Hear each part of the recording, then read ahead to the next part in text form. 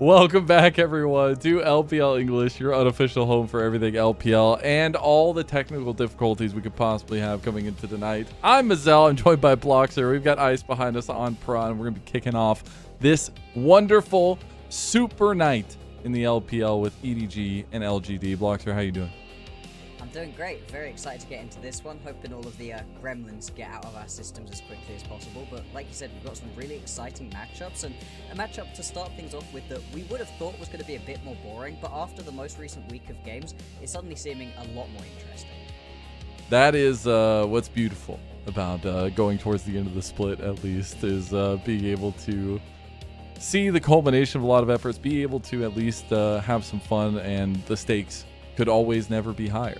But let's go ahead and take a look at those standings if we can, and do a little bit of a breakdown, because we've had some movement. Obviously, there's still a pretty tight race for the top three there in Group Ascend, but BLG, the first team in Group Ascend to lock in playoffs, and they are our first ticket to Worlds.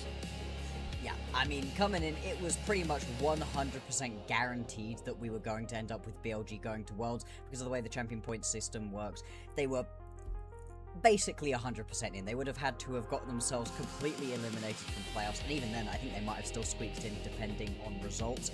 So not surprising that they're going to be locking that in, but congratulations to them. Over on the other side of things as well, in Group Nirvana, we know that Ninjas in Pajamas are going to be one of our play-ins teams, so they're going to be eagerly watching these bottom of Group Ascend games as well to see who their opponents are going to be. Yeah, and I think that's the crucial thing to kind of keep an eye out and think about as we move forward, as well as what matchups are going to be looking like for the plans for playoffs, because those matchups are do or die. And we're kicking off with a couple teams that are going to be looking down the barrel of that moment here with LGD and EDG. But that being said, let's go ahead and start taking a look at the teams. EDG themselves have obviously shaken some things up with JDG coming in. It hasn't looked the grandest, Bloxer, but I will say, you know, there's been some moments. Will they finally get a win tonight, a series win? I guess we'll have to find out. Yeah, they brought in JJ pretty recently, and it wasn't the immediate improvement that you would have been looking for out of EDG, but after their most recent matchup versus AL, we've got to say, it's looking a heck of a lot better. He was a real driving force in that win they were able to pick up versus AL. He was a massive part of why they got so close to winning that series. I mean, his Lee Sin performance in game number 3 was truly incredible, and he really did deserve a win. What we've been talking about for this guy specifically is just, can he get some competency out of his lanes? Because for JJ, he loves to gank early, he loves to be aggressive as quickly on the map as possible, but he's had his laners falling behind so rapidly that he's not really been able to play that playstyle, and it's hard for him to really have that full impact in the game that they've really been looking for. And I think that's the big change you wanted to make, was to at least hopefully find that moment and find that kind of spark to the fire, if you will. But this TDG team, it's been a little bit hard to come together. But it's one of those moments where, as you see, they're on the EDG edge there as well. Try to make it work. It is a tough position to be in. I mean, we just looked at WE last split and see very strong similarities between the two in terms of their loss streak and things. But they're going to be in a tough position if they end up in that bottom 2, which is almost guaranteed at this point.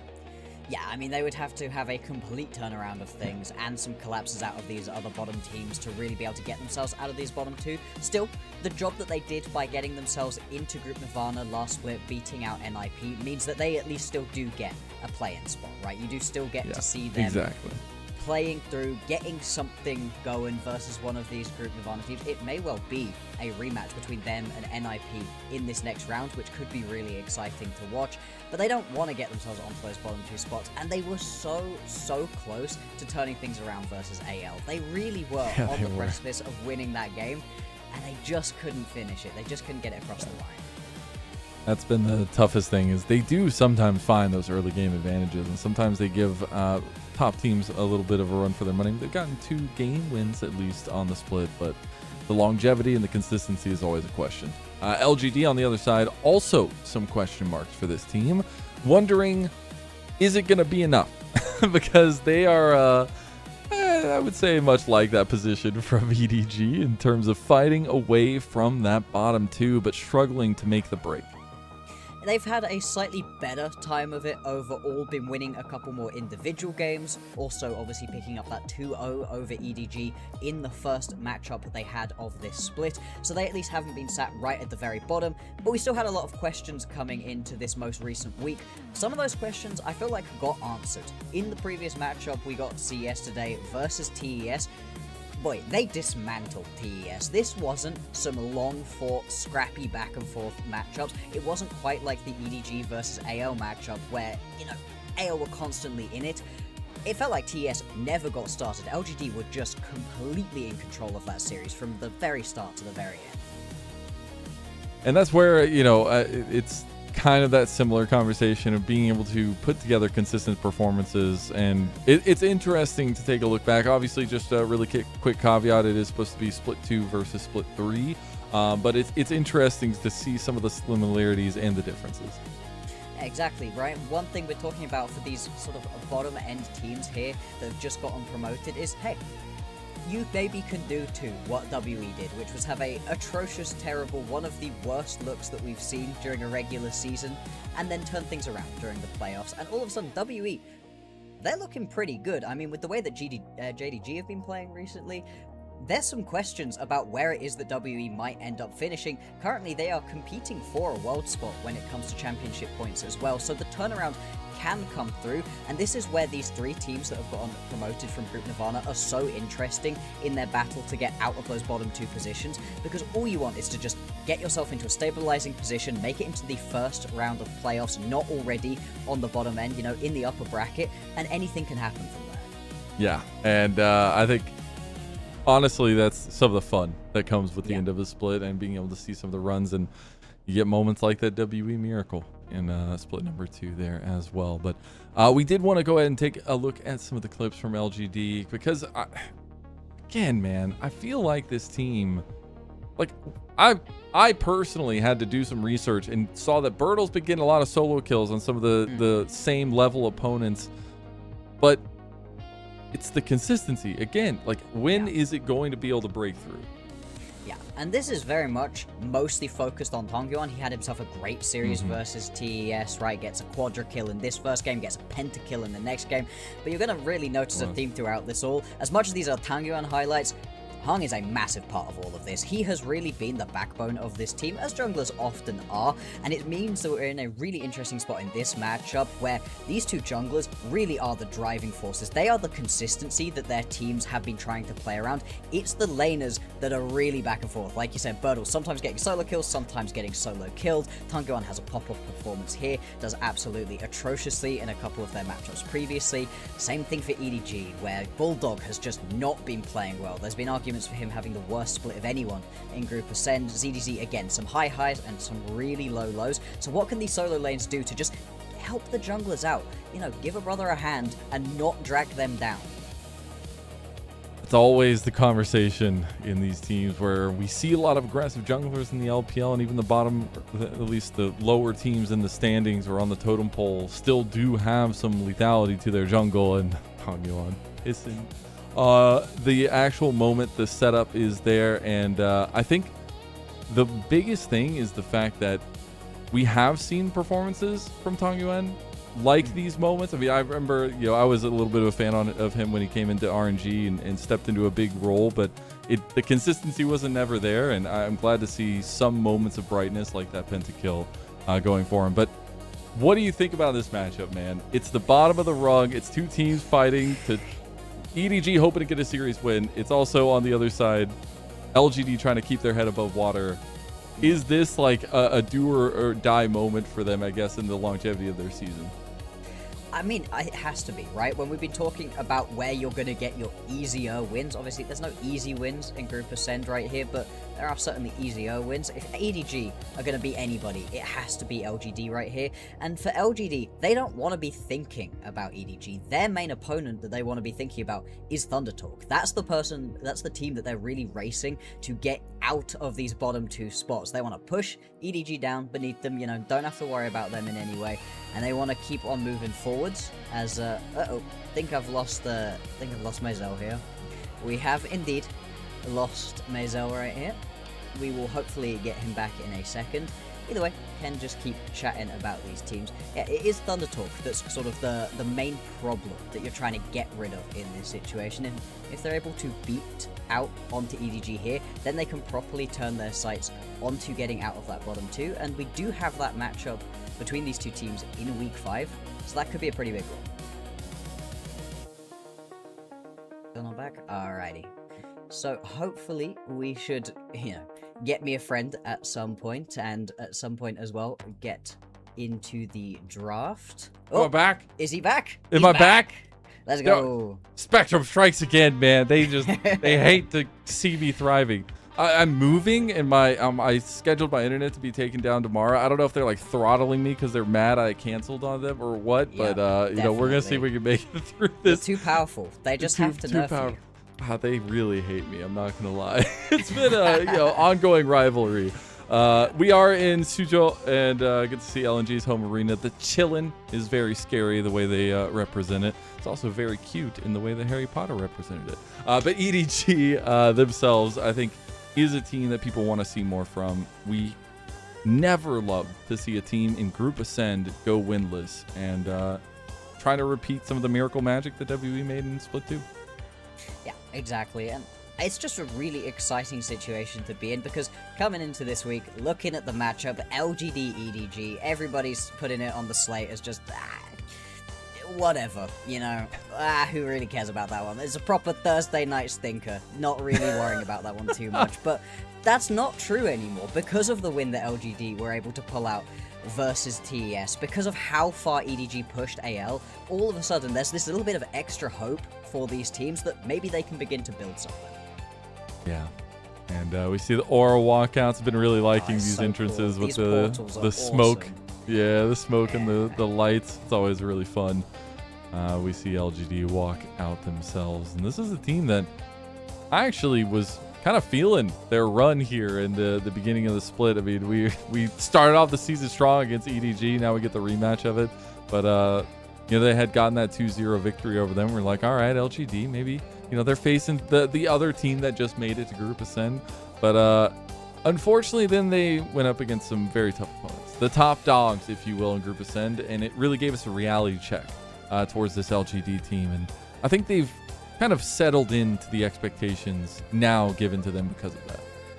Yeah, very much so, right? As much as we were pretty excited for LGD coming into this split, this is still not a roster stacked with talent that you're looking at and going, yeah, this is going to compete for the top end. This is going to completely take over the league. But like you said, there are these players that we have some level of excitement for. Tonghyun definitely one of them, Hung as well. I'm also going to be really interested to see what happens between these bot lanes. I feel like the bot lanes are a little bit less important to both of these teams than they are for a lot of the top tier teams, right? They don't have these superstar talents, but the bot lane's still incredibly important to the way that the meta works at the moment. And these supports as well, Perukia specifically, there's so much hype around this guy that we had and has begun to fall off a little bit. But again, in their most recent series, looked a lot better. That's the hope. That's the hopium, if you will. But we're going to be getting a little bit closer to draft, and I want to pick your brain a little bit because both these teams have had some differing focuses in the jungle, particularly. And especially with JDG playing a lot more facilitation, a lot more trying to get this team together. Do you expect some of those differences to come through in the draft? I think so, definitely. We might get to see something a little bit more aggressive out of JJ. He showed us a brilliant Lee Sin performance in that Game 3 that they ended up losing versus AL, but as you said, for the most part, far more on the facilitators, your Vi's, your Jarvins, you try the Trundle game, right? A lot of different things that are just trying to set up for his different laners. Over on the other side of things, Hung, he is taking it to you. His most played champions being Neferi, Kiana, and Nocturne tells you everything that you need to know about this player, and it's very much reflected in the playstyle for LGD. When they're winning games, it's because Hung is taking over the map, and I do wonder if that's going to force EDG to respond, right? Can you afford to take these facilitators, or do you also need something aggressive that can go toe-to-toe with Hung?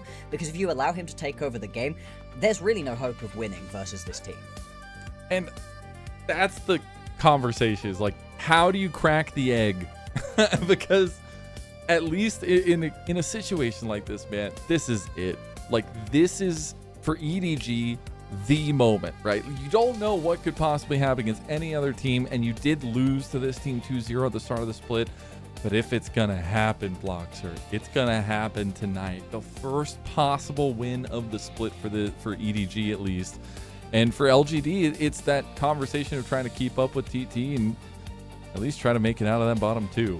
And I think we'll see how, I would say, reserved the teams are going to be in this game number one, maybe setting the tone for the series a bit. But I do expect a lot of that proactivity to be out of the jungle and potentially be early prio in the draft too. Yeah, absolutely. And it's worth remembering as well that as of the last time these two teams faced each other, it was Xiaohao in the jungle, not JJ. And JJ's got a far more early game focused, aggressive playstyle, which is going to match far better into Hung and should give EDG a far better matchup into them in general. So we will really have to be focusing in onto the junglers, and you can already see it here. A couple of the key junglers being taken off of the board, the Akali as well being taken away. Interesting after Tongkyuan just got his pentakill on it, but LGD clearly not interested in facing it either. A little bit of respect given over, a little bit of potentiality for later game, later series. We get the Olaf first pick locked in. Really aggressive right here, and this is the thing, both of these top laners have been really against playing any of the tanks. They've got a couple of them, right, some Cassante games, but for the most part, these two have been all about getting aggressive up into the face of the opponents, and I like Birdle just immediately slamming this Olaf, telling us they're looking to play early, looking to get aggressive as quickly as possible, and is going to be the Ambessa locked in over on the other side of things as well. We'll see what their next pickup is going to be. Obviously, anytime you're taking yourself the Ambessa, looking to get pretty aggressive, pair it up alongside, I was gonna say, any of the early game ganking heavy junglers. The Lee Sin certainly going to be one of those, and that is going to be the lock-in right here for EDG. So they are playing as aggressively as possible, and as we said, right, JJ had that brilliant performance even though they ended up losing that game versus AL. When we talked about the pairing between the junglers, if it was going to be as aggressive as possible, the Nefiri coming up as one of those top tier picks for both of these guys, the most played champion for Hung, although potentially they're just going to move around and go towards the Ryze instead. I blocked her, I'm back. And it's fine. I see. It's fine. I don't hate you too, Spectrum. It's fine. I love this. This has been quintessential for so many of our teams over the last week or so. I mean, for a little while now, but this kind of side lane dive special that we keep getting consistently, pairing up the Lee Sin and the Ambessa and having something else mobile from the mid lane. I think it's been so powerful as a whole, and I do want to see how LGD want to kind of combat that. We've seen a lot of teams go with team fight centric teams to do that and kind of group 5-on-5, but this Nefiri a bit of a carry threat for Hung. Yeah, very much so. It means that both of these junglers are going to be looking for heavy resources going into them, getting involved in their lanes as much as possible. Be interesting if EDG do lock in this Syndra, because that's a little bit more of a teamfight orientated pick. Obviously, still gives you that pick potential, gives you a little bit of extra safety depending on what your ADC is going to be, and then we'll lock that one in. Pretty standard matchup right here in the mid lane, seen this plenty. It means that you're going to be really a little bit slower to your roams into the side lane, obviously, than Tongguan will be able to be on this Ryze. And so this top lane, if it is going to be as explosive as we imagine, will go LGD favored. And that's great to hear if you're an LGD fan, because you're like, oh, we're setting ourselves up beautifully in this first phase at least. But the second phase is where things kind of come to brass tacks here. You have this Seraphine ban, which interesting in a game number one, at least, taking that one away, trying to take away maybe an Ashe Seraphine that we haven't seen very often, or even the Seraphine AP. But the Ezreal focus, we are getting all of that hyper focus in the bot lane. Yeah, absolutely we are. And I do think it makes a lot of sense right here for LGD to be taking that Ezreal off of the board, because you do not want any level of extra survivability available to the EDG bot lane. And at this point, they are going to be a little bit strapped for options that can get away from an Olaf, that can get away from an Nefiri. Teams have been going a little bit towards the Xayah when they really need survivability. The other option they'd be moving towards quite often is the Jhin. Just give you that extra space. Sit as far back as possible. Sure, maybe you're not going to be able to get quite as much damage off as something shorter range, but it does give you that safety. This would be really bold. I don't love the Corki in this situation, especially into the Nefiri, one of the easiest champions to just get on top of it and make it so that this Corki can't really do anything. I've actually been pleasantly surprised at some of the recent LPL Corkis. I was always the naysayer. I was like, why are we picking this champion in the LPL? I hated it. In our ADCs, I'm not going to lie, I felt like always didn't have that same boom and burst that the other regions were experiencing with the Corki. But I've been pleasantly surprised, as I said, as of late.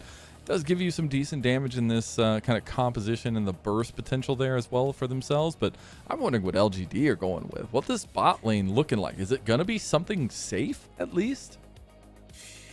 Yeah, I was going to say, they may just go for the Jhin on the other side of things too. I don't love it. I think you really need to get aggressive in this situation, but with the Lucian banned out by EDG, that would have been the better pairing alongside all of this. So instead, they get themselves that little bit of safety, and you can pair it alongside something like the Shen.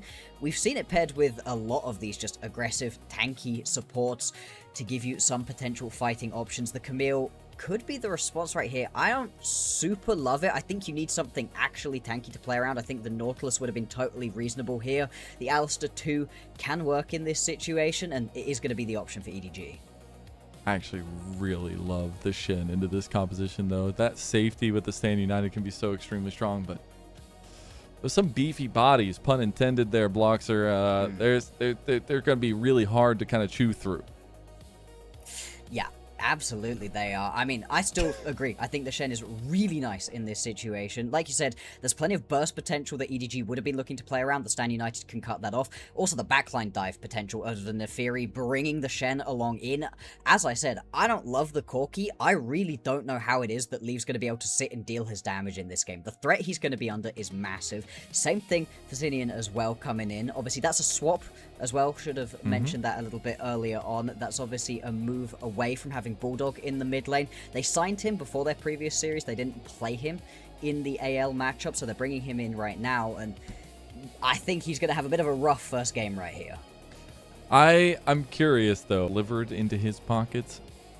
I don't know. I've seen some crazy things from that champ, and being able to kind of see this potential budding moment, it will be very, very interesting. But I know it's hard to focus on this game, be like, this is the cream of the crop, this is crazy, but you got to buy into the narrative, and you got to buy into the moment for these teams. For EDG and LGD, it's the second time we're seeing them. The last time we'll see them facing off against each other, and while LGD has had the better of EDG, I think both these teams are looking for some sort of success. It has been a bit of a tough road here for them, and while we still do have a lot of time in this at least split going into playoffs, it is now or never to get these fires started for these teams. The chill and watch is over as we get into game number 1 of this super night. LGD versus EDG.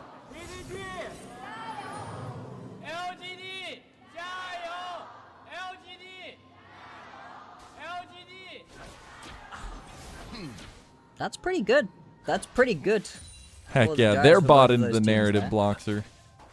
Yeah, they are, which is always great to see. As we jump on into this one, instantly going to have both the junglers starting towards the top side of the map. Could potentially indicate they want to get involved in the bottom lanes. I think more likely looking to full clear things through, grab an early Scuttle Crab, and then potentially get involved in this top lane, which could be explosive just in and of itself. I could see some fireworks going on up there, as we already see some heavy trades coming in from Bertle and ZDZ, but I could also see everything else being the focus instead, because both our junglers are going to be pathing down towards bot side unless we get some crazy turnaround pathing. It's a lot of momentum needed between these two junglers. I wouldn't say like they have to fight or they lose the entire game, but both of these champions are a bit resource heavy and very heavy in the carry potential.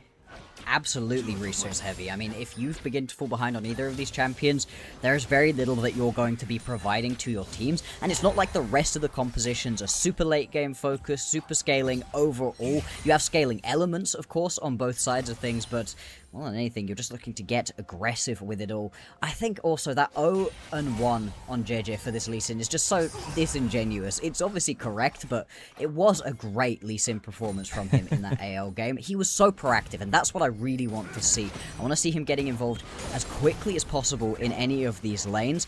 And the Lee Sin is both a great ganker and a great counter ganker, so it'd be really interesting to see if he's looking to get involved in these lanes first, or maybe just to be shadowing around this Nefiri and getting involved after the Nefiri's already blown those initial set of cooldowns.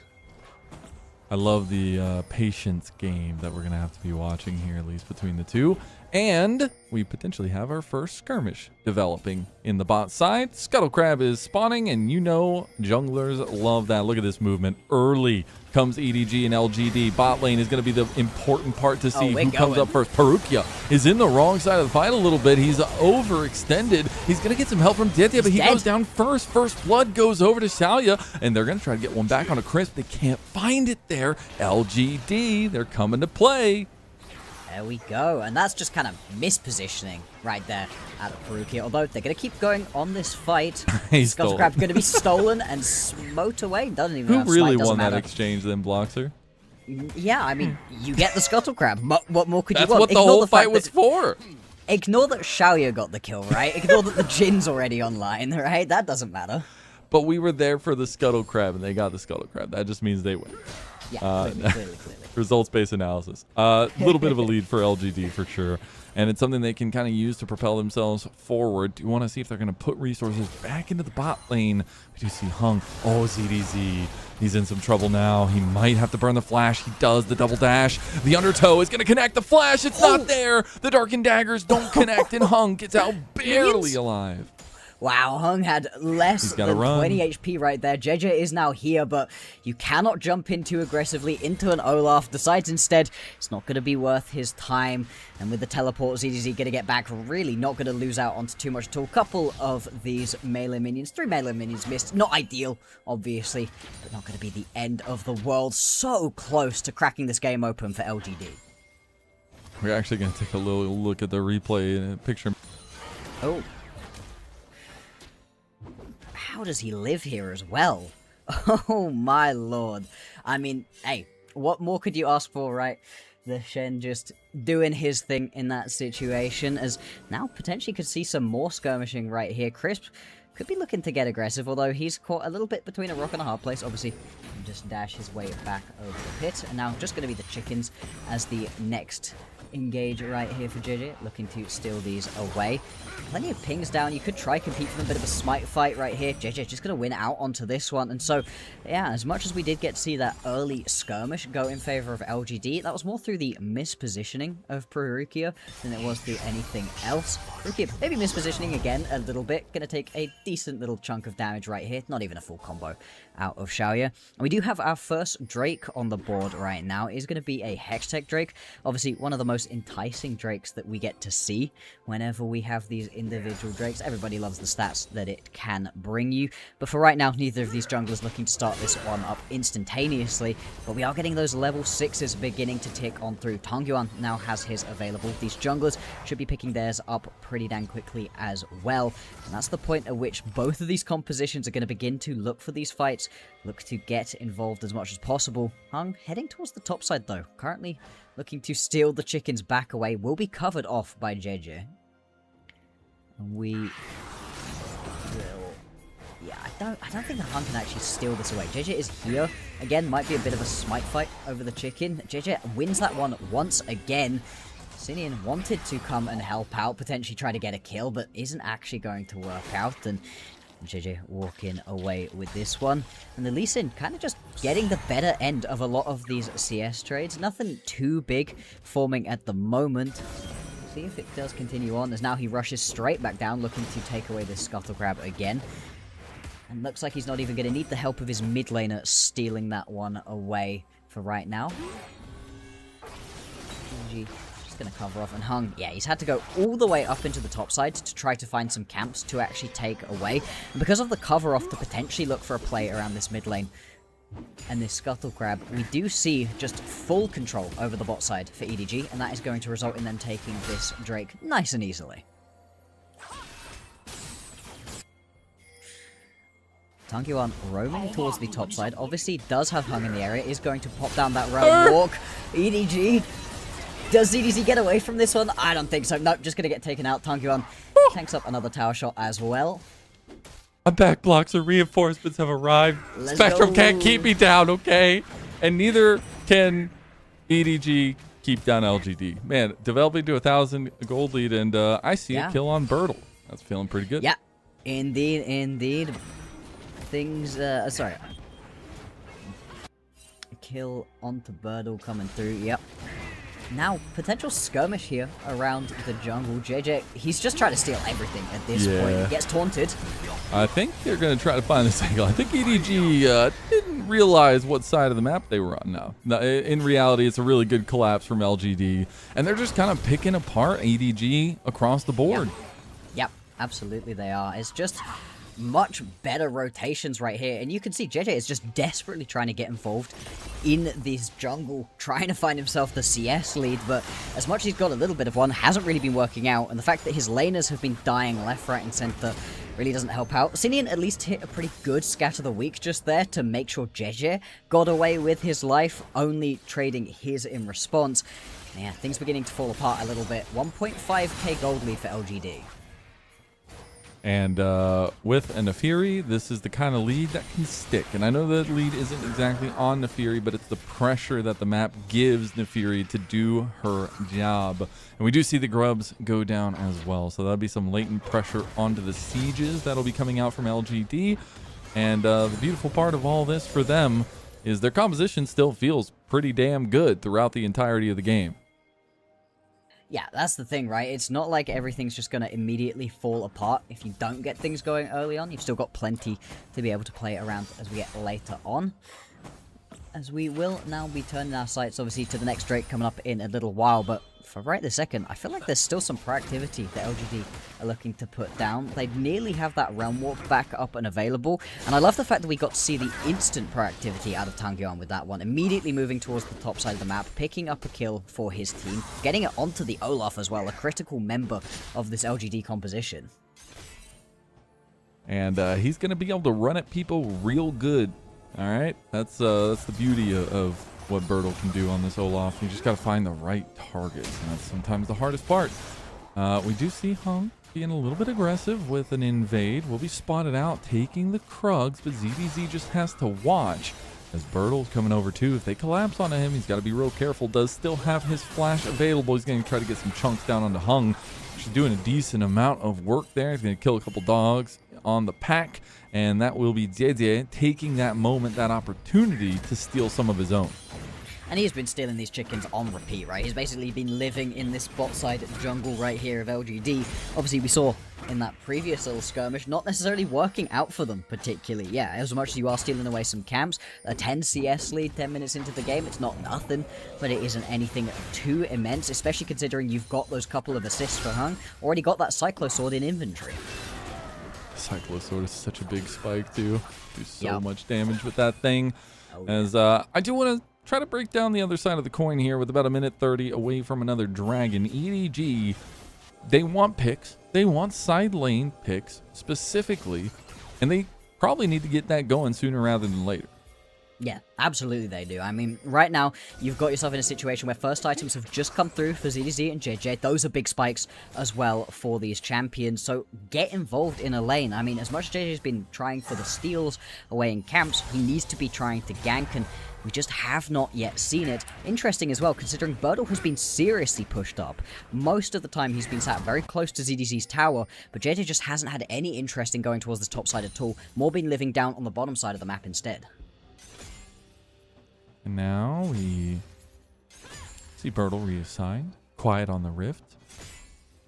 And I'm not going to lie. I don't know how quick we're going to get the prio on the next dragon, but I think EDG really, really want to at least have something going for them, and that could start with a couple dragons stacked up.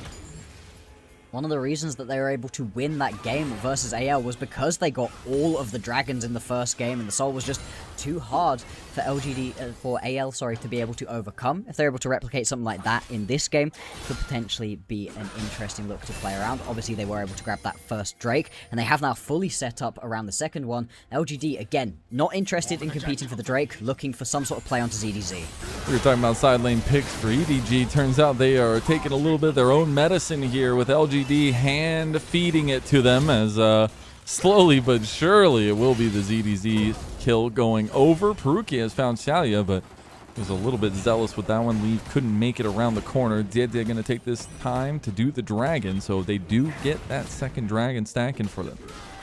Indeed, they do. Tongyeon as well, picking up that kill on the top side of the map is massive for him. He's been missing out onto a little bit of CS because of these roams, but really nothing too much to write home about. Sinian hasn't been able to punish him fully for that one, and that is going to be the full tower top lane into Birdle's back pocket as well. Yes, it does get traded back by EDG a couple of seconds later, but they're going to be more than happy with this top side working out as well as it has for LGD. Turns out Olaf wins the base race in the first turret take there. As actually we're going to see a little bit of movement. JJ was stealing away the Krugs, has been spotted out. Will still be able to get most of them, but gets engaged on by Crisp. As there's the curtain call being opened up and a lot of damage coming JJ's way. And that's going to be the preemptive flash and the safeguard to make sure he can get away from the shots. Pretty big flash to lose out onto, right? Though all of a sudden you've got a lot less tools to be able to find some sort of cool insect play, a lot less just movement around in these team fights that Lee Sin is so dependent on.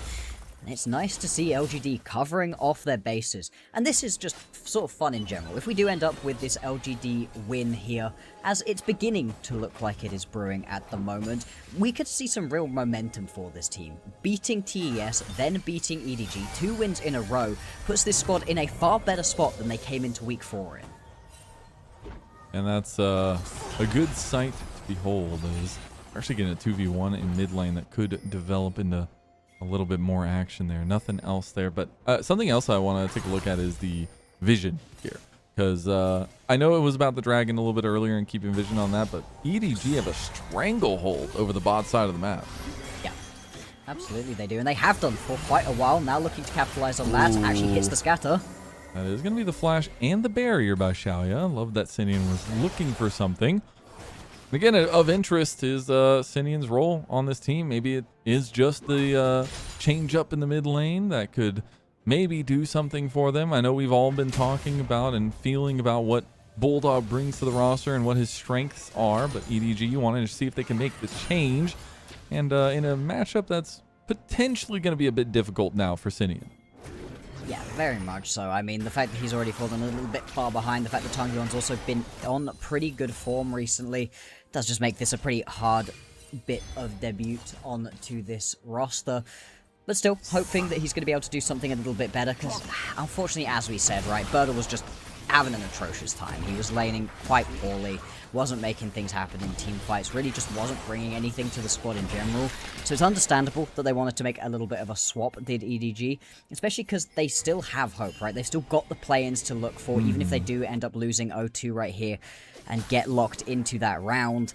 It's not like they're immediately eliminated, so you do just want to try to put together your strongest roster, and giving Sinian some time with this squad hopefully will do that for them. That's one of the biggest positives, is doing it earlier is better than doing it later, so you have more games under your belt. And I know we've seen Sinian before on the EDG roster in short stints, and I know he's been in the developmental pool here this year for them at least. But we'll see if it actually comes to bear, as JJ literally cannot move. Or shot hits him in the dome, and he's going hunting. Xiaoya gets his 3rd kill of the game. Xiaoya quietly having himself a pretty good game right here. That's going to be a ton of pressure going down in the mid lane, as well as we already watching the pressure top lane. Birdle. What did we say? What did we say, Bloxer? He's just going to run at people real good, and he's going to TP out too. Wait. Public execution stops him in his tracks, and the kill goes to leave. But this entire time, LGD have been barreling down the mid lane, going for a double charge here potentially, or Hung going to actually use it as a bit of a transport. Driving. Let's see how his driving's going to be. He's not. Does he have a license? Does he not? He's got a license. Nice. Oh, he does. Beautiful right there from Hung. And we talked about this jungle matchup as being a key matchup coming into today. Sort of the driving forces of both of these squads. And so far, Hung has just really had JJ's number. He has been all over this one. I love how you say that. He like tries to back under the turret's BM and gets stopped. Hush. It's fine. Hush. It's fine. He's allowed one It's mess a mini up, and caster doing it curse by himself underneath the towers, at least better than it could be. 45 seconds for this next dragon to spawn. This could be the opportunity for LGD to really try to turn things around in that neutral objective regard. I mean, they've gotten both of the topside neutral objectives, but you truly don't want EDG to have some of that decision-making power with the sole point that they could be on if they take this one. Yeah, that's something that could give EDG a little bit more breathing room in this game, right? As much as they would have wanted things going good earlier for JJ and for ZDZ, Sinian, plenty of late game scaling option. The Corki will be pretty strong as we get into the mid to late game as well. Already in a pretty good spot, obviously, with those first couple of items completed. Nearly done. Stacking up on that Muramana. So there is an opportunity right here. LGD, though, recognizing that, seeing that they don't want to be giving away this next Drake, and they're just going to be able to pick this one up nice and easily. The trade on the other side of the map will be a tower going over. For LGD, though, more than happy with this one. And they, okay.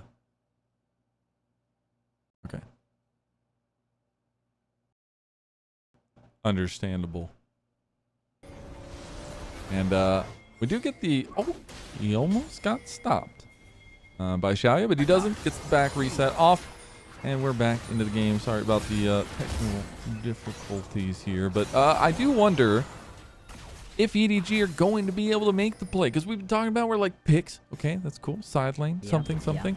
They've gotten dragons. They lost this last one, which is a bit troubling for their stacking dreams. But when does this roster really come together? When does this composition come together, Bloxer? Well, I mean, you would have wanted some of the key parts to have already come together, as Chris just going to have to flash away right here. It's all about the picks, right? Scatter the weak to find a pick. Anything that the Lee Sin can do, or public execution as well. Just finding that one member slightly out of position and blowing them up, whether that be Birdle, Tongyuan, Xiaoya. Birdle going to be a far harder target. Hung too, probably not the person you want to go. So Tongyuan, Xiaoya.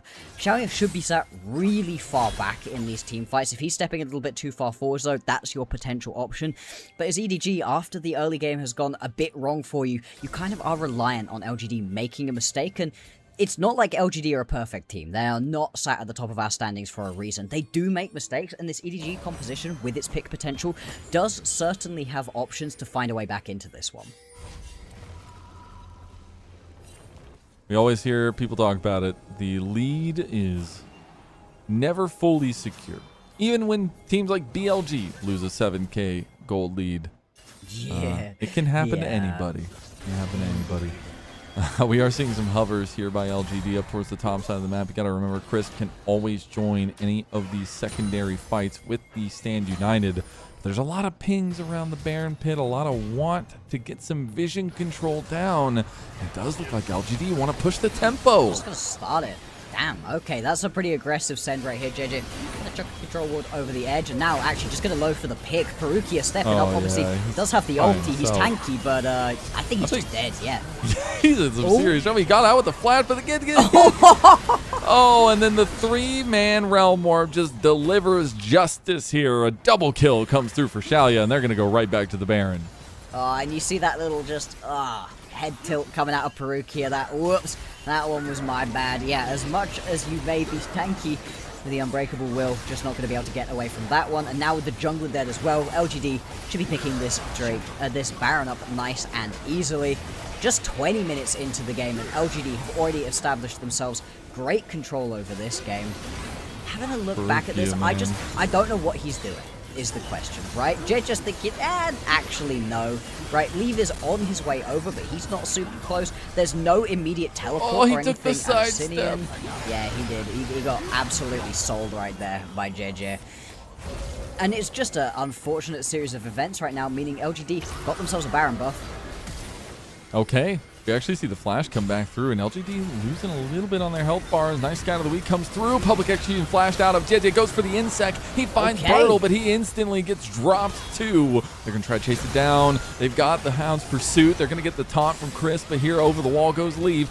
Oh my god, that's massive damage coming out from Tongyuan. And now they actually get the call of the pack coming through from Hung. Flash out of ZDZ. Tongyuan going for more. Got a double. He's just a traveling merchant of kills at this point. He's just running ZDZ down. He has the speed up coming through too. They get the Realm Prison, and they're going to leave that kill over to him. Give him a triple kill to go through. Done. Tongyuan, he's just finding his groove once again. This guy, consistency, you said it earlier, Mazel, really not his thing, but when he's on, boy, is it pretty to watch. You're going to get the curtain call come on through. Leaf just going to be able to jump away from that one with these Baron empowered minions. This mid lane tier 2 going to be under major threat. Same thing for the top lane tier 2. And the map is just rapidly collapsing here for EDG. And I want everybody to take a little look at the gold leads and see how big the jungle mid combination is for LGD. I think it's hilarious because this is an assist-ridden Nefiri still up 2,000 gold over their opposing jungler, and it's not no name. It's JDG on EDG. Yeah. Who's had some troubles. Rough. It's been really rough to see. Like you said, the pairing between this mid-jungle duo, it's one of the most important pairings you can get in League of Legends, of course, and these two are really beginning to just find a groove here in this split, really showcased it versus TES, continuing to do so versus what we would imagine to be a lesser opponent right here in EDG. And damage out of the Rise is just disgusting at this point. This is also just 2 items, right? This is just Sap with the Rod of Ages and Seraphs, and he's already just melting through people. Yeah, about a 7,000 holistic gold lead for LGD, and their Baron buff is just now falling here in about 20 seconds. Tangyuan is taking the red buff. They're losing everything out there for EDG, and I think it's going to be a troubling time to get anything back in this game, especially because you just lost another dragon. It'll be an Infernal Dragon, 2 in a row for LGD now. As if LGD needed more damage in this game, right? Birdle, we've already seen him wrecking kids. Tangyuan hidden like a truck as well. And EDG, if they want to make this game work, they cannot afford to just be taking these straight up 5v5s anymore. That ship has sailed for them. They really need to be playing around the pick potential of this composition, but they just haven't been able to so far. Call from the far. Oh, man. Oh, he tried to use it to get a little bit of distance, but that's not going to work, and Crisp gets his own participation trophy here. Indeed. We haven't even really been talking about Crisp and the Stan United in this game. He's been pretty effective. He's been getting involved, saving players, making things happen as well. Spirit's Refuge has been nice, but yeah, it hasn't really mattered for the most part because it's just all of the aggression out of LGD. Now Leave just going to go down here. Nothing he can do. Just getting ran down by the dog. Big bad dog. Yeah. You probably don't know that reference, do you, Bloxer? I don't. I'm sorry. Oh, dang. If you know, you know. We get a Realm Warp. Delivery system? They sing Crisp, and it comes out aces. They got the kill. Crisp is chilling. He's just stutter stepping on people, and Perukia goes down. What is going on, Bloxer? This is Dominion for LGD. Yep. Stat check. That's a stat check right there. It does not matter. You cannot kill Crisp in that situation. That's just going to be the mid lane inhibitor falling. They do still have a wave, although the Baron buff has now fallen off, so LGD recognizing not the time to keep pushing forwards. They're not going to make the same mistake that EDG did in their matchup versus AL. Push into the base, lose out on things, and lose the game for themselves. Instead, they just keep the stranglehold on the game, taking away all of the available gold. JJ, you're a bit spotted here, bud. Even though he's at least in, he's still going to get taken play out. from Crisp, man. Boy. It just goes from bad to worse here. Mazel, this is hard to watch. Yeah. Because this is I don't... 7th place versus 8th place. This is not 1st versus 8th. Exactly. And that's what's so insane. Like, is that what the difference between these two teams is? Is that what the rungs on the ladder look like between EDG 7th took and 8th? game off of AL. Like, what does this say about AL? What? It's nothing good. Absolutely insane. Yeah, definitely not. I don't think anything's good is coming to ZDZ anytime soon either, because Rip. a little bit caught in the side lane. Shao just kills him during the public execution, maybe turns that name around back on him. 12,000 gold up, and I don't know what it is, but when Spectrum isn't ganking me and killing my dreams, the games I've been a part of have been extremely one-sided, which for a middle part of Split 3, we've seen this kind of trend before in LPL, but you typically expect this to be the time when teams are really contesting each other and finding those big 3-game series, the full distance, and we've had a lot of 2-0s. We really have. I mean, teams have been winning in dominant fashion and collapsing in a pretty pathetic looks as well, and it has just been a bit interesting to watch, a bit rough. A lot of these top slate matchups we've been seeing, like you said, 2-0s, pretty easy to pull on through, and it's going to be really interesting to see if this continues on throughout the rest of the split. We are very close to the end right here. We've only got a couple weeks left to be really looking at before we get into the play-ins and then the play-offs. Not a lot of time for teams to turn things around, although LGD seem to be doing that at the moment. That's looking for their second Baron here of the game. looking for another win in the dub column too. Oh my god, he's just gonna run out. He's just swinging axes, man. I thought it was a Beyblade of axes being thrown around, but it's just Bertle. The dude's come back from the dead, it feels like. Hung gonna find his own kill, and they're gonna throw everything they have straight into ZDZ, giving a double kill to Hung, and Bertle opening the door to the base of EDG. I mean, hey, at least they get one kill back right here. EDG gonna walk away with a couple drakes, a couple of kills, and not a lot more from this game. The Baron doesn't even get taken. You're not even gonna need it right here. Final stand out of Lever and Perukia, but feels like there's nothing they can do to stop this one. And this is an LGD that are coming off of a 2-0 victory over Top Esports. That was a shocker to open up the week. And maybe this is the exact turnaround time that they needed, because they are in contention to keep themselves out of the bottom 2 conversation in Group Ascent. Yeah, absolutely. As we were talking about, or I think as I was talking about, as your internet decided to snipe you out again. As Spectrum decided to make me their rival. Exactly. It really isn't EDG that LGD want to be focusing on. It is Thundertron. That is their main competition for that 6th spot and that making it out of play-ins, getting into the top tier of the playoffs. They don't start off in the losers bracket. That's everything that they want. And for LGD, they've got an interesting schedule coming up for them right here, right? They've obviously already beat TES, then they've got EDG here today, then they've got a JDG team that a lot of people are looking at with heavy suspicion in their eyes. JJ might be a little bit caught right here, just about going to jump back over the wall. There's a real possibility that LGD could come out of week 4 3-0, and they would be in a brilliant spot to have that 6th place coming out of these group stages. Let's see how the rest of the split pans out. Like you said, about a week and a half. A lot of games though. You think that's a little bit of a short time, but it's like every single day is 3 series. Sets, so yeah. Get ready for some action. As even the Deadly Flourish just did a lot of damage. As this is a nice Realm Warp. Look at the Realm Warp positioning coming through from LGD. They want the angle. All they need is one more team fight. The Scout of the Week does a little bit of work as EDG is starting to close ranks, starting to do well. Oh my god, those health bars just got completely eviscerated. And Xiaoya looking to be the cleanup crew, the thing that Jin does best. Scout of the Week going completely wide. Tang Yuan looking for the angle. A 4th shot ready to go, and he just completely takes down the cow right between the eyes, and that'll be another one going to Hung too. Nice little adjacent blast cone traitorism there, but they will have LGD moving down the mid lane into EDG's base. This one's just going to be over right here, and it was a real show of what this composition wants to do right there. It looked a little bit slow, like the damage wasn't coming through. Well, you were just getting to 4th shot for Xiaoya, and you were getting all of that overload, that spell flux built up for Tang Yuan, and the second that it was, he just blows people up. Going to be a quick, clean game right here out of LGD, only dying 3 times. It's a brutal one for EDG. Didn't even get soul, but didn't even need it. The Actualizer truly pumped in the damage, and so did LGD. This team, they're starting to look a little on fire. I don't know about you, Bloxer. Yeah.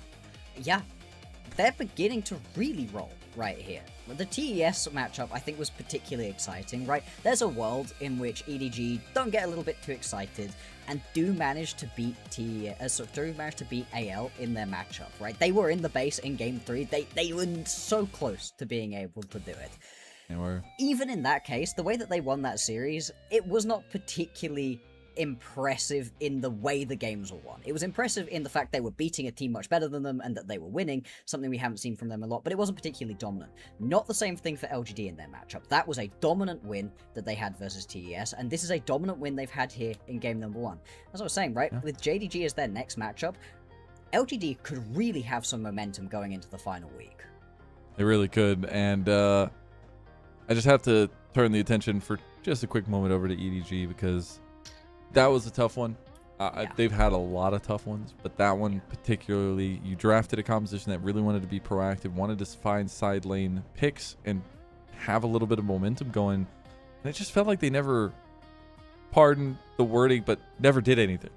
And in those moments, you can't be going like that and execute that strategy with a composition that you drafted for yourself. So I really hope to see a little bit of a pickup from them in that game number 2, because I do expect this series to go to 3.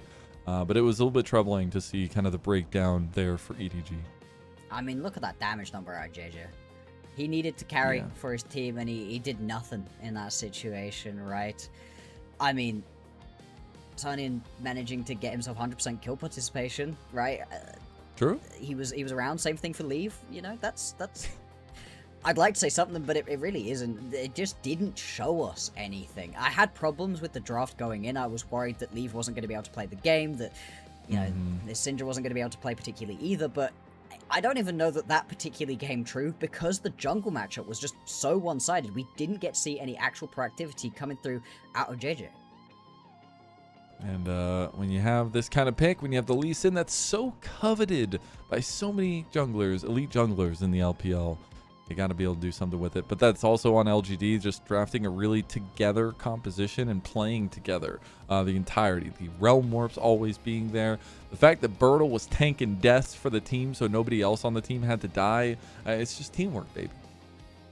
Yeah, I mean, there was just well executed dives, and that's something that actually LGD have shown us quite a lot of good stuff on. They've really shown propensity for being able to make these side lane dives work. They've shown that they can make it happen in the top lane, in the bot lane, right? We've even had a couple of mid lane dives out of this squad as well, and it's something that they've been able to replicate even in their losses and even versus very good teams. I remember they were able to pull some pretty nice dives off versus Thundertalk, some pretty good ones off of BLG as well in that one game they were able to win. If they're able to really hone in on that, a great ability to dive teams early on is so good for you in this meta with these aggressive junglers we've got, the Nefiris, the Nocturnes, right, the Lee Sins that we've been seeing. Junglers that love being able to make those plays happen. If you're good at that, that's a great way to kickstart your games.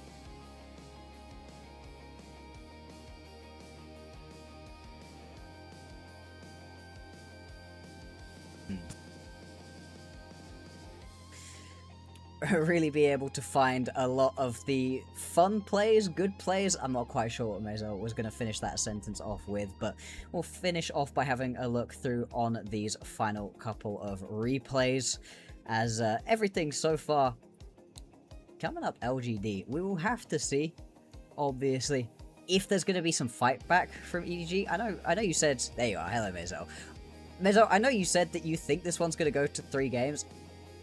I've got no faith. After that game, it's going to be a little difficult. And after that game, I'm going to have to call Spectrum and not have a nice conversation. I hope the new place has a different internet provider, man. It does, and I'm excited. Let's excited. Go. It's these games are so tough because you're like, first of all, what did LGD learn from this? But also, what does EDG do to come back? Because it feels like a mental shattering game for EDG, and we'll get to that conversation here as well in a little bit. But who do you think's MVP, at least for this game one? Oh, I mean, I think it's really got to go into the jungle right here. I think Hung just really showed up for his squad. Although, and again, Tangyuan was awesome too. Like, this mid-jungle duo have just been playing so incredibly well together. It's kind of tough to say. The more I talk about it, the more I think Tangyuan, but either of them I'd be happy with. The Realm Warps were kind of nasty. Yeah, he will get it. All right, second MVP for Tangyuan. And he gets a 6-0-15 Rise performance. Not too shabby. Yeah, he was beautiful. Like you said, it was a little bit more of an assist-heavy game right there out of Hung. He wasn't quite able to get as many of the kills, and the KDA does matter, but he was incredibly impactful. Tangyuan incredibly impactful. And if these two can continue playing as well together as they have done in this matchup, as they have done throughout the most recent couple of games that they have been playing here on the LPL, the outlook for this team is really nice. It is, and I'm really wondering if LGD is starting to ramp up into what we maybe wanted to see from this team moving forward in this second round robin. Only about a week and a half left. A lot of games still left to play for them. Before we get going, though, we got to give a special shout out to our coffee supporters. If you would like to support LPL English, please consider becoming a coffee member. You'll see the links in the chat as well. And it's the best way to support the LPL English product. I know that we're going on the end half of 2 years for this product, and it's been incredible to see the outpouring of support and everybody coming along to join us in the love for the LPL. And a lot of the payments through Coffee go to paying the volunteers, paying for everything on the back end for this project. So it's very appreciated. And if you want to find a way to give to this project, please go consider becoming a Coffee member. You also get perks like getting to watch some of the content we have coming on YouTube, as well as our interviews when it comes to the international times. That being said, that's it for game number 1. That's also going to be it for me, because Spectrum has literally made me their absolute enemy. We're going to be bringing in Redude a little early for this from the second series. Apologies for all the issues. I really am sorry for causing so much issues, but I thank you all so much for continuing to support us, and we will see you for game number 2 after this.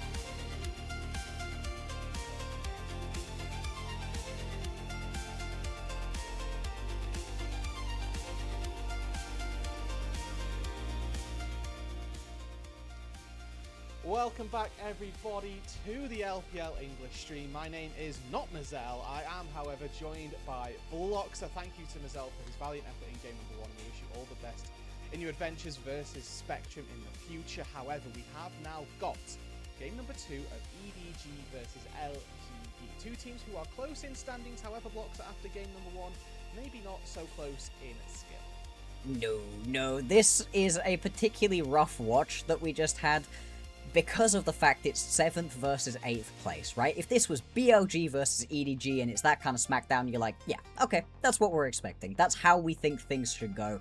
But the fact that this is an LGD squad that has also been struggling up until recently makes this a little bit harder to watch. But we do have to remember, this is the LGD that just beat TES in an incredibly convincing 2-0 fashion yesterday, that may well be able to close this out 2-0 today versus EDG, and seem to be getting onto a little bit of a roll right here.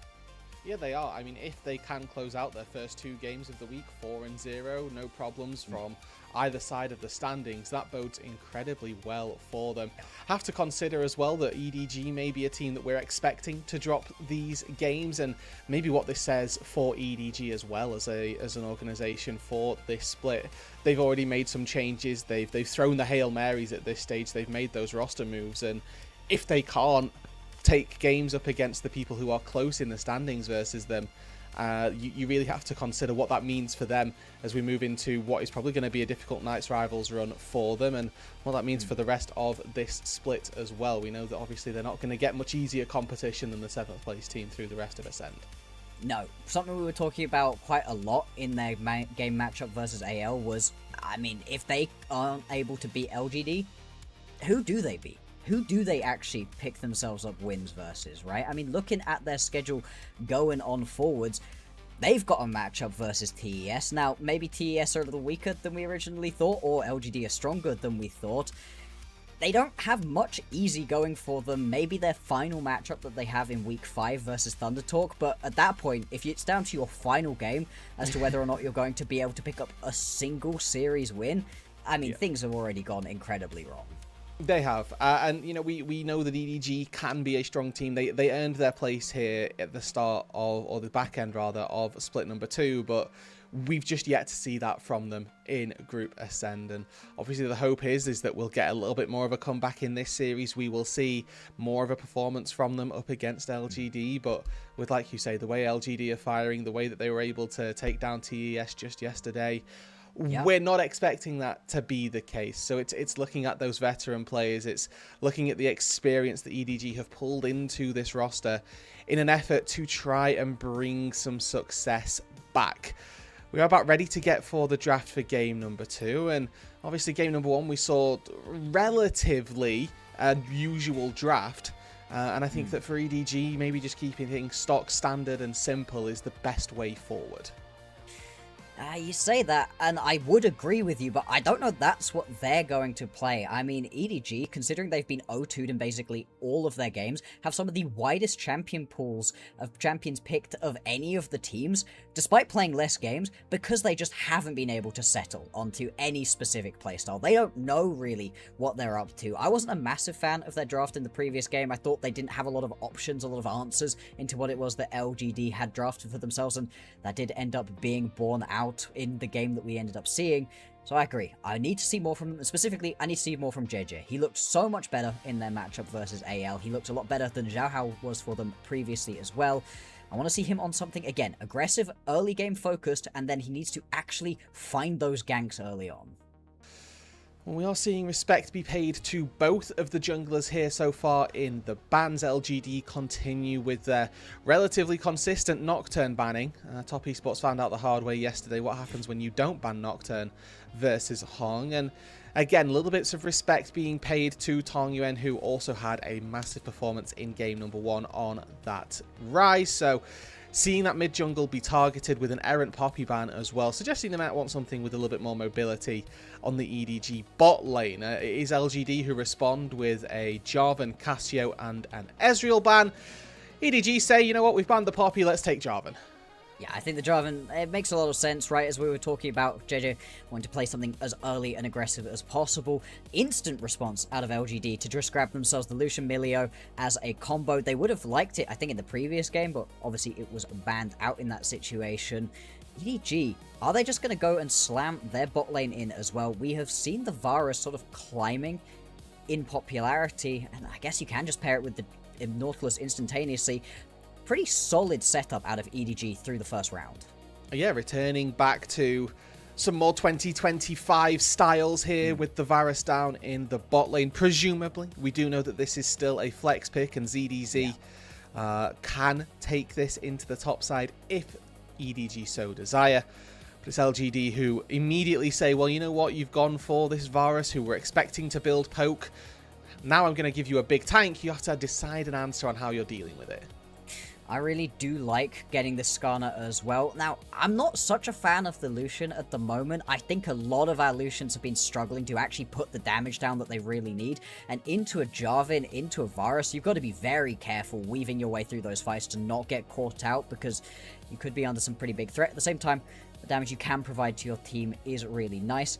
We'll see where the movement's going to be towards these top laners. Interesting with this Cassante ban, both of these top laners have been incredibly resistant to the idea of playing tanks. They haven't wanted to play tanks at all. The only tank they've been happy to pull out has been this Cassante. So for two compositions that I think would quite like some engaged tankiness out of the top lane, I'd be surprised if we get it. I think the Rumble, something that's going to have to be banned away by LGD if they don't want to give that combo over with the Jarvan. Well, that's what their next ban could well be here, with the Vayne taken off the board as well. Maybe setting up for a Gnar in that top side if they want to go for something safer into that top side matchup. We'll get a little bit of a look at what they're going through for the rest of it as well. But both of these teams, like you've said so far, they're looking for somebody else to go into the front line. I think EDG have already got a pretty stable setup with the Jarvan and the Nautilus. They're quite happy. As a two-man diving band for LGD, obviously the Skarner going to be in there relatively solo for the time being. And I do want to just quickly point out that I do enjoy exclusively the matchup between Lucian and Jarvan. The fact that the Lucian can get out of the Cataclysm, it can be difficult to take an AD carry that can get out of there with Corki banned away through Fearless, with Ezreal banned away. Feels like unless you're going for this Lucian or this Caitlyn, that would have been your only real option. LGD take away the Jace and the Cassante. It's the Yorick and the Vayne taken out by EDG. So that Rumble's still available, Bloxer. Yeah. And if you're going to leave it available here from LGD, you got to pick it. You really don't want to give that one over. It would have been far too strong on the EDG side. And it also works really well on this LGD side. As much as we're talking about how the Jarvan Hot Pot combo is fun, the Impale into Equalizer can also be really nasty. Anything that can just lock people down in that bigger damage point puts you in a good spot. Now, there's plenty of still decent responses to the Rumble available. But for EDG, they tend to just, I was going to say, go aggressive, fling themselves at their opponents. They want more time to think about it, just going to go towards the Orianna. They are setting themselves up for a very standard front-to-back team-fighting composition.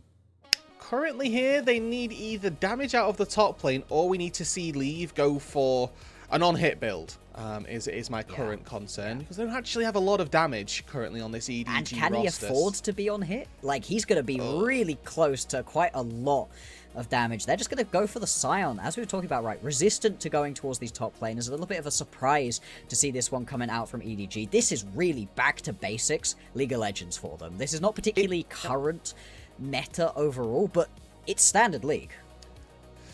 Absolutely is. Orianna locked in blind by EDG with Akali taken off the board. This has been the answer that many mid laners are running into. The Ori. Tong Yuan had a really good performance in game number 1. He's going to look to do the same thing here as he locks in the lock for game number 2. And talking of really good performances that he had, he got his pentakill on the Akali in game number 2 versus TES, but he got a quadra-kill on the lock in game number 1 and had a much better game overall. Right, the pentakill kind of stole the show, obviously, but on the lock game in game 1, he was everywhere, specifically alongside Hung. This mid-jungle duo, we've talked about it a lot already. We're going to continue to do so. These two have just been so strong playing together. I'm really excited to see what he can do on this champion once again, especially as, I mean, Sidian's not really had himself the best beginning to his new stint on the EDG main roster in game 1, and I'd be surprised if he's able to turn things around too aggressively into game number 2. Yeah, and especially on the Orianna versus a Locke, which has risen as this counter matchup and sort of answers the Orianna from really level 2 onwards, whereas at least previously the Akali used to be you get to lane until level 6 as the Orianna, and then you need to be careful. In this Locke matchup, it can really feel like, you know, they hit level 2. All of a sudden, the Locke's on top of me, chunking me for half HP, and I don't have the damage to be able to throw back any meaningful damage. So we'll keep our eyes out here and see how well this new EDG mid laner can, as we've said, bounce back. If there is an opportunity here for EDG to come back into this game, it is going to probably land on that mid jungle and a bit of stability that we need to see from them. LGD have had a massive come up from Tang Yuan on Hong here. We move into the Rift now for game number 2 between LGD and EDG.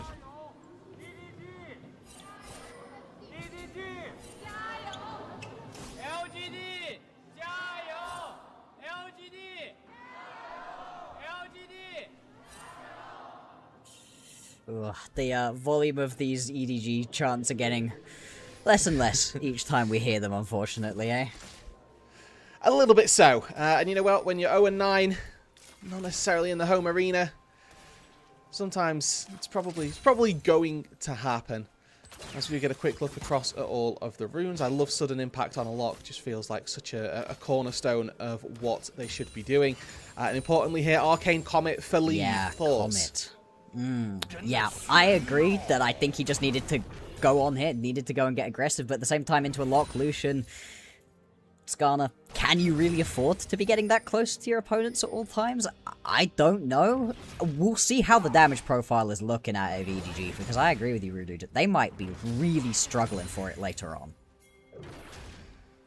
Well, for the time being, at the very least, they're going to have, you would assume, some sort of control down on that bot side. And this is what I was talking about in the mid lane here. We hit level 2 on Locke, and all of a sudden, the Orianna just can't lane. Now, credit to Tang Yuan here. Lands all 3 of those ritual nails. Does manage to get a good chunk onto Sun Yan in the mid lane. But this is obviously a pretty rough position as the Orianna to try to be. Both of our junglers clearing on opposite sides for the time being. So starting in their red quadrants, moving into the blue, means that we might end up with some uncontested crabs and a relatively neutral early game between the junglers off the first clears. And that's not going to be the end of the world right here from an EDG perspective. I want to see some heavy ganking coming out of JJ, but he doesn't need to make that into heavy skirmishing right at the very beginning of the game. That's right, he is hitting these ritual nails incredibly consistently right here, is Tang Yuan, as continue on with the junglers. Yeah, like you said, kind of just doing their thing, opposite sides of the map. Interesting to see if we actually get any first clear ganks off of either of these two. There isn't really the lane setup. Most of the lanes in pretty neutral positions. Obviously EDG with a bit of a push going on, although now things going to extend out a little bit. Looking for another trade here into the mid lane. We have seen some Locks take the Ignite just to really hammer home the kill threat. Not going to be the case in this mid lane, as Xiaoya uses an excellent Relentless Pursuit to get away from the dredge line from Perukia. Fully on vision here, lines up with the heal flash forced from Crisp, and LGD in a little bit of a tricky position down on this bot side. The wave's pushing away from them. They can see Jungler here on the bot side, so if they get a little bit too aggressive, if they step a little bit too far forward, they can just be picked off. There are pings on the minimap though, as they do see Hong just lurking around on this bot side. It gives them a second to step up. Say that, as we do see Ichtal's impact comes into the mid lane. Immediate flash. No TP, no flash now for Sun Yan, as we do see Perukia stepping aggressively down on the bot side. Lands the root. Still waiting for some of those summoners to be utilised, and Perukia isn't going to throw the anchor. Misses out on it. As Xiaoya once again very patient with his E. Yeah, and you can see what happens in these trades, right? In the quick little bursty trades that we can see coming on through, if you end up landing one of those piercing arrows, you can have things go well for leaving Perukia, but you got to be really careful about when it is that you're using that dredge line. If you use it ineffectively, if you miss it, or even if you hit it in a bad spot, Perukia can get pulled way out of position, and the return damage from Xiaoya when he starts stacking up can really, really begin to hurt. For right now, though, nothing too explosive going to go down. That flash coming out of Zion, though, that could be huge. see if they can make the most of this mid laner with no flash. Crisp here trying to hold the wave and does an okay job. Does mean Xiaoyu is going to collect the majority of this. Now the question is, can EDG actually get back to base without being interrupted? I know exactly what Crisp's game is here. He's trying to find leave on a lazy recall, but he's walked all the way underneath the bot lane tier 1 turret to make sure that he is absolutely A-okay and not going to get interrupted. As we're, 5 minutes into this one, so far so good for both of these sides. We've not really seen any action that's too meaningful. Mainly those couple of summoner spells being burned, and whether or not they can be punished is going to be the goal of both of these junglers. No flash on the Milio, no flash on the Orianna. Indeed, and I don't think either of these teams mind a bit of a slower early game coming on through. It's these first item power spikes that really are the big things that you're looking to play around, right? Especially the LGD in the mid jungle. It's the rinse and repeat here. Good hook to get the lock off of the Orianna, however, and Ichtal's impact pushes them right back in. Shockwave to clear out the minion wave, and first blood goes to Tongyuan. Yeah, nice and quick pickup for him right there, immediately getting on going. And now, looking to hunt down onto the members of EDG. They were looking to potentially get on top of Xiaoyu, but not going to happen in this situation. Now, obviously, we do have this first Drake available at the moment, but right now, JJ going to be the target instead. Yeah, and they're sort of aware that there's some things going on as they get double cataclysmed immediately. Perukia can't get in at this stage, but Flag and Drag goes out. He gets to eat all of the damage from the lock. Dragon's even helping LGD as well. JJ going to be able to limp away there. An interesting engage, and one that ultimately, I wouldn't say favoured either side. No, but I mean, you get to see why it is that you're pretty happy to have the Skarner into the Jarvan. The Jarvan puts down the Cataclysm. Cool. There's a wall for my H-Styles impact. Just immediately stuns JJ up, and he has to turn tail and run. Luckily, doesn't blow his flash. Indeed, in fact, in that fight, nobody ends up blowing their flashes. Nobody goes towards the Drake either. So there's the opportunity for just a rinse and repeat right here. For right now, JJ going to move into the top side of the map instead. Could potentially go looking for the grubs soon enough, or a gank onto Birdle, although Birdle doing a good job covering it off, gets a ward down and spots JJ out. That gives a lot of safety, not just to this top side of the map, but also around the bottom side. No flash still in the mid lane. Ichtal's impact goes wide, and might well be the saving grace for Sun Yan there, as we get an equalizer and an overheat onto the top side. ZDZ still relatively healthy. Hook lands though down on the bot side into the chain of corruption. Cleanse away though. Xiaoyu able to survive this onslaught. A good engage by the EDG bot side, not though going to result in any kills.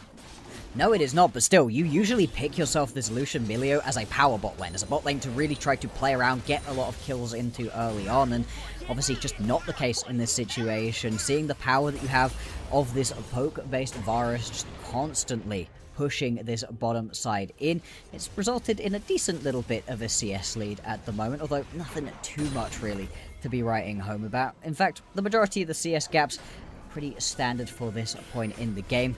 It's more what these junglers can keep on doing. If they can keep hunting for these plays, obviously the flash still not available right now onto this Orianna. That's going to be up relatively soon though. Maybe there's enough time for one more gank out of harm.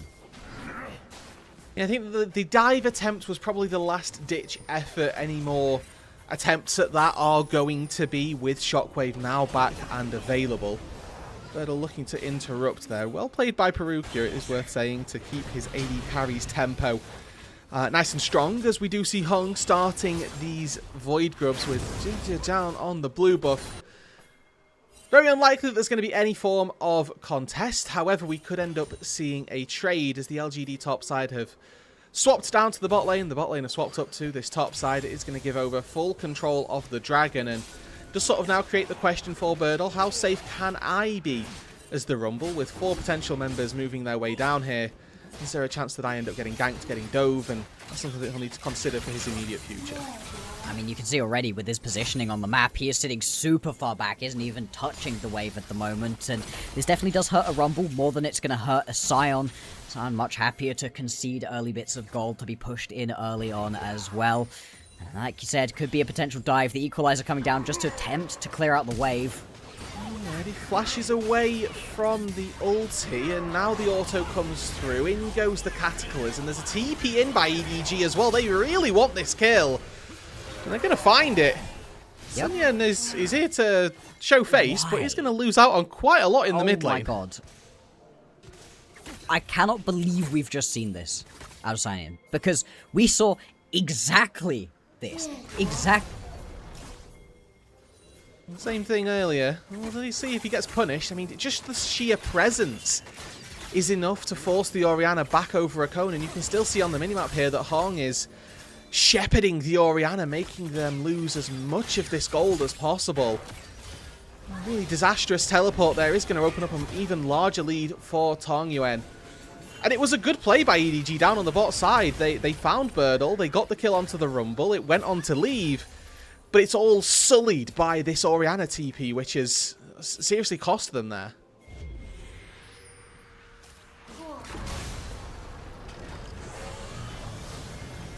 As we are now with Blox's PC crashing, I think, so I'll wait for him to tell me that he's all back and all good, but for the time being, you've got me on both play-by-play and colour, folks, at home. The internet god's really not with us for game number 1, or series number 1 of today. But we'll take stock, we'll take a little bit of time here to look at these two compositions. It's currently LGD with a slight lead, and again, in a game where we've highlighted the EDG's damage profile might be a little bit lacking.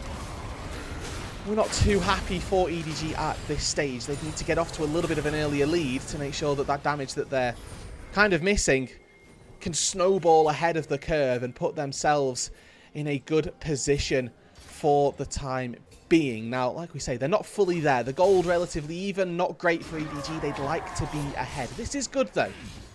Working their way through the bot side jungle. They're trying to find a little bit more gold for JDG. Find really that tertiary carry that they're going to need and get a little bit more gold in their back pocket. Ritual Nail went wide by Tong. Doesn't mean that he's not going to win out on that trade. As we see a fight down on the bot side, Impale pulls 2 almost under the turret here. LGD with a 3 versus 2 without the team to support. A teleport comes down from Birdle, and now JJ is a little too far forward.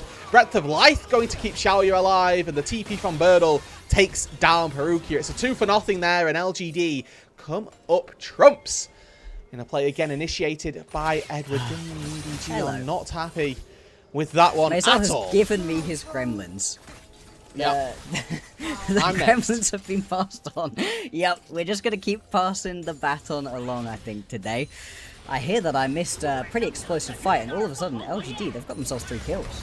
Yeah, there was a relatively good TP from LGD here, just sort of bringing Birdle down to collapse on a 2 versus 3 that they'd already kind of won, but, you know, EDG overplaying their hand. They couldn't get Leave involved, and really, LGD, like you say, now with 1k gold to the good, which, to EDG's credit, they are playing to their current strong side. The only person in this game who has an advantage is Leave, but we'll err on the side of advantage with loose air quotes here, because the current items in inventory are relatively the same, right? We've got Youmuu's plus Essence Reaver. That's parity for me, and yes, there's a disparity in the tier 2 boots, but I don't know that that's the massive advantage that's going to see you through a completely one team fight.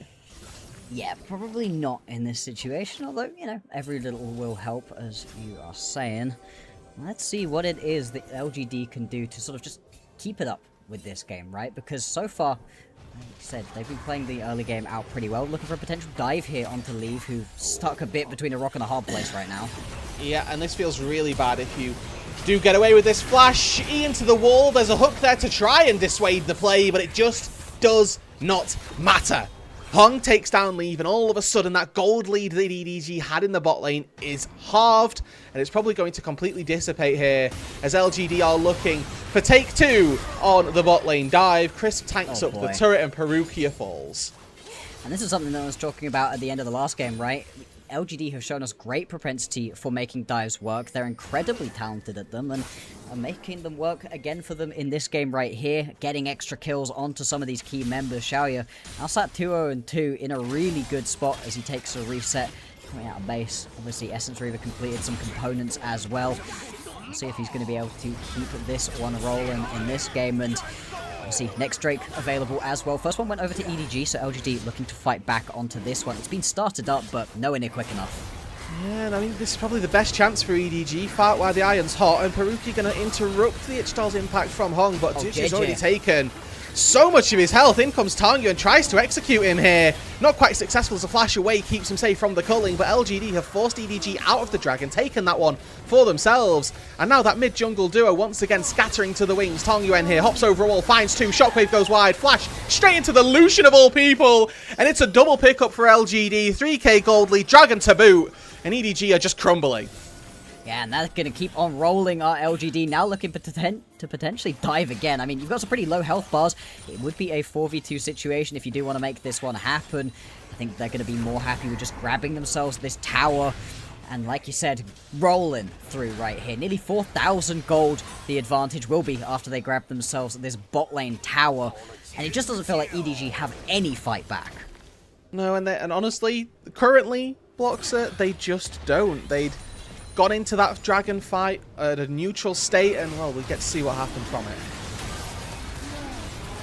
Indeed, and you see in this fight, just the insane damage immediately coming through onto JJ. Like you said, wasn't quite able to get the execution off, but it forces him out of the pit. The important thing is picking up that dragon, and then you're just stuck on the wrong side of the map. Tangyuan, he may well be cruising his way on towards picking himself up another game MVP. He's been playing really well right here on this log. So is Hong though, and so is Xiaoya. Kind of just a full game looking good out of LGD.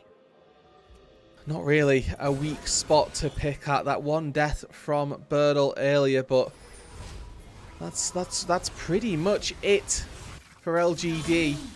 And honestly, Birdle was underneath his own tier 2 turret. It wasn't like he wasn't respecting the play from EDG. They just ham-fisted it down Birdle's throat more than anything. So a very well-considered team game by LGD once again. In similar fashion, it feels to game number 1. This game doesn't feel particularly close. We spent 10 minutes of neutral gaming, and from there on in, LGD have found one advantage and don't particularly seem to be letting go. Indeed, they seem to be just rolling through on this game. There are little bits of gold going back over to EDG here and there. You know, they're finding places for a little bit of cash injection, but really not in any big numbers at the moment. You can really see it coming through in these items as well. Rolling on towards second items are LGD, whereas EDG kind of just barely being able to scrape together the cash for their first sets at the moment. These next resets are going to be really big for LGD. Yeah, and like you say, they are finding some gold somewhere, and objectively, they did technically get more gold in that exchange. They got the tier 1 and a plate in the bot lane versus just the tier 1 that LGD secured in the mid lane. But in terms of how the map plays, taking the mid tier 1 is just so much more valuable than taking a bot tier 1, and LGD will be more than happy to have secured that objective for themselves. You can see Sunyan has to move up to the top lane here. The sort of, I'm going to call it fake pressure that the turret's going to provide. Yeah. Because I don't think that LGD particularly care about the turret. It means ZDZ leaves out on that top lane. He doesn't need a turret to stay alive. He's got an ulti, he's got a massive HP bar. But the Orianna needs that little bit of safety, and you can sort of see the shadowing that EDG are putting down there just to protect Sunyan in there.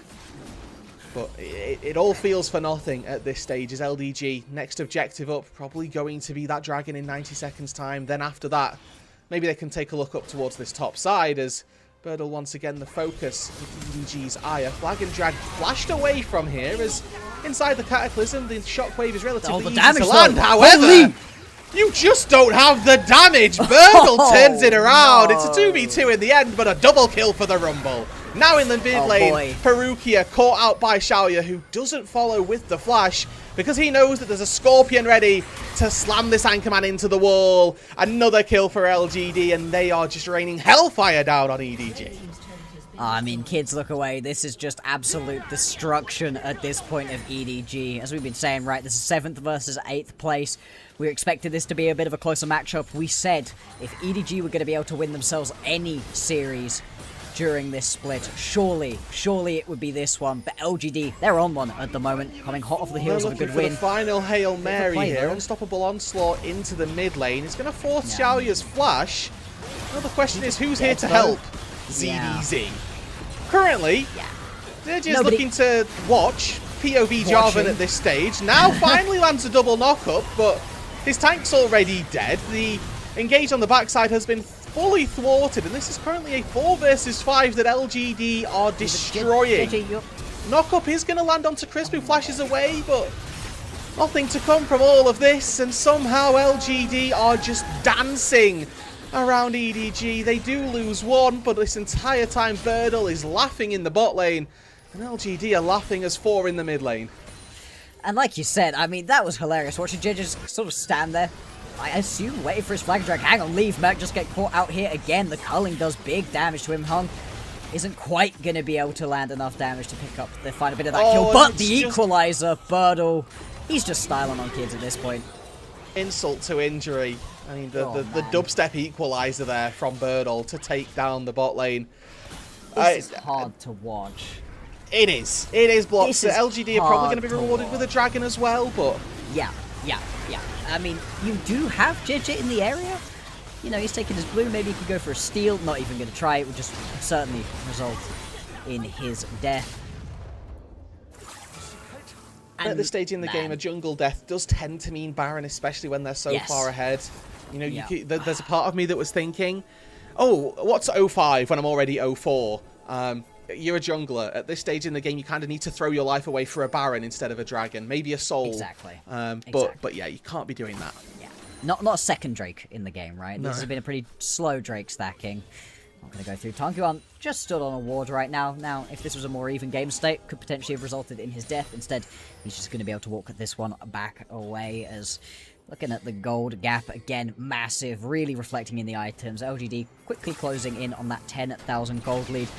They will be wanting to play around. Like you said, Baron, going to be the main focus for the squad now, if LGD want to close this game out nice and quickly. At the moment, though, no real moves towards it, not looking to just force the issue, aware that as much as they have been dominating this game, EDG, you know, they do have some champions that can turn things back around. Leave does do a decent chunk of damage at this point in the game. Cyan doesn't really, but, you know, maybe there's a chance.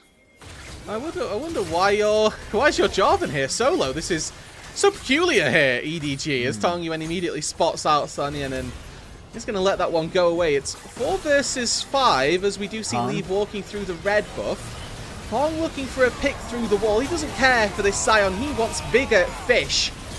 Because currently this isn't an awful fight for EDG, but none of their damage members are actually doing any damage. A triple quadra shockwave into double knock-up. Cataclysm. It was as good a fight as EDG were going to get. But 9,000 gold down, it just doesn't matter. LGD steamroll EDG in game number 2, and they're going to close out this series in absolute style. Tangyuan with a triple kill, the Shadow Flame crit to take down Leave. They're probably not going to get the game here, Bloxer, but that fight was as good an indicator of any. They're not going to get the game because it's too early on. They haven't had enough time to set up around these objectives still. They're going to send themselves into a 1-3-1 where the 3 are on the Baron, just to get themselves as much off of the map as possible. And like you said, this is about as good a setup as EDG could really have hoped for. Hung goes in, doesn't really find anybody with that initial bit of engage, takes a good chunk of damage, but there's no real damage to put back from EDG. Watch Leave. He's fired nothing. Chains of Corruption. 1 arrow. And then a hail of arrows. And that'll do. You know what? That's literally his contribution to the fight, right there. And, I mean, truly, what can you do, right? As much as that's a bit... I'm clowning on him a little bit for that one. If he steps too much closer, he just dies. But obviously, if he doesn't do any damage, he also just dies. Talking of dying, goodbye, Perukia. Yeah, we saw what happened the second... Well, Leaf didn't even get too close. He just kind of got gap closed on more than anything. Oh. Outplayed. Perukia still got the hand. 0-5, and that'll do him for the time being. But yeah, 3 nails and then an E from Tangyuan, just 1-shot Leave. Like, it wasn't even a close run thing. EDG going to try and get some gold across the rest of the map, playing this game out as best as they can. They know full well that it's going to take a miracle for them to come back into this one, as now an Impale pulls back the Scion. ZDZ quite tanky, not tanky enough to not need to flash, and the culling almost, in fact, fully going to do the rest of the job, as now Tangyuan off on the side, lurking like a vulture, picks off JJ. A flash away from Hong means even he won't fall, having tanked up the turret for the last, what feels like 20 years here for EDG. A slow, brutal collapse in split number 3 that is not any bettered by a 2-0 that LGD are slowly here looking to claim. Baron buff helping them out. Lead flashes away here, but again, they just don't have the damage. Tong, you ain't going to be able to walk it out. The minions and Xiaoya doing the work, and it's LGD closing out a second convincing 2-0 in just as many days.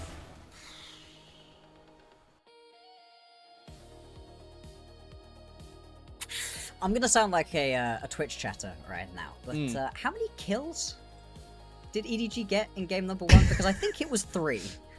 Was it more or less than 3.5? Yeah, we don't know. Yeah, yeah. It's just not possible. 2, it was 2. So 5 kills over the entire series.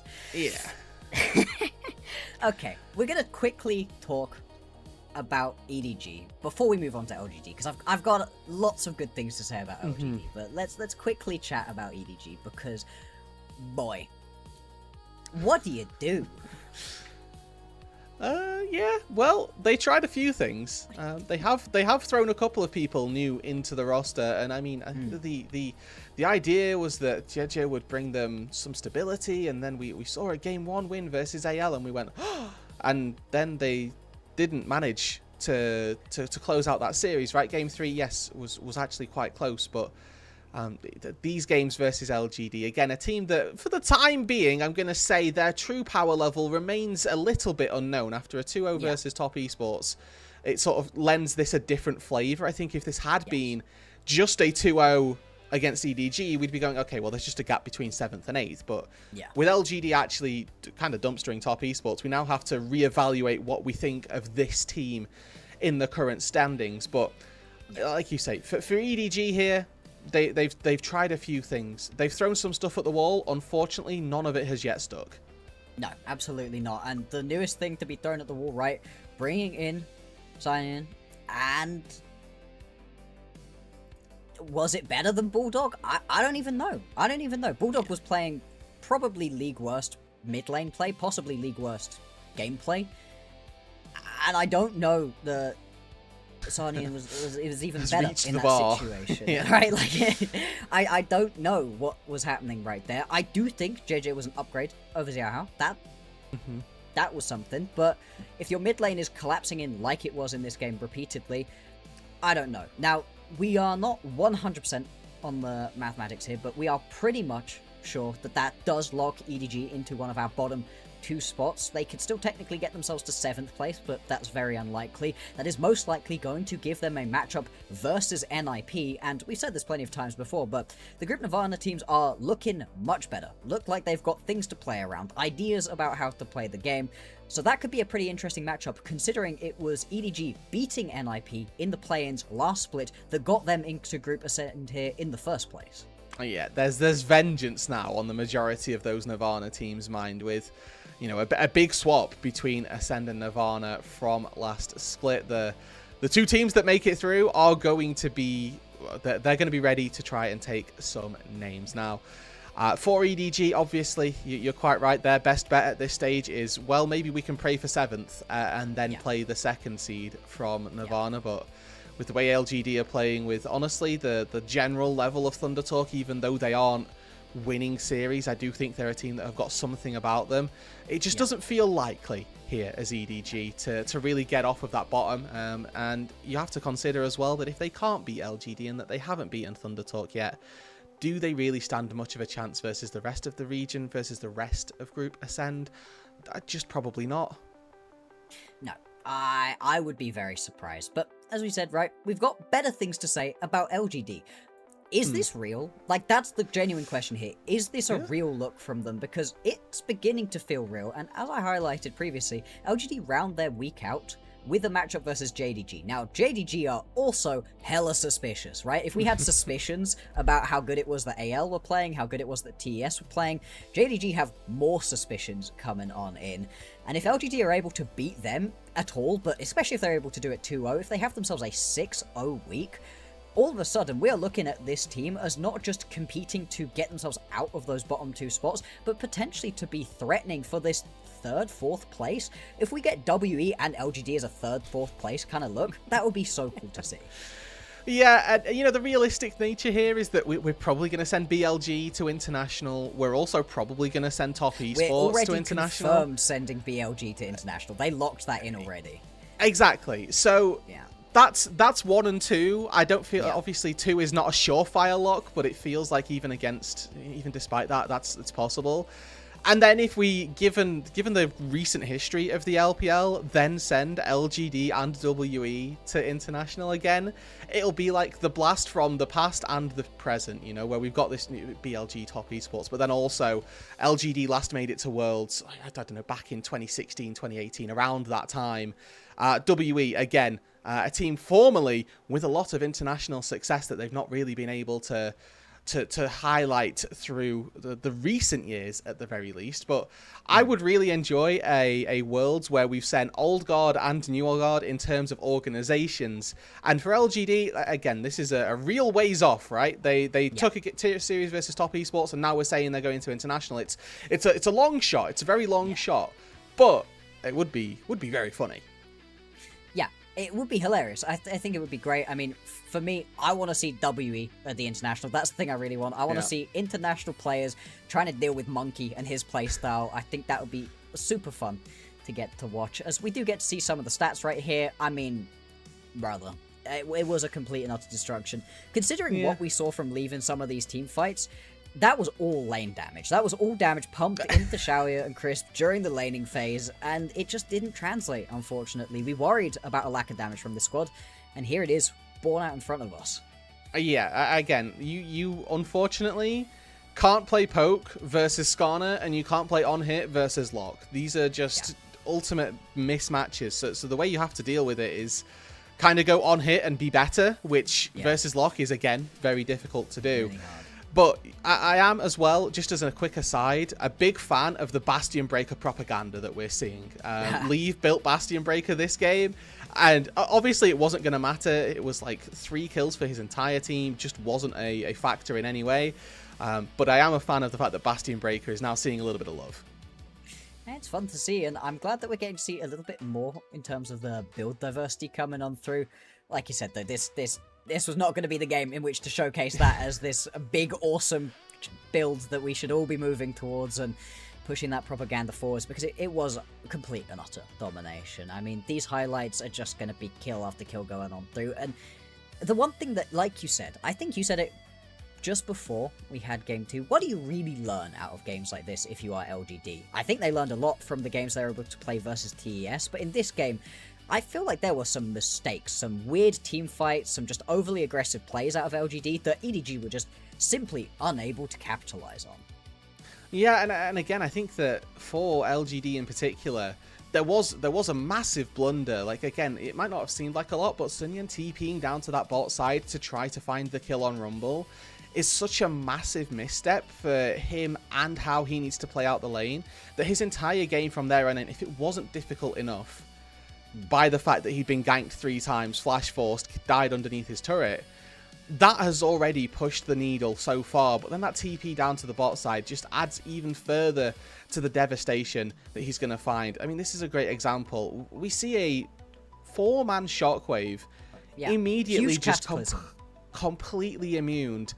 Whereas if you have just an extra level, if you're a level up over the Lock, even if you're just even in levels versus the Lock, it feels so much more impactful. It just does so much more for your team, that the reason that you find this lack of damage is coming from that play that you made so long ago, where as LGD, you're thinking, well, good teams aren't going to give me that advantage, right? If I'm Tongyue and I'm thinking, if I'm playing against Knight, if I'm playing against any other mid laner, they're not just going to TP to bot lane and give me a free wave and give me a free plate. I'm going to have to earn it. So as LGD as well, I'd argue, what is it that they get from this series, from this game in particular?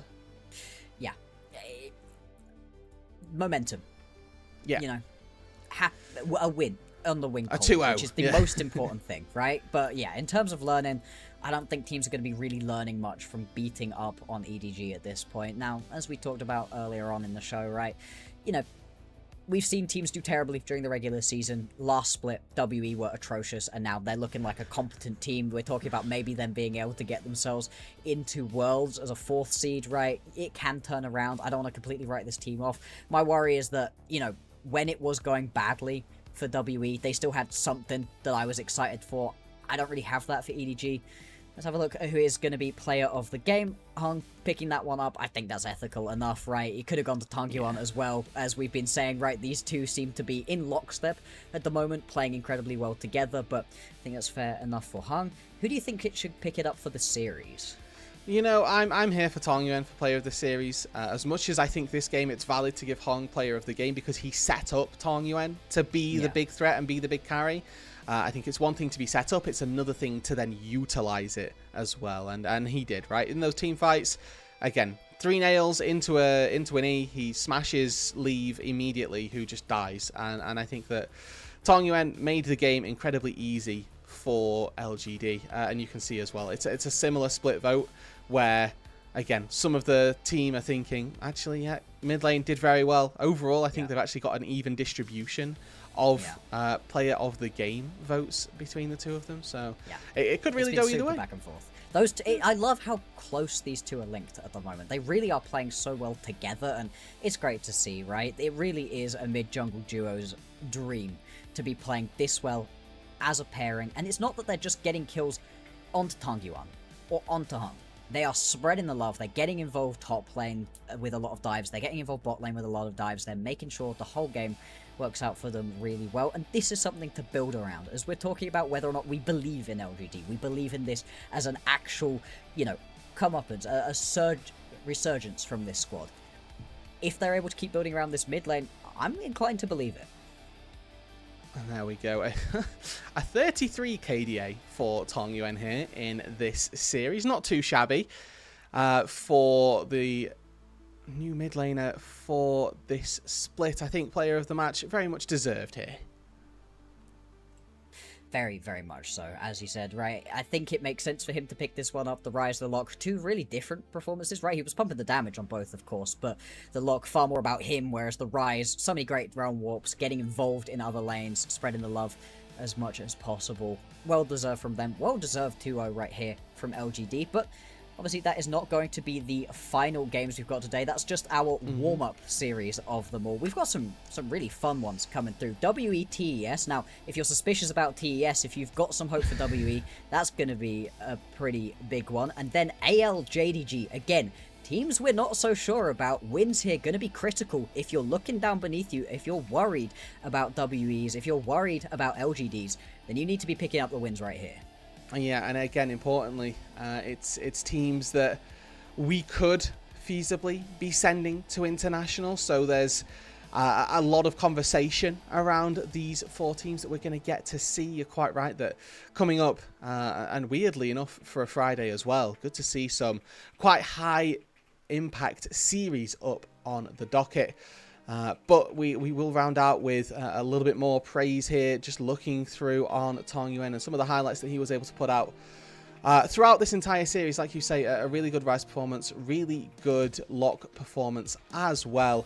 And I think that for LGD, again, if they can continue to rally between this mid and jungle, that could see them into much better standings. We saw them take down Tien and Cream just yesterday, and obviously on Sunday we're going to get to see them take on JDG as well. But for the time being, folks, that is going to do it for our coverage here of LGD versus EDG. It's a swift 2-0 for LGD, and we'll be back with WE versus Top Esports on the other side of this break. Thank you very much.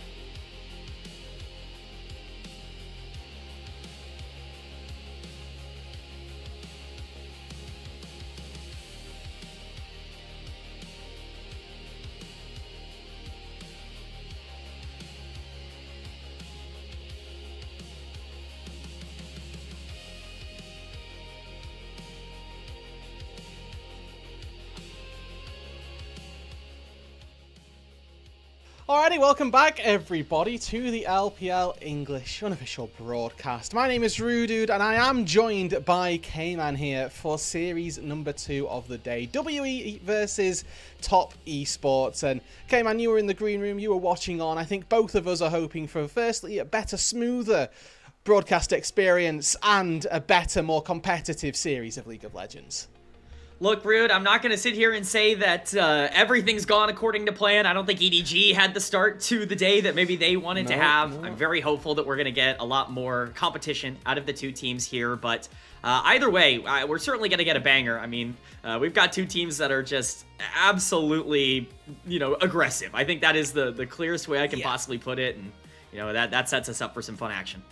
And I think currently as well, two teams that are not in the form of their lives, which always promises for volatile League of Legends. Let's take a look at one of those teams in WE to begin with. As we fly the roster, we have got Cube out of the top side, Monkey in the jungle, Karis in the mid lane, and About and Aha down in the bot side. K-Man, WE have been a team with highs, lows, and everything in between. They're just so streaky. They can't really seem to figure out exactly what they want to be. Their aggressive nature puts them in situations where they can play up to their opponent, which makes them really exciting against these top-tier teams, but at any moment, that inconsistency can really strike, and we've seen that recently with their form really not being all that good. They got absolutely destroyed by JDG at the end of last week. They lose a series to Thunder Talk as well, and even their win over AL last week, they were down 10,000 gold in game number 2, and I think that says more about AL throwing that one than it does about WE coming back. So this is a team that is desperately looking for a way to rebound a lot of their form. And a big member of the team that kind of needs to start continuing to step up is Cube, because he was such a problem at the beginning of the year. And he's really been the one player, even over the course of this losing streak, that has continued to play well. If they can actually get Cube on the right page while the rest of the team is starting to play well, I think things can really turn around for WE. Yeah, and the point of this whole graphic cube or square, the two-dimensional shape, cube being that third dimension, the majority of Cube's LPL career, I think it's fair to say that we've been wanting more from him.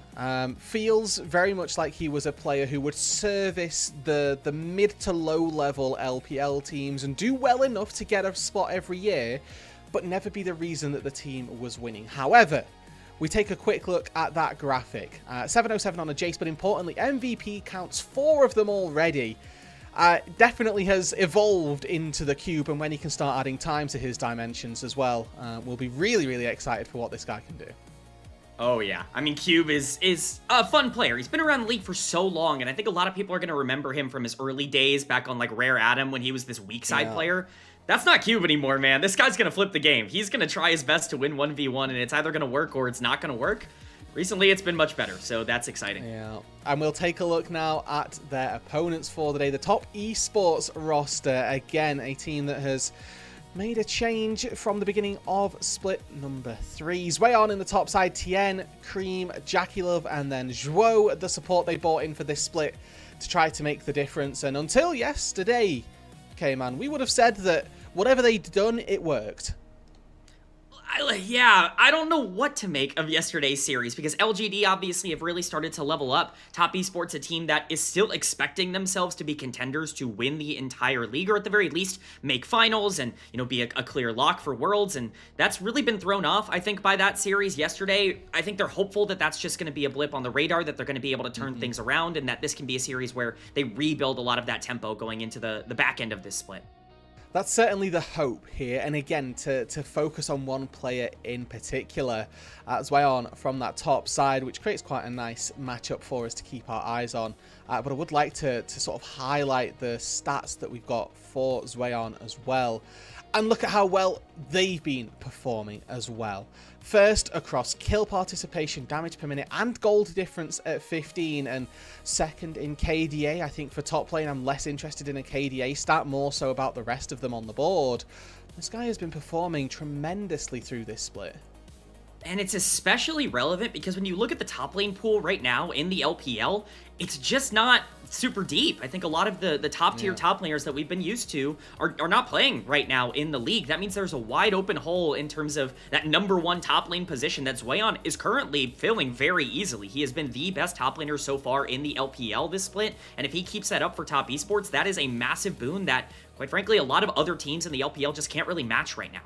He's still in his rookie year, right? This guy came into the league last split for top esports, and we were pleasantly surprised with the performances he was able to put up against some of those more veteran top laners. And now in split number 3, where he finds himself currently topping all of the stats, topping out on what his ability in this league is. Yes, versus slightly weaker opposition, but if you can't do it against the weaker opposition, when those stronger players come back into the fold, that begs bigger questions. Now, we've highlighted the top laners here, K-Man. We do have a secondary lane matchup that we do want to focus on, that being in the mid lane, Cream versus Karis, and these two mid laners going head to head.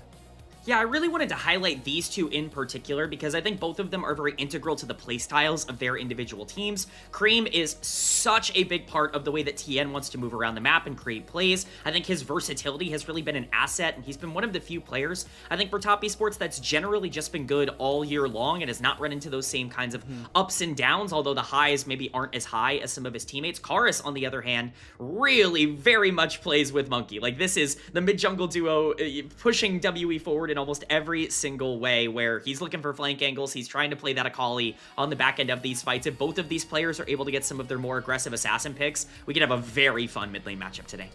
Absolutely, and I think that Cream as well is also one of these players who was brought into the league as this assassin player, has now evolved and is beginning to add more texture to their composition as well. Just an overall very versatile mid laner that, like you say, has now added quite tremendously to their bracket of champions. But as we get to see the walkouts here for Team WE, it's worth remembering where these two teams are in the standings as well, with WE currently sat at 5-4 and Top Esports currently sat at 7-2. Top Esports in a weird mishmash for third, WE fighting with JDG for that position of fourth. So Top Esports very much contesting for the top 3, where WE fighting with JDG for that mid-pack 4th, 5th spot.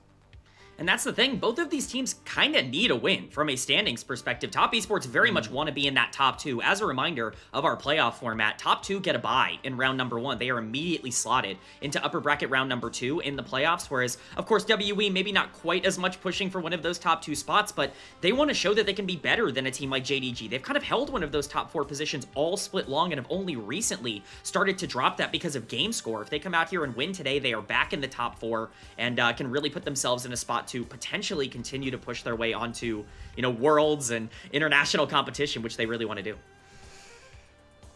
And I think that for WE, it would be great to see them to get to go back to that international. I was just reminiscing with Bloxer before we came on about the times of old where WE were at international events like the GA in the mid lane, piloting them and taking them forward. But obviously we've got a much longer road for WE. They've got playoffs and then we've got regional qualifiers, which no doubt will end up seeing at least one of these two teams have some sort of deep run into. And as we settle down here for game number 1, K-Man, we've painted the picture for the solo laners that for both of these two top lanes rather, they've had really solid splits. Cube actually performing much better than we'd anticipated that he would. Zweon performing statistically like the best top laner across the whole season. And for the mid lane as well, we've got a real interesting head-to-head with diverse champion pools, with a lot of playmaking capabilities there. As we head into draft for game number 1, there's an expectation that might orient how this draft works. Yeah, I'm really going to be intrigued to see the ban priority early on in this series, because there are a couple picks that both of these teams really like to take away. Specifically, WE does not give over Cassiopeia. Really, in any game, they do not like to give that pick to any mid laners that they're playing against. They also basically never get Poppy. Poppy's generally banned in a lot of games, but certainly something to keep in mind. One of the champions that I really have to watch here is the Rumble. Not only is it by far the most played for both of these two top laners, but Zweon's performances on Rumble over the course of all of last week were completely unstoppable. I mean, he completely just destroyed every single game on that champion. If I was going up against Top Esports, I would not want to be giving them that pick early in the draft.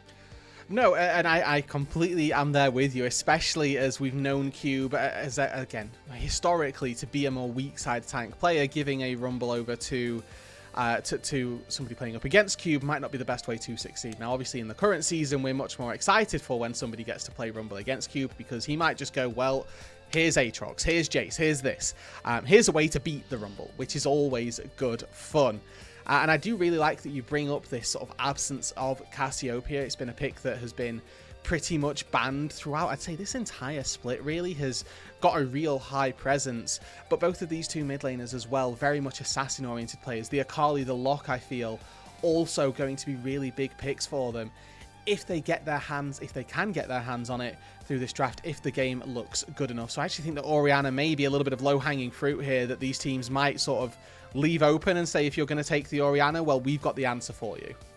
I mean, that's the thing, right? Is that Karus has not played Orianna a ton across this year. It wasn't really available to him early on in the year because Orianna was generally banned all the time before Summer ended up starting, Split 3 ended up starting. But even when it's been available so far for WE this split, they have not wanted to go for Orianna at all. They don't like playing around these control mages. They want Karus on something that can play a little bit more chaotic in these team fights rather than front to back. Curious to see if that's left up. Top Esports do not prioritize banning Cassio. If WE want to leave it through, Top Esports are probably going to be picking that one up.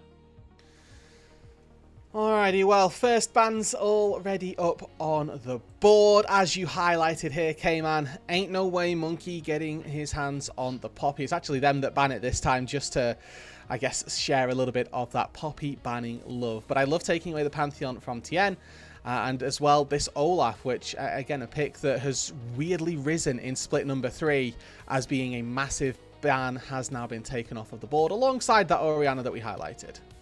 It's really funny. I think both of these teams are banning their champions for the most part. They're like, we know how strong these can be. Let's take them off the board. I don't want to worry about it. The Cassio ban from WE that we expected, but there are definitely some power picks left up. We talked about the Rumble, but a lot of jungle champions on the table here for game number 1. You don't often see that in these game 1 bans. So curious to see if they want to prioritize that early in draft, or if they potentially want to save to round out their composition with maybe more of a consistent engager if they feel like there are other power picks left. Ezreal taken off the board here by Top Esports as that final ban, giving about less maneuverability. Down on the bot side, could well be a Jarvan then if you're looking for an Ezreal takeaway early doors, but the Vi picked up by Monkey is going to give him, as we would expect, aggression from the get-go. Yeah, Monkey really just plays whatever his team needs him to play. He's incredibly versatile. That's not to say he's consistent, but he is incredibly versatile in terms of what he can pilot. If this is going to be a Neferi lock-in, that's definitely going to be throwing the gauntlet down pretty early on here. Neferi, a champion that I think Monkey has been very willing to try and pilot and to try and play, and it's going to be Tien actually picking that one up. He was not very good yesterday against Hung and against LGD. This is a big bounce-back series for him.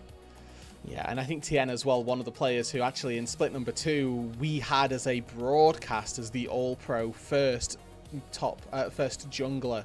In fact, obviously the official broadcast going another way with Jun, but we on the LPL English thought actually Tien, probably the best jungler that we had in split number 2. So definitely important that he gets a bounce back here in this one. And the Shen going to be what is locked in, presumably here for Zhuo.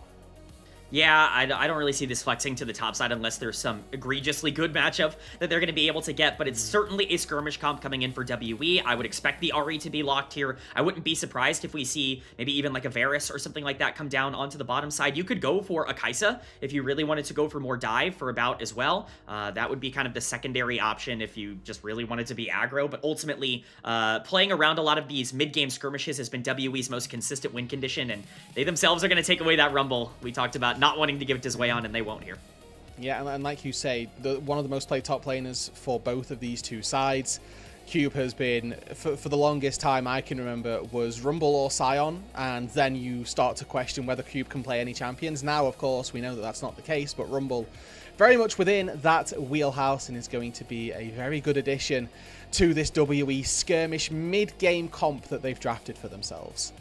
Yeah, and top esports are going to lock that Galio. That is, I want to say a flex, but it's really not. I expect this to go top lane for Zweon as the answer to the Rumble here. That's kind of been the most predictable answer to Rumble over the course of this year. I've been pretty vocal across the past couple of weeks that Galio has certainly been nerfed to the point where this counter pick isn't quite as strong as it used to be in the laning phase, but we will see if they want to give that a shot or if they want to leave it for Cream in the mid lane. Yeah, and again, it probably it's serviceable versus the Ahri as well. Gives good lockdown if you can get on top of the Ahri in the first place, but that, of course, is the big problem. We head into the second round of bans. Both of these teams, we assume, missing bot laners, and presumably some other piece of the puzzle as well, with WE missing out on a support, Top Esports missing out on a solo laner of some variant as well. So that's going to be the focus from these two sides. The Ambessa and the Mel taken away by WE, as well as Lucian and Nautilus by Top Esports. It's just so hard to ban out Top Esports' bot lane. Like, if you're going to be playing with Shen, Jackie Love can pick literally anything at this point and feel really comfortable. I imagine that's what's going to be coming through here. They're going to probably save that flex for the final pick of the draft. We will see if they, want to keep that rolling. But ultimately, if this guy wants to lock in something more aggressive, he absolutely can. If you want to lock in something that can play safe on the weak side, you can as well. Jace Hover here would be a pretty big giveaway. It's going to be that. It's going to be the Jace lock-in. I presume that's going to be going top lane for Zweon. He is a bit of a Jace player himself, which means the Galio is going mid, which I like more. Alrighty, and it is the Ashe, presumably alongside, yep, there it goes, the Seraphine down on the bot side for WE. Nice and stable 2v2. Picked up for WE, and honestly a very well-rounded composition in terms of their damage profile.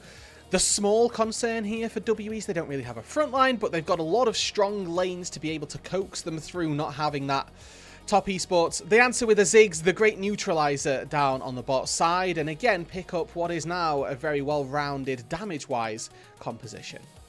Yeah, I mean, both of these comps, I think, have very clear win conditions. WE have plenty of tools to be able to find their picks in the mid-game. With that Vi Ahri duo, you have Ashe Arrow as well to be able to create a lot of action in the mid-game, and you have a lot of damage in the late game. Yeah, you don't have a front line, but you have Rumble, you've got Seraphine, you've got plenty of ways to teamfight if you need to. Top Esports are going to be playing that macro game. You've got Galio and Shen to be able to protect this Nefiri, trying to make plays on the map. It's probably going to be a very explosive mid-game, one that is going to be very exciting to watch. Is it picks or is it globals then for these two sides? WE starting off with a very much we will fight you composition, and Top Esports saying, well, where are you going to fight us? Because we can kind of match you pretty much anywhere. The general rule of thumb here for these compositions is focus the global if you're WE, and obviously if you're not able to do that, then you could end up finding some of your own problems. As the coaches bid themselves and their teams farewell, it is a great time to remember that both of these teams fighting for good seeding through playoffs. Top Esports fighting for a top 2 position to get that berth into round 2 of the upper bracket. WE fighting currently with JDG in the standings, but would like to cement themselves as a top 4 side. With Top Esports looking to bounce back from a rough 0-2 versus LGD just yesterday, and WE on a pretty bad run of form themselves. It's game number 1 between WE and Top Esports.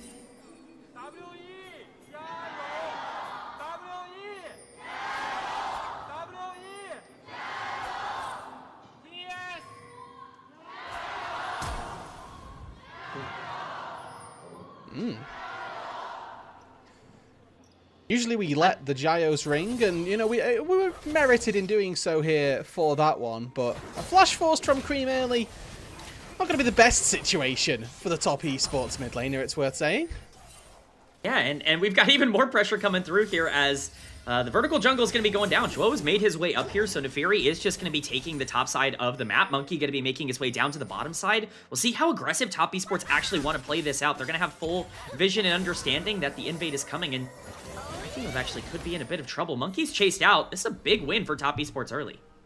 Yeah, it costs a little bit of HP from Jackie Love, but when you're playing the Ziggs, you're not playing to be strong-sided, and you're quite right that this is now a real big win for Top Esports. If, of course, they don't lose out on too much more. Summoner Heal forced as Zhuo and Jackie Love do take the worst end of a very decent start to this bot lane for WE, and we'll see how much this comes home to hurt them Obviously, Monkey just now finishing his first camp, where we saw TN has finished the entirety of Monkey's topside and is now recalling. Yeah, he's just going to recall and set himself back up to get out on the map. It's going to be really hard for Monkey to be able to equalize here, and the reason that this is so important, I think, is because when you look at the way WE has played a lot of their wins throughout this split up until this point, so much of it is through Monkey just playing really aggro before level 4, finding unique ways to invade and take away resources from the enemy jungler. He's not going to have that same level of proactivity in this game. TN is definitely going to be a little ahead here. We'll see what he can do with that pressure, as right now he is just going to be clearing his top side and continuing this vertical domination of the top side of the map. And when I think of Neferi, I don't think of this super powerful ganking jungler. I just think of a jungler who randomly at 2 items comes and kills me. So getting TN this early lead and his ability to get some farm nice and early, definitely going to bode well, as Monkey here is going to be able to find some form of retribution by way of stealing out the Raptors, and with the pressure that his bot lane has accrued, rather, going to get to pay that forward as well. They're looking to take away the red buff. You can already see that Monkey's recognised this, not too bothered, and taking his top side, takes the crabs, left his blue buff up most importantly, so he's looking to defend at least one of these camps down here. He is attempting to make his way down. Monkey will not be able to pick up every camp on this side, and we'll get over the wall, but ultimately this is still a win for TN on the Neferi. So he's going to be making his way up. Teleport burned in the mid lane. I think it's important to note that because Cream doesn't have that flash available, they're going to be a lot more nervous about any sort of fights that happen around that early spike, and Monkey's going to try to take advantage of this good bot lane pressure by making his way down. He's still going to be able to pick this up. What can TN do with this free extra time? Because he's kind of just been wandering around mid lane. Well, he did steal away the second spawn of Raptors, so and made no sort of surprise of that either. Walked through mid lane. I fully thought he was just going to tax Cream on the way through, but instead elects to take the chickens part 2. And actually, as this has broken down and as this has stabilized, TN has got a very minimal experience advantage from taking second spawn of Raptors, but overall, not actually found himself with too much of an advantage here. That bot lane pressure from About and Aha was able to make a real difference. Yeah, I think importantly, what you wanted to get out of that vertical jungle situation where you did have that tempo was a lead in the mid lane. And that pressure that he spent kind of hovering around it, it really turned into nothing. Karis was able to roam pretty efficiently and still keep the CS lead. This gank is really important. Ooh, dodges away from the charm with a Justice Punch, and it does force the flash from Karis, who is one wave away from level 6. So it doesn't really matter as long as Cream can maybe find a snap engage. Unless that's the case, it's probably going to be the fact that Ari quite safe for the most part. We'll just quickly here take a look at some of the keystones on Top Esports' side, with double Storm Raiders for their solo laners, the area of the map that we highlighted as being quite important for both of these two sides. They're both looking to make some plays with their movement speed buffs. Well, if you want to play that split push macro style game with a lot of these globals, it's definitely helpful to have a lot of movement speed in order to be able to cover a lot more ground. I certainly think that's going to be important for Top Esports as this mid game continues to go along, because WE's comp is certainly not going to play safe or scared. Even with the flash blown on Ari, plenty of playmaking tools that they're going to need to respond to. Question at this point is, where does that pressure come in? We're getting closer and closer to not only level 6s for the junglers, but level 6s are being hit for the solo laners as we speak. Dragon has spawned on the map as well. Will be that Hex Drake first and foremost. Both junglers at least going to be on the bottom side of the map for now. We'll see if they want to prioritize this objective early. Maybe WE with that bot lane push will utilize it. As we get sort of 6 minutes in here, K-Man, nothing to split these two sides currently. That flash from Karis obviously was forced, and he does get taunted by Zhuo. Not going to feel emboldened to use the Spirit Rush. As we pan down to the river, Tien caught in no man's land, forced to flash and call the pack to get out of an engage by Karis. Now, who doesn't have the Spirit Rush available, could be a little bit more susceptible to going down. It's Top Esports who take that cooldown advantage and decide they're the ones who are going to start that dragon. Yeah, this was well done by TN. I know he has to burn the flash, but at the very least, he's able to get some priority in the river and get out. Getting the crab is important to be able to continue to let your bot lane push out and give them some time to be able to equalize that wave so you can step up in the river. Cream having that push as well, getting the plate. all good things, as Top Esports is going to claim this first dragon for free and get themselves a nice lead. I think TN being able to be slightly ahead in the jungle is really important for this team, but JackieLove gets caught by the beat drop there and about flashes forward. Zhuo misses the flash. Ding's level 6, and that's a 2v2 double kill. Tien looking for retribution. About tries to S-key under the Winds of War, unable to do so. That's a massive win for WE. Just a huge overstep by JackieLove to be in that position at all on Ziggs, just underestimating the combat power that About and Arha can put out. It's really well done to layer that CC, but Ashe Seraphine is an incredibly dangerous 2v2 duo, and we saw the exact reason why. JackieLove just stepping up for the plate and just not respecting the fact that Arha and About are going to be able to basically perma-CC him and just burst him down if he's this far up. About burns the flash, but it is more than worth it to pick up this double kill early. Getting these two accelerated is really key towards making these mid-game skirmishes go even better for WE, because you have plenty of utility and you have plenty of setup. If Ashe is going to be getting a bunch of free kills, that is a very easy place to play through for WE. Take note here of the boot choice for About. Very frequently we do see the Berserker's Greaves for Ashe, a champion that tends to scale very well with attack speed. But not the case this time round for About, so I'll be interested to see if there's a deviation in the build path any further for him. So he obviously got those couple of kills, a good boost to the income for that bot side, and going to look to leverage that into taking these grubs as well. Yeah, definitely a completely free objective take here because of that extra gold that you were able to get. No way for Top Esports to be able to fight here. Luckily for them, they do still have plenty of comeback mechanics. We can talk all we want about JackieLove overstepping on Ziggs, but there's a reason this champion's good.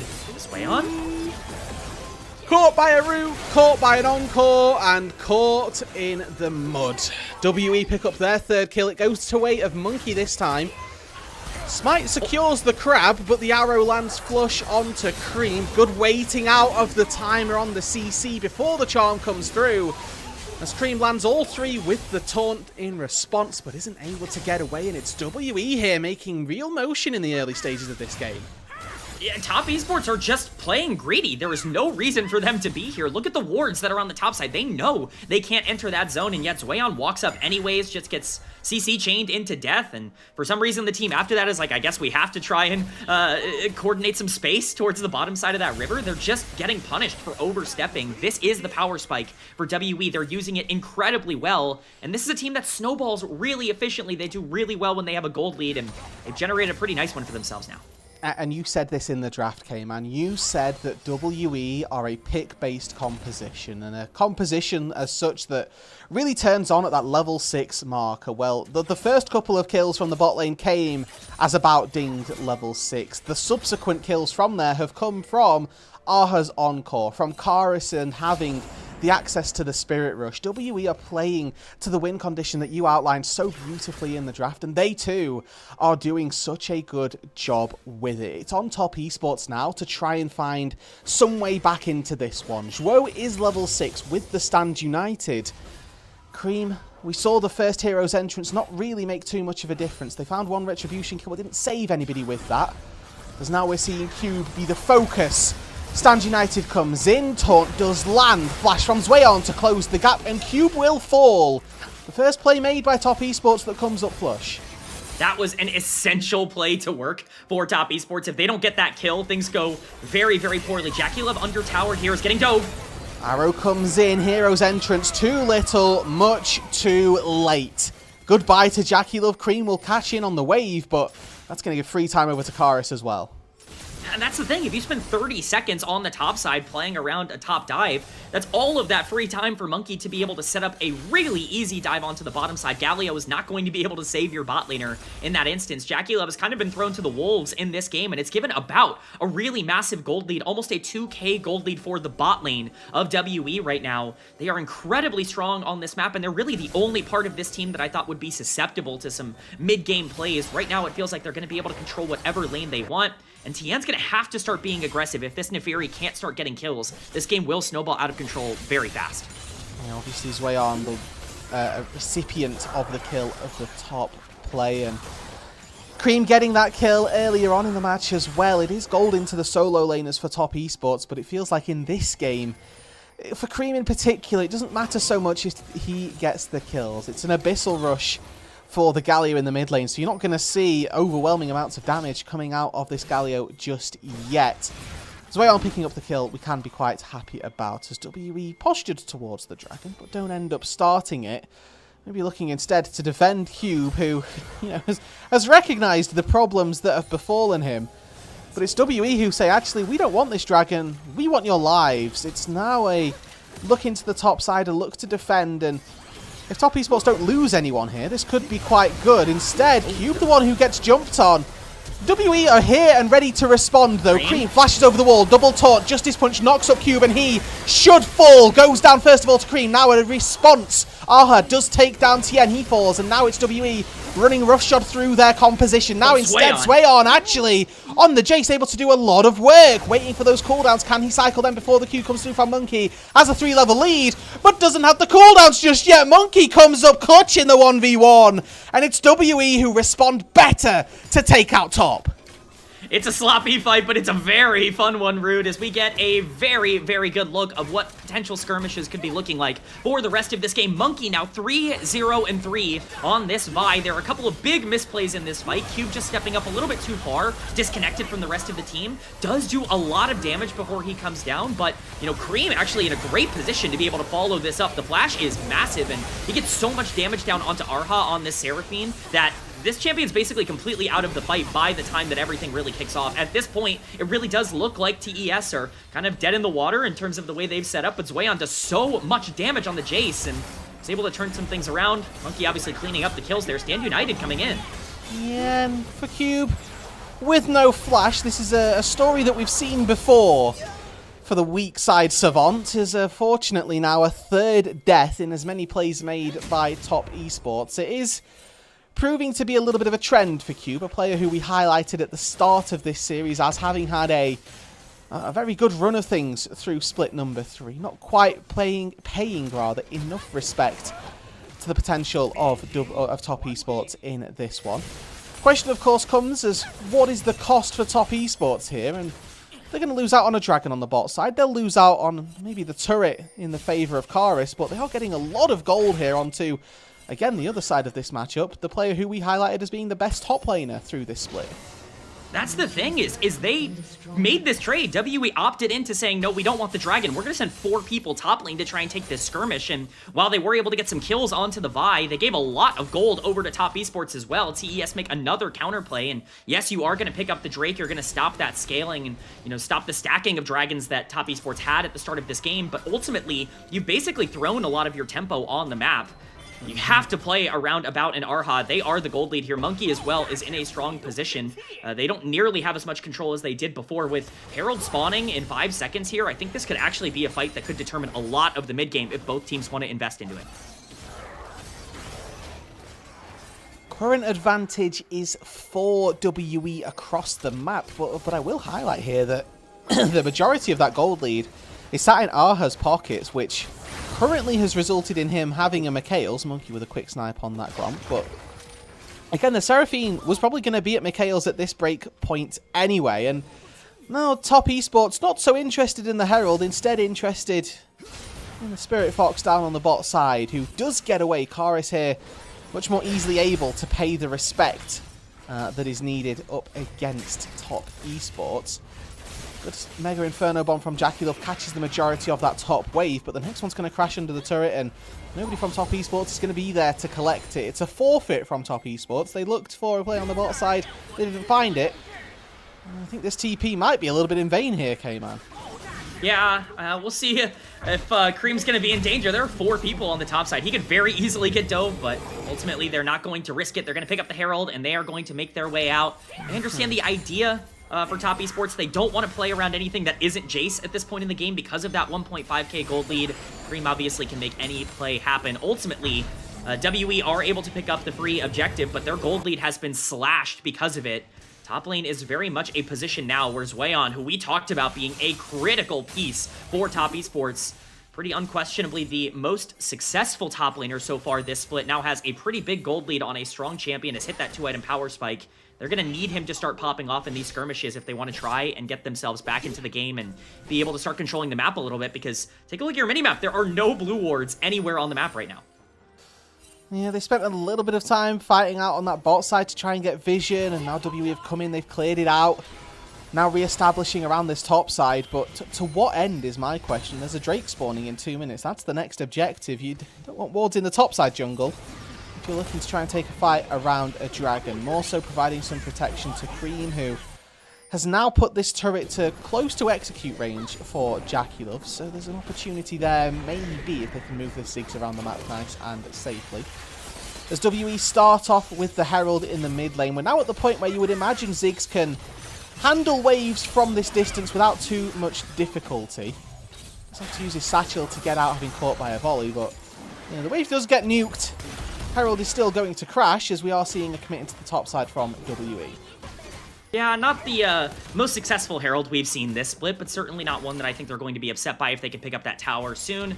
You know, people definitely have soured on Ziggs as a champion, but ultimately this is the value of Ziggs. The ease of wave clear that this champion offers with the safety as Arrow goes wide. I talk about the safety. Jackie Love definitely doing a good job to avoid that one, as he would have been in a bit of danger, but ultimately Ziggs can basically make any play happen, and at this point in the game, every wave is completely free for him. I imagine we're going to see Jackie Love continuing to farm up in the mid lane, and we see that CS gap already starting to close. It was a big lead earlier for About. We're now only sitting at roughly 800 gold as he's going to finish his second item, and we'll see if that ends up mattering, if they can capitalize on this small power spike they have now. Alrighty, K-Man. Both of these teams have kind of chilled out a little bit. We saw a lot of volatility sort of 5-10 minutes ago, but we've restored ourselves to a relatively even game state. Who is this favouring? Who's happy to go the distance in this one? I definitely would favor WE's comp in the back end of the game. They just have so much more damage. You really need this Neferi to be strong enough to pop off in these team fights if you want any chance of being able to control these objectives. And Tien being down over 1,000 gold onto the Vi is definitely a problem in this matchup. Certainly doesn't mean that top esports are doomed, but does make things a little bit more difficult in terms of their setup. You have to keep an eye on Zhuo and on Cream. Again, that macro duo is going to be really important if they can create odd-numbered fights. That is their pathway to victory, as Dragon is now spawning in 3 seconds. WE sets up well. They should have control over this river. Alrighty, and we'll take a quick look at those items in inventory. Remember, Zweon, 2 completed items, has the Muramana slotted over to the left. Tien, Cream, all ready on that 2-item spike. Jackie not quite able to finish off the Shadow Flame just yet, but definitely in a good position to throw out some poke. Top Esports turning up to this dragon, ready and raring to go, it feels like here, with their poke champions sat ready and armed. It's now eyes on them. Jackie Love and Zweon, are they able to find the poke to ward away WE? Tien has already started up the dragon here as a charm lands onto a well-buffered Justice Punch. Cream able to get away from that one. It's only a second Drake for whoever secures it, as Monkey looks to go in, unsuccessful in that venture, taunted up, now in the Mega Inferno Bomb, and just popped.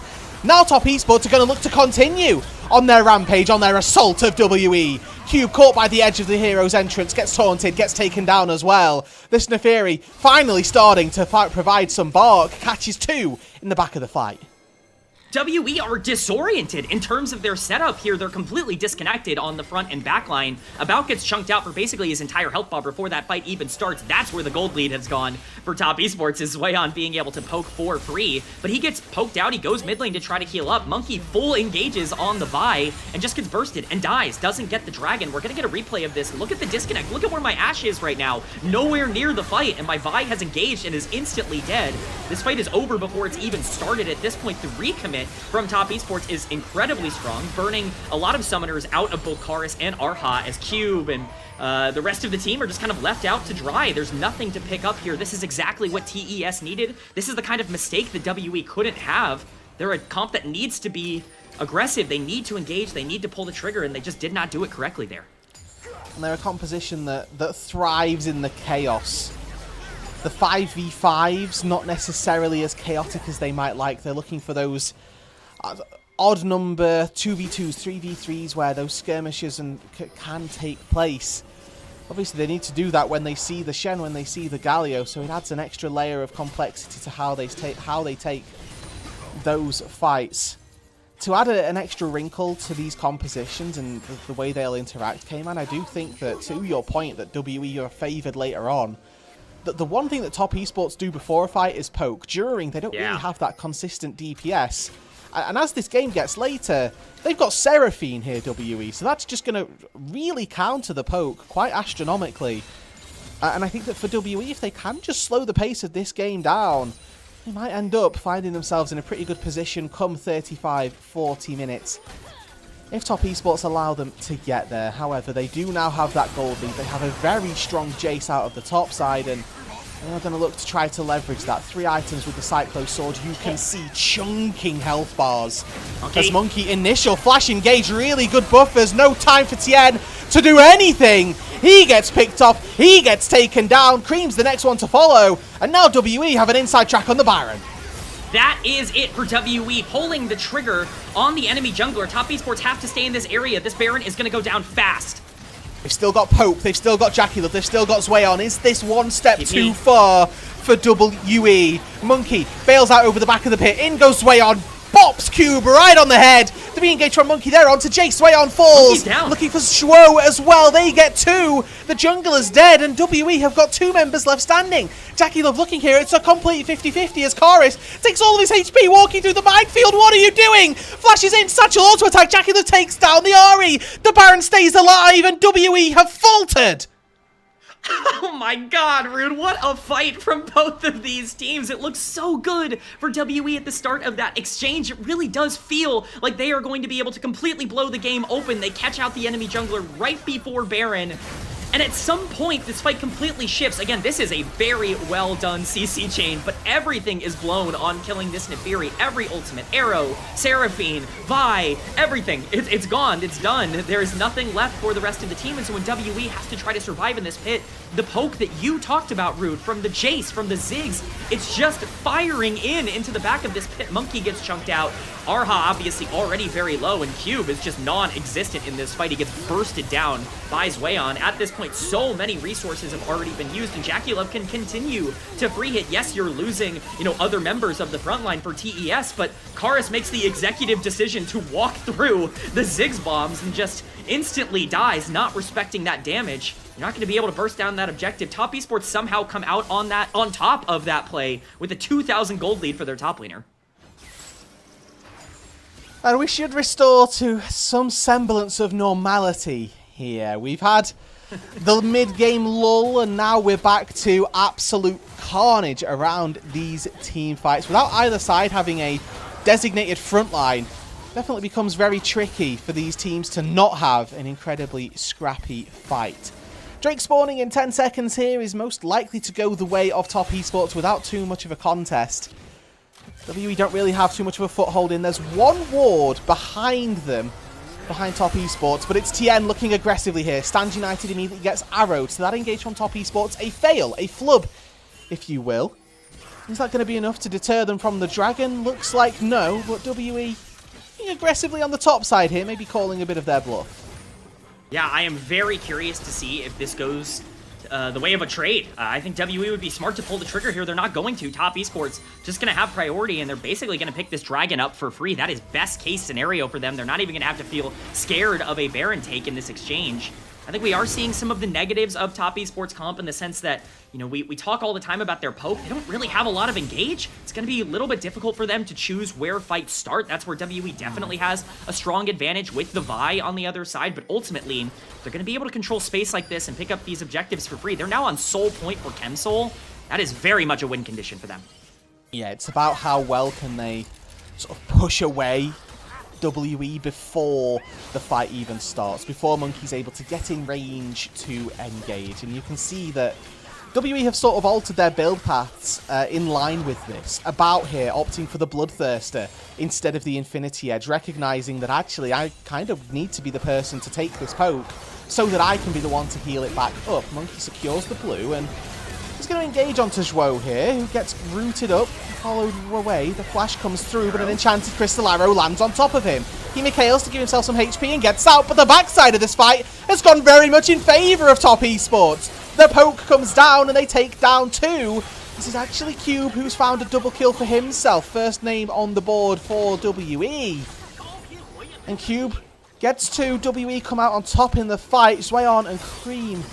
Or Zwayon and Jackie Love, rather, the ones caught out. That's the poke gone. Yeah, that's the poke, and that's a lot of the pressure as Baron's going to be started. WE should be able to take this. Tien going to look for a steal. Okay, and in goes Cream, still 7,000 HP immediately onto Monkey. He's forced into the Guardian Angel, but what comes next? About standing strong, the Rangers focus straight into the heart of Zhuo. Baron, 4k HP, Tien lurking, trying to find a way in. No idea of the HP, trying to find the steal, has the hop over the wall. Cream gets vision, in goes Tien, steals it! The triple taunt is going to try to find the fight afterwards. Top Esports won't find it, but they don't care. Tien has performed the miracle, got the Baron, and got out to safety. Now Top Esports, though, they've got TPs, they've respawned. The bombs are bouncing over the wall. The Ludens catches about. He falls as well. Top Esports, they've come up in the clutch and Chorus can't do enough. In goes Tien. Finds one. Finds two. It's another miracle from the Top Esports jungler as he's going to take down all three on the top side. It's completely won by Top Esports. Tien saves the game. He lands the smite, he picks up the Baron, and the collapse on WE after is astronomical. The entire game has been shifted for TES in that one play. I cannot believe it. What a moment for Tien, somebody who has really not had a great game up until this point. Then Fury has not found that same impact. It does not matter. If you get that gold eventually, you're going to be able to get online. Monkey, though, yeah, try and take down Tien.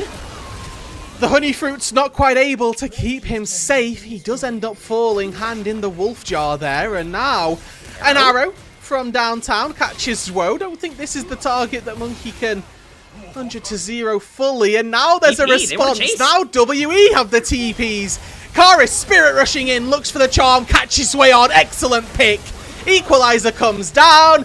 Top Esports are routed. Cream goes golden. Is that going to save him here? Taunt comes down and the Justice Punch out keeps him alive. Top Esports, they took a tier 2 turret with that Baron, but WE have now got 30 seconds with 3 members dead from Top Esports. Well, you know, anytime I guess you feel like you have confidence in Top Esports, they're immediately going to prove to you why you shouldn't, as they immediately get rid of the Baron buff that they did a great job of stealing away, and the game has once again slightly gone back in favor of WE, but ultimately, the map is neutralized. This has become a very, very fun game.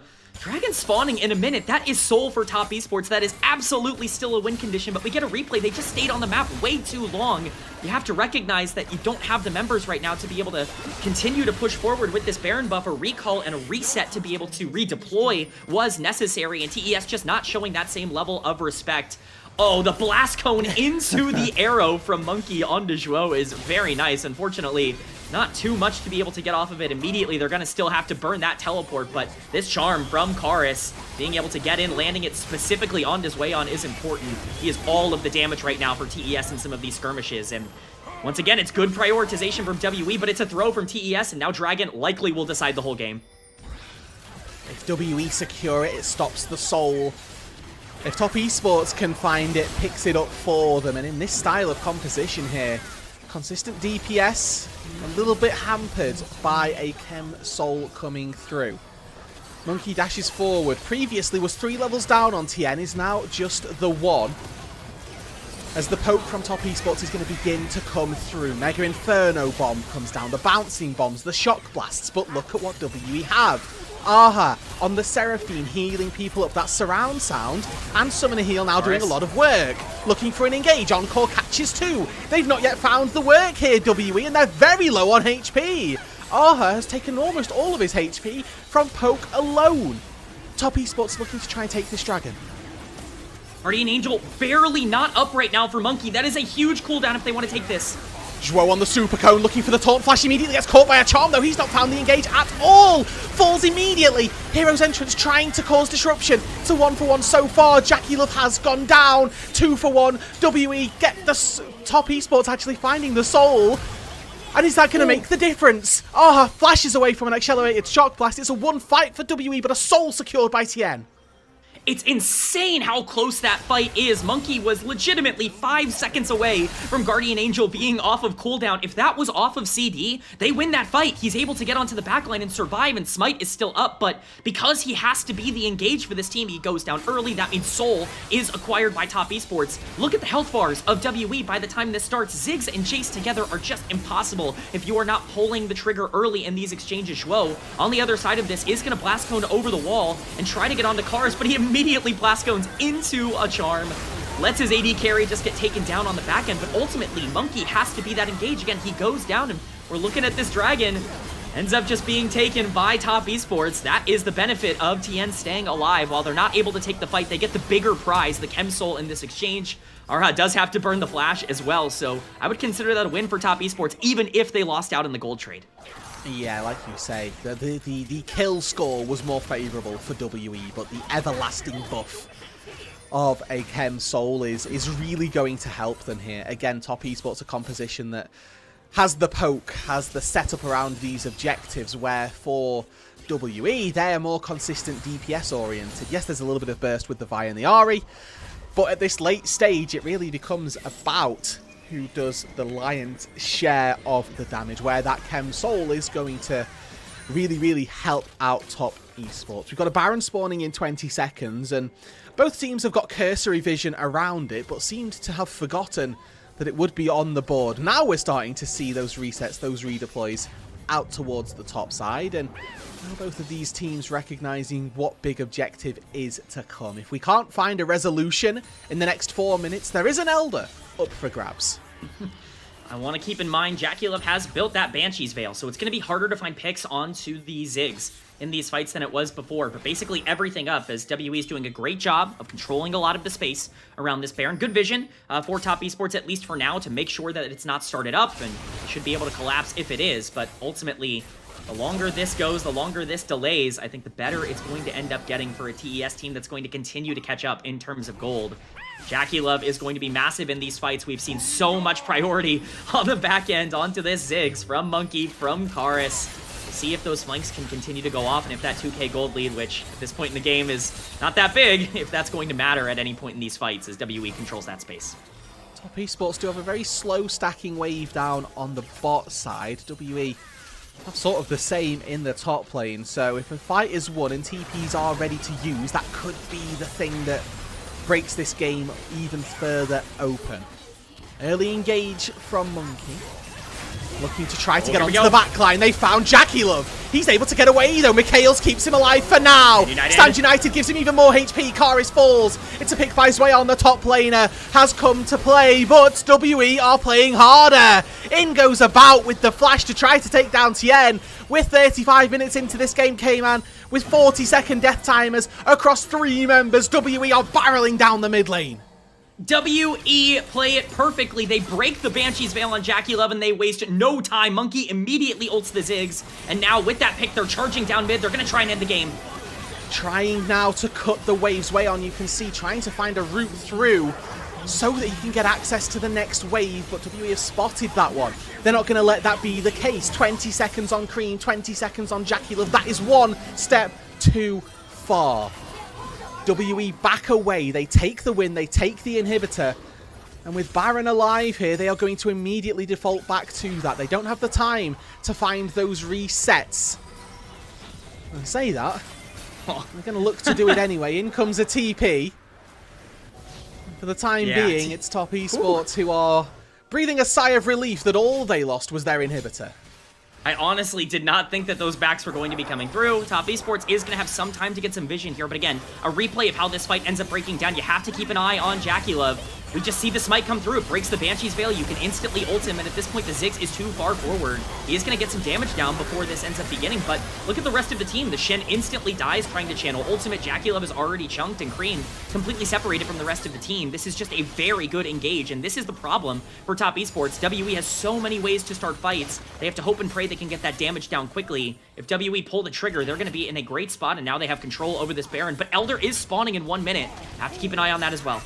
And again, in this late game, the composition for WE just functions better into what Top Esports have to offer. They've got this big poke comp as Top Esports, answered by a Seraphine, which does exactly what it needs to. Lots of CDR in the inventory. Got a Diadem going for a lot of mana as well. As now Monkey hops forward, gets caught by a taunt. Hasn't yet called for anyone, but Cream is getting melted here. Monkey spots one, instead decides, we will take your front line. Now Kara's going forward. Charm dodged away from, but Zwayon falls anyway. 2 quick picks, and now WE, what are you going to do? WE are just clinical with this gold lead. TN potentially could be in danger. Gonna get chased out of the mid lane, and WE's gonna make their way to the top side. This should be Baron. I really don't see a way for Top Esports to be able to contest this all that heavily. So much of their poke is gone with the Jace off of the map. He's been their gold lead the entire game, but they're actually going to stick mid lane. They're going to play for Wave. Arrow going to look for Jaculov, not going to find its target. Yeah, Elder has just spawned as well. So WE, this is very, very bold from them. They're splitting resources here. They've sent 2 to the Elder, and they're keeping 3 people on this top side to prevent Top Esports from taking it in response.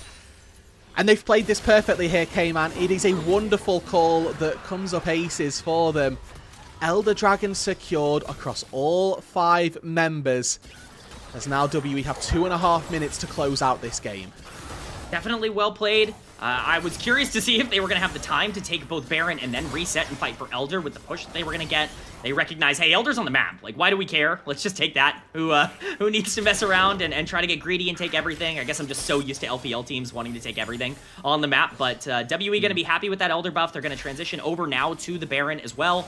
They should be able to pick this up for free because there's just no way that you can walk up to a WE comp that has so many ways to pull the trigger and actually fight them in this close quarter. So WE going to get everything, going to try and make their final push, and this could be everything they need to try and end this game.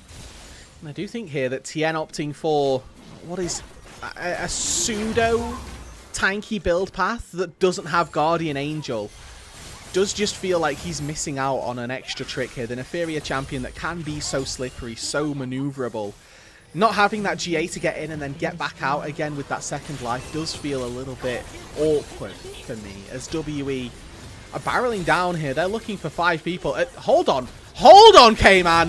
Top Esports are base racing WE. They've said we can't win in a straight up 5v5, but we can win in a base race. Cube is looking to TP to get back to base, but they don't have anywhere near the damage. Top Esports have 10-3 into the base, and they've lost all of them immediately. About is going to close out this game in maybe the most anticlimactic ending to an incredible game.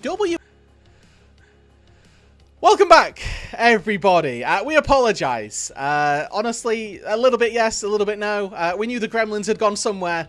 Turns out they'd gone into Ice's PC instead of ours. It was too good to be true. But fortunately, I think, K-Man, the gameplay we asked for to be a little bit better in terms of its non-one-sidedness, and we got that for game number 1. We absolutely did, Rude. And you know what? I gotta give props to WE. This draft was great. Their execution on the draft was phenomenal. They played the mid-game really well. They had plenty of tools to engage. They controlled space. This is the WE we wanted to see. This team somehow always plays up to their opponent. It's crazy how consistent it is. You put WE up there against the top teams in the LPL, they're gonna make it worthwhile. Really happy to see them do that in game 1. Yeah, it was a very close sort of first 25 minutes, really. Which benefited WE ultimately. We highlighted that their composition was probably going to be favored as this game got later, and you could see, look, 25 minutes, even past 25 minutes, Top Esports had an advantage where they won that fight around the Baron. We forget that TN made an absolute hero play on the top side where he stole the Baron, found a triple kill. And then it looked like Top Esports were going to run away with the game from there, but no. It was a very swinging metronome, in fact, that went back and forth, and ultimately landed on WE. Take your screenshots, post them on socials. You've got your LPL gold graph that we're waiting for. We got to get at least one of these in every single day, I think. But You know, good stuff. I think overall, very fun game number 1. I want to give Top Esports some credit as well. They hung in there. I think this is a hard game to play out in the back end for them because they don't really have any clear ways to engage at the end of this game, and so much of their comp relies on TN just being fed, which he was not throughout this game, and that was a big problem. But man, like this was really clinical from WE outside of this one specific fight where they tried their best to throw the game. Tough from them, but ultimately they were able to rebound and win. And even at this stage as well, I do think that WE's ideas were right. Monkey going out of the pit because he needs to stay alive to keep the smite ready. Karis, again, I questioned this at the time. Walking through the explosive minefield is not typically the best way to succeed versus a Ziggs, but he found that one out and didn't look to repeat it all that frequently. But from that fight afterwards, it was then WE who were able to consistently find avenues and consistently work their way into strong positions, and also to, like I say, bounce back against the top esports might, because they did have quite a few things in their chamber ready to go. Fortunately, WE had another revolver locked and ready. I mean, this is the thing you get. This is the benefit you get from drafting an easier to execute comp. Again, Top Esports needed that gold lead. This comp is almost impossible to play from a gold deficit, just because you have to rely on just being able to, jump in on Neferi and survive the exchange. I think you pointed out in the game, Rude, the lack of Guardian Angel on TN as well. That is essential towards the way that you need to play out this game. This Neferi has to be flying in with Stand United and Galio Ultimate and all of these shields on top of TN. It just didn't really end up working out like that because he wasn't able to get the lead. WE with Vi, with Seraphine to be able to block a lot of the poke, as you mentioned really well. They just had all of the tools necessary to win. To be fair, WE still played great. We can talk about comp diff. You still have to go out there and execute, but ultimately, I think they definitely had an easier time playing in game. They did, and they made it work as well. I mean, credit to Monkey. I think he found a couple of really solid engages. Obviously, this one that we're seeing on our screen, but I think the one that gave them an avenue into the game earlier, where he flashes onto Tien, shorts his Q, makes it so that there's no time for the call the pack to come through, and WE get that really nice CC chain. I think was a really good way to get them back in. And then Top Esports here, I can see the vision. I understand what they're trying to do here. They're not going to win a fight. They're probably just going to lose out underneath their turrets. So they have to go for something that's a bit off the wall. And when you've got Ziggs, yeah, you can probably base race and think that that's a good idea. Unfortunately, they weren't able to stop the backs that are already shortened because there's a Baron recall as well. So the vision is there. However, it was just a bridge too far, much too difficult to execute.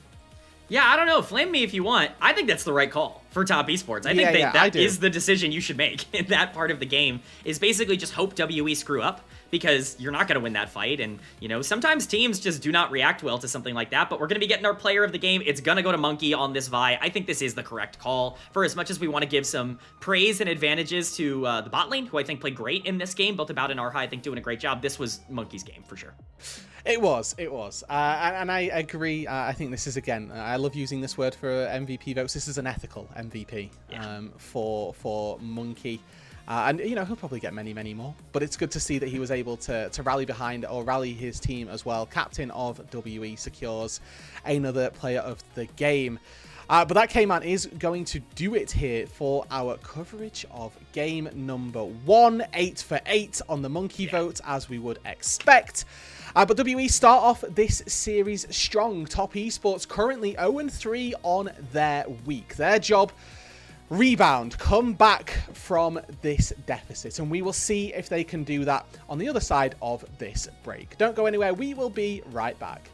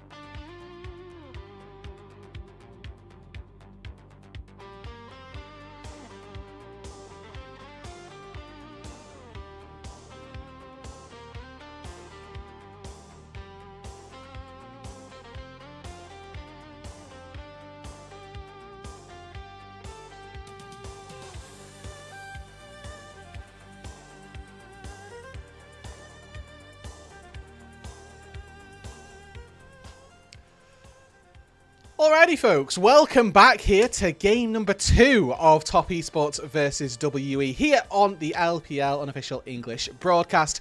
Brought to you by Rude and K-Man after game number 1 was... it was good. It was really, really fun. It was very exciting to watch. A change of pace from our first series of the day, but ultimately ended in WE taking the win. I don't know how many WE upsets they're going to put me on for, but it just feels like I'm here every single time this team seems to figure out a way to either win or lose a game they shouldn't. So exciting to see that they were able to make things happen. They looked awesome in game number 1. It was a draft diff. It was a gameplay diff. Like, they really executed well despite the game being close. Really excited to see if they can bring that energy to game 2.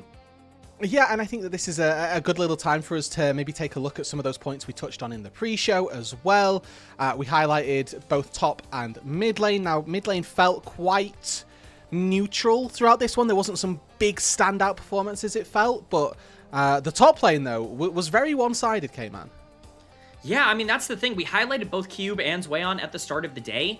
Zweon did have a 2,000 gold lead on this Jace. I mean, Cube certainly was not the most efficient Rumble in the early game, but what did we see? We saw Rumble team fighting. This guy's down 2.5 thousand gold, and he presses ult and Q in a team fight, and he's significantly more useful than the Jace in terms of what happened. I think giving him that sort of bailout because of how good he's been in team fights was really essential, and just goes to show, like, doesn't really matter, like, we looked at those stats, like gold difference of 15 and DPM, like, they're important stats, but ultimately, like, the timing of when those stats come into play is really important, and I think you could even argue that despite the gold lead, Cube actually had a bigger impact than Zweon in game 1.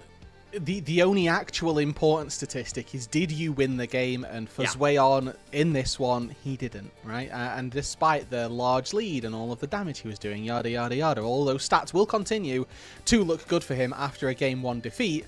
But they lost the game. So that's something to, at the very least, keep in the back of our minds. For these two teams, though, I feel like a large driving force really throughout the year has been their junglers, with Top Esports bringing in TN in split number 2, and with WE sort of captaining Monkey from his real inception in this WE roster. He's been such a driving force. TN been such a driving force as well. And this game really did become about those two as well. Oh, yeah. I mean, game number 1 was weird. A lot of people, I think, are going to flame TN and talk about jungle diff. I think Monkey had a great game. That's a hard game for that Neferi to play. I think that is a very difficult position to put your jungler in, where he is the only person that can win that game on that team, like on that draft. Like, you have to get the Neferi fed. It's entirely built around dropping Shen and Galio ultimate on a Neferi in a team fight, and TN just didn't have the resources to do that. The cross maps that they were looking for were not working out. They tried to play weak side towards the bot lane, but all that ended up doing was giving About and Arhat a massive lead in the mid game that they then used to start getting a lot of those objectives. You know, give TN credit. He stole the Baron and he got Soul for his team. He did his best to try and get as many, resources as possible, but ultimately, he's going to have to be better and more active, especially in the mid game here in game 2. Yeah, and that's the thing that Neferi can't really, or doesn't tend to grant you, I should say. I shouldn't say can't, because you probably can in some senses, but Neferi is much more difficult to get that success on. And we did have that moment as well, mentioned it in the game, Neferi gets to 2 items and then comes and kills me, and that's exactly what happened. When TN had that hero play around the Baron, was on that 2 item spike, where he looked really, really good. However, ultimately wasn't able to get his team far enough ahead early on to get the true advantage that they were looking for. Now, as we head into game number 2, obviously, we've got those sort of aggressive junglers taken off the board. We normally see Neferi or Violet, or at least one of them, hitting the ban table in game number 1. That's not going to be the case for this series, and they're not open for game number 2. And I wonder whether or not we may see not a diversion, but a different play style picked up by TN, recognizing that he wasn't able to do what he needed to in the last game. That's the thing about game 1. There were basically no junglers banned. They just opted into that matchup almost entirely on their own. Like, they felt comfortable with the way that they played it out. If they're going to be able to pick up something like a Lee Sin or Jarvan, both of those things very much still on the table. Pantheon was banned, but theoretically that could be coming through in game number 2. There are plenty of champions still left up that give TN that kind of proactivity that he's looking for. It's really just about what they want to use with it. I think TN, a player that has not really looked good this week. One little joke that I guess I can make about Top Esports is their consistent trend has been every odd week has been great. Every even week has been not so good for them up until this point. Hopefully they're going to be able to turn that around in game 2. Yeah, they'll be hoping for that. They'll be looking at maybe ways that they can shore up every other week. And I think the good thing for them is that we only have a 5-week split. So that'll be Good for them to, they get more odds than evens if we're going by this manifest. Picks to look out for me in game number 2, Nocturne. Again, a pick that was left completely off the ban table, slept through the entire draft, and they went for Vi and they went for the Neferi instead. So I think that Nocturne may see a little bit of a resurgence as well as we prepare ourselves for game number 2 here. Again, WE taking game 1 and looking to show themselves and show the world, really, that they are a top 4 team in contention with the likes of BLG, AL, and also the top esports. Definitely. I mean, WE, on their best day, are very much a part of that conversation. It's just about finding that consistency, finding a way to be able to bring that game to game every single time you step onto the Rift. There are a lot of times where this team just plays like their head's cut off, and they just gotta run around the map and look for a lot of skirmishes. That's not what we saw in game 1. We saw a very methodical approach, a lot of really well-coordinated plays, and a good understanding of, hey, Cube, sorry, you're gonna play weak side, you're on this rumble, you're gonna be useful late game. We got a massive advantage for about an Arha. Monkey was in a great spot. I think we had a lot of good roams from Karis as well, just doing a good job with that RE to play the rest of the map. If you're gonna stay active, this is a team that will snowball games out of control. The thing I really need to see, though, WE has not been a very good team at playing from behind, and that means that I think they do kind of need to index into potentially, once again, having a more skirmish-oriented comp. Well, let's see if they can find it. A lot of focus on the mid lane in our bans for game number 2. Orianna, Cassiopeia, Akali, all, and Rise as well hitting the ban table. So we'll see if WE continue down this trend. Once again, outside of the ban towards Monkey's Poppy, we are not looking at any junglers in particular, so pretty much free reign here for TN to take what he wants. It's going to be the Olaf first pick here. I imagine this is going to Zweon on the top side. He has played it a ton over the course of this split already, and he's looked awesome on this Olaf. Olaf, in general, a pick that is completely risen in terms of priority in this meta. I'm not surprised to see the early pick priority. It's just a lot of confidence, I think, in Zweon, a player that we did highlight. The only player with a gold lead in the previous game could have the chance to do it again. Technically, this is a flex, but I think this is going topside. Yeah, and I mean, I think this is one of the issues that you get when you take the Olaf here is getting answered with a Trundle. First of all, terrain generation versus a champion that typically immune CC is probably the best way to go about it. Also, Ragnarok plus Subjugate makes one for a squishy Olaf, so lots of really big problems for Zweon if he gets caught by that Subjugate. So we'll see that hopefully in the future in this game. And WE also look for the Nautilus for Arha. Just the highest priority engage support that I guess you can get here, especially with the Shen taken off the board. It's going to be an aggressive comp for top esports no matter what they lock in here. Cream, we wanted to see him be more active. He's going to lock in that lock itself. Another blind pick in the mid lane. And we're getting Lee Sin as well for TN. The gauntlet has been thrown down. Down 0-1. We're going for a full skill check in Snowball comp. Yeah, this composition scales like doo-doo. We are going to see Samira bot alongside Blitzcrank. That's the top esports bot lane that they're drafting, and we'll hear nothing more from it. Oh, please. WE, though, now to decide if they've got the counter to lock. Very frequently we see this pick taken as an answer to your control mages. WE double down and say, you want to fight fire? We have got fire as well. I really wanted Assassin versus Assassin in the mid lane in this series, and we're getting it. I would say Locke is definitely, fitting the bill here. LeBlanc, a champion that also needs to snowball, but pairs really well with the Trundle because of the amount of space that Trundle creates and, the ability to sap a lot of these tanks. It makes it a lot easier for LeBlanc to find angles in the late game. Karis is going to be really active on the map.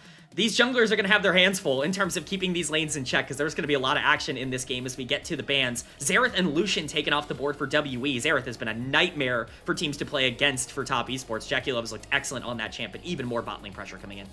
And especially with WE currently, their composition is short to mid-range at best. Corki is not helping that manifest in any way. So getting rid of Xerath is just a really good tool to just say, you know what, we know Jackie Love's played this. We also know that currently it completely destroys our composition, so let's just get it out of the way. The Vayne and the Varus taken off the board by top esports. You would think they were bot lane bans if you'd not watched any league this season, but no, those are to protect for Zweon.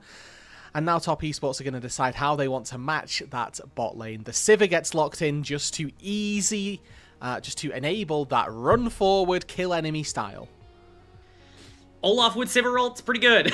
You know, it definitely feels feels a lot better. Zhuo's definitely going to have some sort of playmaker here. You're basically leaving Sivir isolated on an island on the bot side. It's going to be the Alistar as the pick of choice rather than something like the Leona that I think could have also been an option this game. We have a very clear identity for top esports, and it's go, go, go. Yeah. And I don't think it's too dissimilar from the WE composition's identity either. I think it really hems on what this top lane pick ends up being. We could see Tristana maybe is like the other answer for the top lane AD carries. Say that with bated breath as they're going to flex the Trundle, which feels so in line with what we'd already highlighted about this matchup. We said Trundle's a massive counter to the Olaf. Why don't we just put it in the top lane to do it from level 1?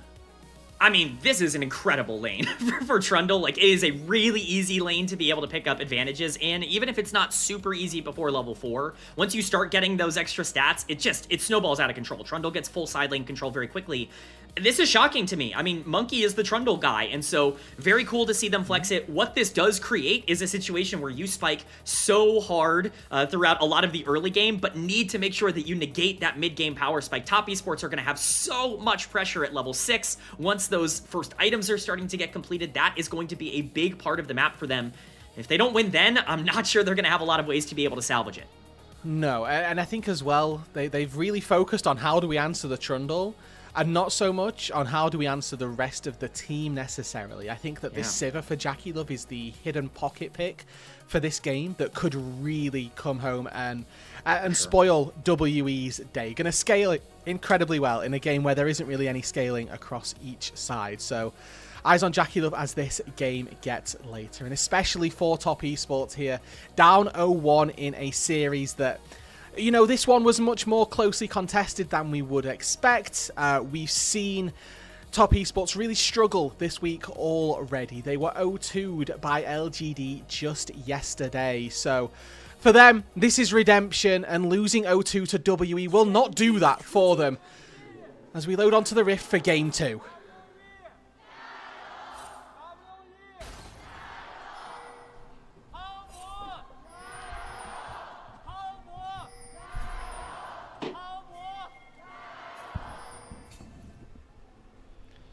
We get Gyos for both sides today, which I think is really exciting. Sometimes in these matchups, you get, you know, one crowd a little louder than the other, but it does feel like both fan bases have shown up today.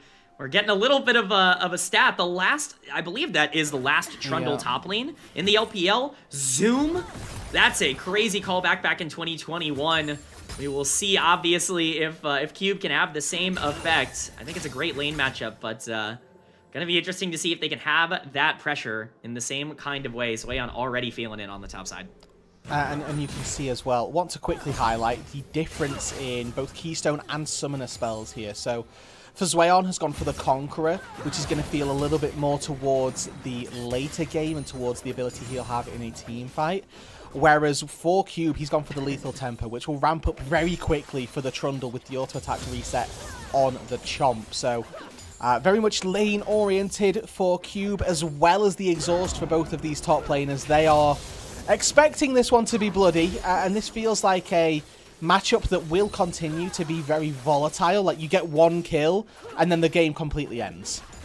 Absolutely. I mean, you cannot afford to give over free gold if you're either of these two teams. For top esports, it's mostly because you're in a position where you kind of have to spike in the mid game. You don't scale particularly well. Any free gold just delays that power spike even more and makes it so your comp doesn't function as well.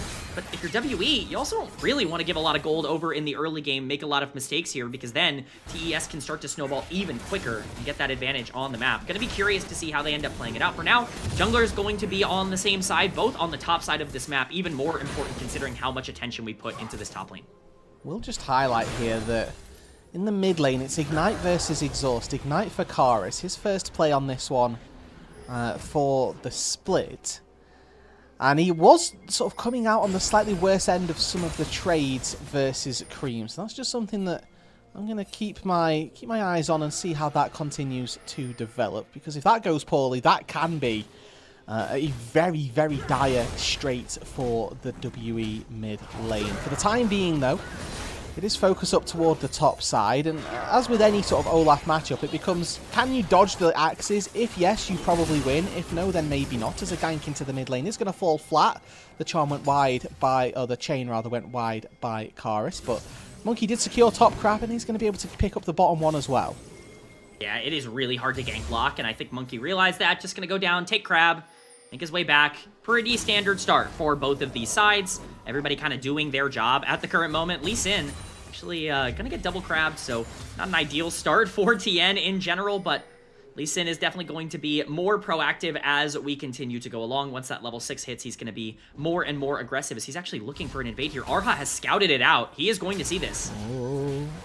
Tense times here as TN doesn't get hit by the hook, and I don't think they actually saw that hook come out, but you're level 3 as a Nautilus going into a full HP bot lane. Jackulov will more than happily try to dish out the damage. And somehow, Top Esports don't find any kills. I feel like something should have happened there. So lucky as Arha. There we go. Surely. Oh, is he going to take it? He knows that he gets interrupted by the Q, and the response from WE is just a little bit swifter. Karis able to get there, not without about being flashed on underneath the turret. Still has the barrier to try to play around as the heal comes through to get Top Esports away. And it's WE that have come out on top. Somehow, WE turned that play around. I honestly thought it was completely doomed after Arha missed the initial hook onto Lee Sin because he just has so much combat power at this point in the game, but really well done to space out by WE. TN overstays on the Lee Sin, and this is exactly what could not happen for Top Esports. You cannot have a gold deficit in the mid game. You have to be able to fight at this point. We're going to see how this ends up breaking down. Once again, this hook missing is a big deal. If he hits that, obviously TN is in a decently difficult position. About can just put a lot of damage down onto the Lee Sin, and this fight becomes more difficult. Now, Arha has no tools, he has no health bar, and he's still level 3, so he has to flash out. There's no way to continue to play this. I just don't understand what sticking around does for TN. He's looking for Arha, but he's way overextended, and his team is not there to support him. Look at where his bot lane is right now. They're not going to be able to follow through. You didn't have push in the mid lane, and he just gives a bunch of free gold over to WE. Him not being able to get out is a disaster. So, massive win for WE to get themselves a small gold lead, especially in their mid-jungle duo. Not the area of the map that we were expecting it to come through. Really thinking about how they would manage this Olaf. And you're now seeing fighting on that top side. Exhausts go down, ultimates come through. This is the Trundle domain that you were expecting to win in, but Swayon says no! Oh, Swayon just turns the counter pick on its head. A beautiful fight for him. Picking up that kill is ginormous for this game moving forward, and that is the kind of mistake that Cube could not really afford to make. If there's one part of the map that you do not want getting out of control, it is this top lane. That kill definitely equalizes things a bit in terms of the gold for both of these sides. Dragon has spawned on the map. TN gonna try to get some vision around the bot side river here. Ultimately doesn't want to overcommit, but his bot lane is gonna have push, so theoretically they should have some advantages once he hits level 6. And it's a small thing here, but to go back to that top 1 versus 1, Olaf, one of the champions that can so easily be dumbfounded by a well-timed flash. Cube just eating every single axe there, expecting his champion to do the work. If you'd have flashed one of the axes, that's a 1 fight for you, but losing out on that 1v1, being down by this gold, and you can see the difference as well in the itemization. Swayon at that time, I did have a cloth armor, did have the little bit of defensive stats, which tend to work out that little bit more favourably in the early stages of this game, and now Cube has to try to fight his way back from a pretty decisive disadvantage. Yeah, this is a terrible spot for the Trundle to be in. Not only are you down in XP and gold, but you really don't have any way to continue to fight. TN is going to get forced out of the top side here. Alright, we'll see. He's going to lose out a little bit. As Cream goes in, going to immediately find Karis, who flashes away from the Purgatory and manages to shadow away as TN has decided that he wants to kill. And Monkey's the one who lives, Karis the one who finds it. A very, very assassin versus assassin mid lane there. I gotta be honest, Rude. WE is just playing gorgeous through their mid-jungle duo right now. I mean, they're playing on the edge of danger about as well as you possibly can. Really nice flash from Karis to make sure that he dodges the lock ultimate. If he gets hit by that, that play does not work out under any circumstance. Cream is gonna have a little bit of tempo, but LeBlanc is a champion that has to snowball. I mean, when we talk about what her overall place in the meta is, you have to get kills onto her. So I understand why this play starts in the first place. It's Karis, once again, looking to stay aggressive. Monkey trying to utilize that advantage. Once Cream gets over the wall, again, if he lands this ultimate, it is over. There is no way to fight this out. Karis with a really nice flash, Swayon making his way down. But Monkey has just enough damage to be able to burst Tien. The kick actually ends up saving Monkey, gets him closer to the wall so he can flash over it. And then Karis is able to secure the kill. I mean, WE's mid-jungle duo are just on fire right now. Yeah, and you know what? Again, Monkey just knows the numbers better than Tien in that case. You know, Tien's thinking he's got the ability to one-shot, Monkey thinking he does as well. But the actual case is that Monkey's able to get away, and Tien ultimately falls flat. It's a 2-level lead as well for Monkey in the jungle, which seemingly spawned from that bot side play. The early death for Tien definitely costing him quite significantly, as About lands a big one to begin with, waiting for the value from Jackie's spell shield. Didn't need it, in fact, and just turned and started autoing in with the BF and double long. Yeah, both of these AD carries don't have a ton of kill pressure right now in the game, unless something egregious happens, as JackieLove recognizes with his spell shield that he can be really aggressive with his positioning here, as Monkey is on the bot side. Lee Sin is here as well. Dragon still on the map. It's almost 10 minutes, and we have yet to have a first Dragon taken. Just going to be vision cleared out by WE. I imagine they're going to have full priority over this if they want it. They just do not have the crab available right now. Kar's going to duck and dodge around, but Cream's looking for this.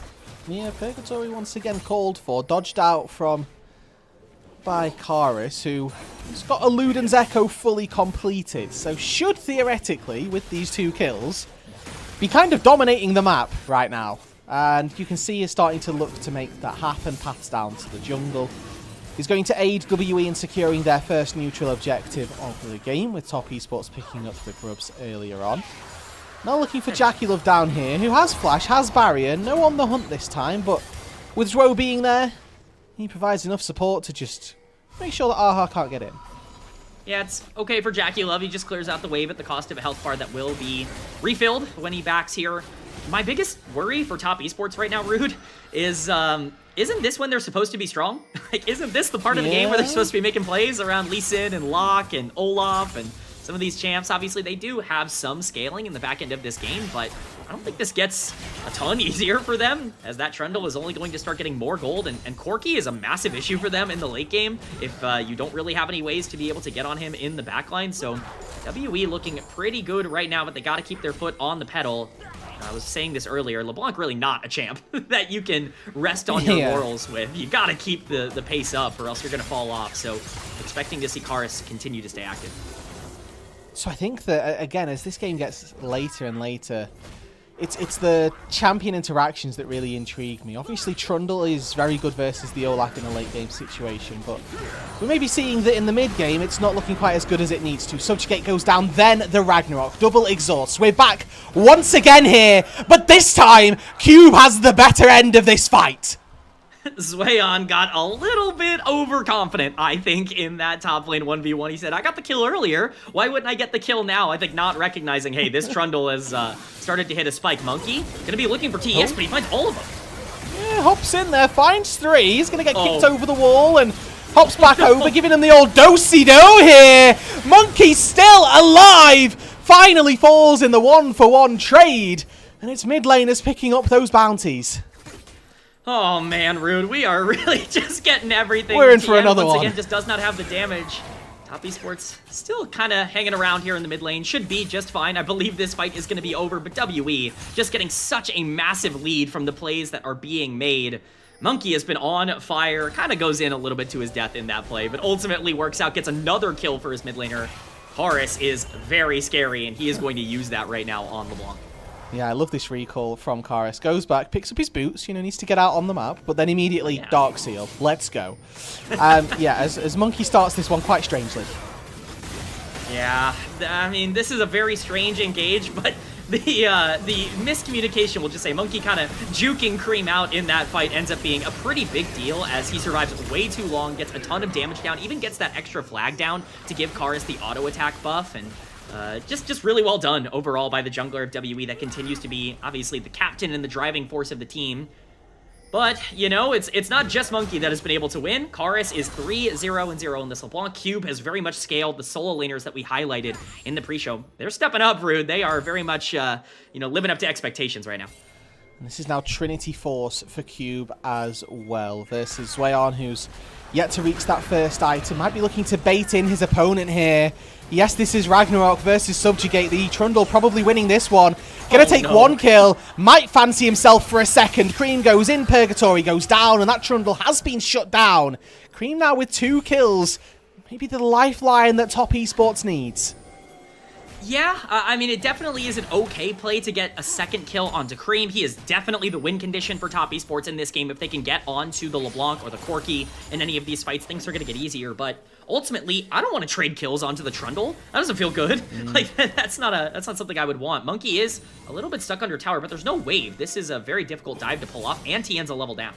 I think there is a point in this game as well where the Trundle can probably dive the Olaf if this game gets later enough. And, you know, that's not something you want to be encouraging. As Monkey goes in, he sees Cream use all of the spells on the wave, and Cream uses some grey health to get back up to enough HP to think that maybe he fancies the 1 versus 1 in response. Monkey dodges 2 out of 3 Ritual Nails, and he's going to be able to walk out to safety as Cream succeeds, pushes that wave in on the top side, and Aha, with an anchor that goes very wide, might incentivize TN to go in. Instead, safeguards back out, and everything on this top side peters down into nothing. TN is still here. He's going to get his back interrupted, which is a bit of a problem tempo-wise, because when you look at the timers, we've got about 20 seconds on both of the major objectives, and WE has full control over this bottom side of the map. Monkey's going to be making his way down, and they have the push in both of the side lanes. So ultimately, great control by WE to be able to really force this Lee Sin out. Jackie Love is potentially under threat here. There's Flash, uses it immediately, gets caught by the dredge line, and about finds the kill. Excellent from Aha to find that as Cube. Woo! What a pillar. Yeah. He's happily gonna get out, teleport his way up top, and you know what? He's like, oh hey, tower gold, I'll take that too. You know, not too shabby. Gonna be able to, you know, avoid a gank and get some extra gold at the same time. 3,000 gold lead now. WE are dominating. And I do think that for WE, the game plays out in a split push fashion with LeBlanc, with Trundle. You know, LeBlanc not a notorious turret taker by any means, but Trundle quite the opposite. Frozen Domain, able to chomp turrets. It's very infrequent that you will see a champion take a tier 2 turret from full HP in one fell swoop, but Trundle the one to be able to make that happen. Cube now in a very good position in this game, up not actually any gold, but currently feels like one of the strongest pieces of this WE composition. Yeah, that's 75 gold lead for Zweon, doing a lot of the heavy lifting for Top Esports. Not really a lot the Olaf can do. He's still sitting on Tiamat, not even at that power spike yet. As I say that, he finishes the Stride Breaker. So definitely starting to get a little bit stronger, but ultimately these neutrals are completely in control of WE. They should be able to really do whatever they want on the map right now, which is use this Battle Herald to potentially try and charge into the mid lane. No Drake for 4 minutes. We just saw TN take that one down, but they are going to find the tier 1 turret in the mid lane. Zweon deployed out to this mid lane to try and stop that from happening as Horace hops over the wall, forces the Unbreakable Will from Zhuo, who does go back in onto Monkey, who pops out immediately. Zweon's gone in here. He's kind of on his own and about survives. WE peel their marksman, keep them alive, and Aha re-engages straight into a TP though. And it looks like it's a situation where whoever goes in is just killing themselves as Cream picks up that one with a Proto Belt. Yeah, I think Arha, unfortunately, not understanding his team as well. I will say Cube is just split pushing this entire time. This fight might not be over. Monkey goes over the wall. Karis dancing. Daki Love here might lose out on his barrier, but it's Karis who loses out on his life. Zhuo punts Monkey forward, knocks him up afterwards, but the turret takes down Cream. Now it's about who finds one. A Rocket finds a second, and WE once again coming up on top. It's so close for Top Esports. Cream is massive on this lock, but he has to do everything for this roster. Zweon going down early in that fight meant you don't really have that secondary damage dealer. TN is just too far down in gold to be able to fight alongside the rest of the team. Ultimately, WE are able to get even more gold off the back of that play, but there's a lot that happens in this small exchange. First off, with LeBlanc, this is kind of the big advantage of her in the late game here, or in the mid game, is that you can burst a lot of tanks down and really create these odd-numbered fights. I don't hate the fight call from Top Esports, because once LeBlanc burns her combo, it is kind of hard for her to re-engage, and she has a lot of gold on this team. Once Weon goes down, it's just kind of a bad re-engage from Arha. He has to recognize LeBlanc can't really help me here. There's no way for this Nautilus to be able to create enough action. At this point, I like the re-engage from Top Esports, but About makes his way here on the Corki, and that's just too much damage. And I did notice here, Karis fat-fingered his flash, so went for the ignite, instead flashed as well, so, you know, Zhuo got 2 for the price of 1, as Kree now going to get, well, similarly, 2 for the price of 1 here, and now Karis and Monkey joined by Cube, now's a timeout to keep himself moving, working towards that Titanic Hydra quite nicely, and probably going to look to lay waste to this turret as easily as he did the top lane tier 2, but an engage by Zhuo stops that from happening. However, this is in a 3 versus 4, relatively ill-advised. Cream doing as much damage as possible, and now Zweon is here to party. Subjugate to get some tankiness, and actually, he just melts! Goodbye to the Olaf, and hello to a tier 2 turret. The Alistair's going to fall as well, and Top Esports are crumbling under WE. It's just not gonna work, man. This Olaf is completely useless. This Trundle counter pick is working out and then some right now for WE as they take a 6,000 gold lead in this game. Not gonna quite get the turret here, and About's gonna get chased down. On the hunt, but you're like 2 people immediately chasing Top Esports. That might have been the most questionable part of this game.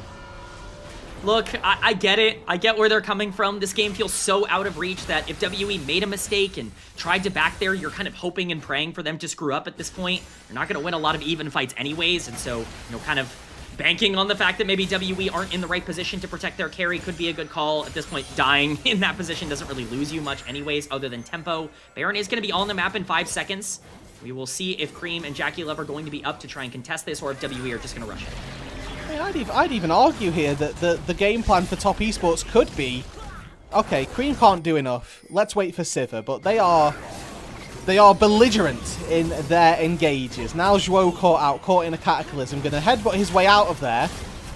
However, with 5 people of WE knocking around, they'll take a quick stake before they get the Baron. As Tien gets popped by the LeBlanc. 10 stack Dark Seal, no flat finger the ignite this time. And with a Shadow Flame in the back pocket as well. This is looking very, very much decided as WE just 20 minutes into the game are working through the Baron.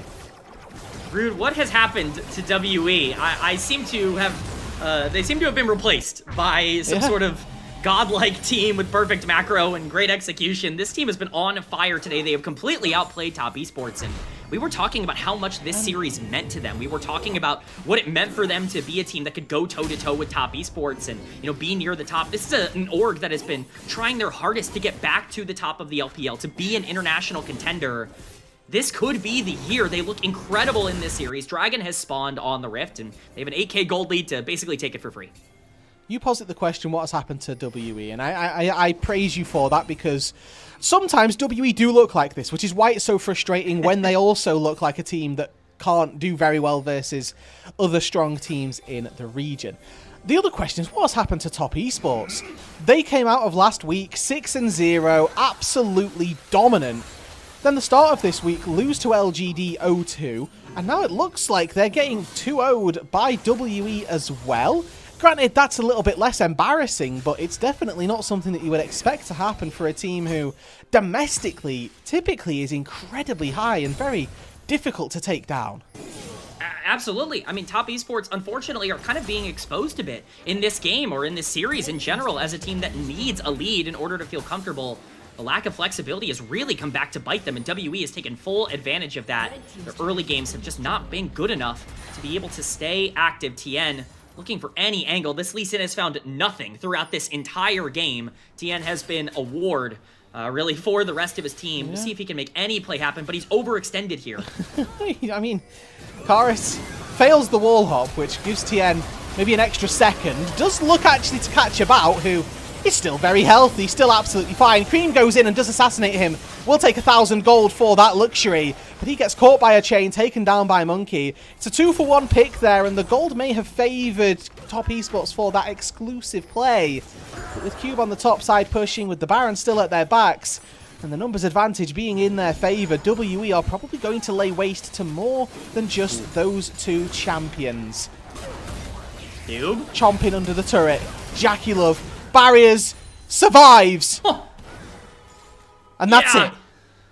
Oh, just barely survives on the Siffer. Do not actually believe that that champion should have survived in that instance. It's insane. How little damage LeBlanc can do sometimes even from ahead. Ultimately, Karis still making the most of what LeBlanc can do. And you know what? Maybe it's exponential because the book has been bought, Rude. We have 10 stacks of Magi's on Karis in the mid lane now. And if you thought that LeBlanc was hurting before, if you thought Sivir was in danger, if you thought this lock was in danger in some of these fights, I think that's only going to get worse. And I think working towards a Storm Surge as well as third item, so only going to continue being an absolute menace as the game gets further and further on. At the point now where just Wing overall, pressing Q or QR on somebody, probably going to be enough to chunk them to 75-80% of their HP.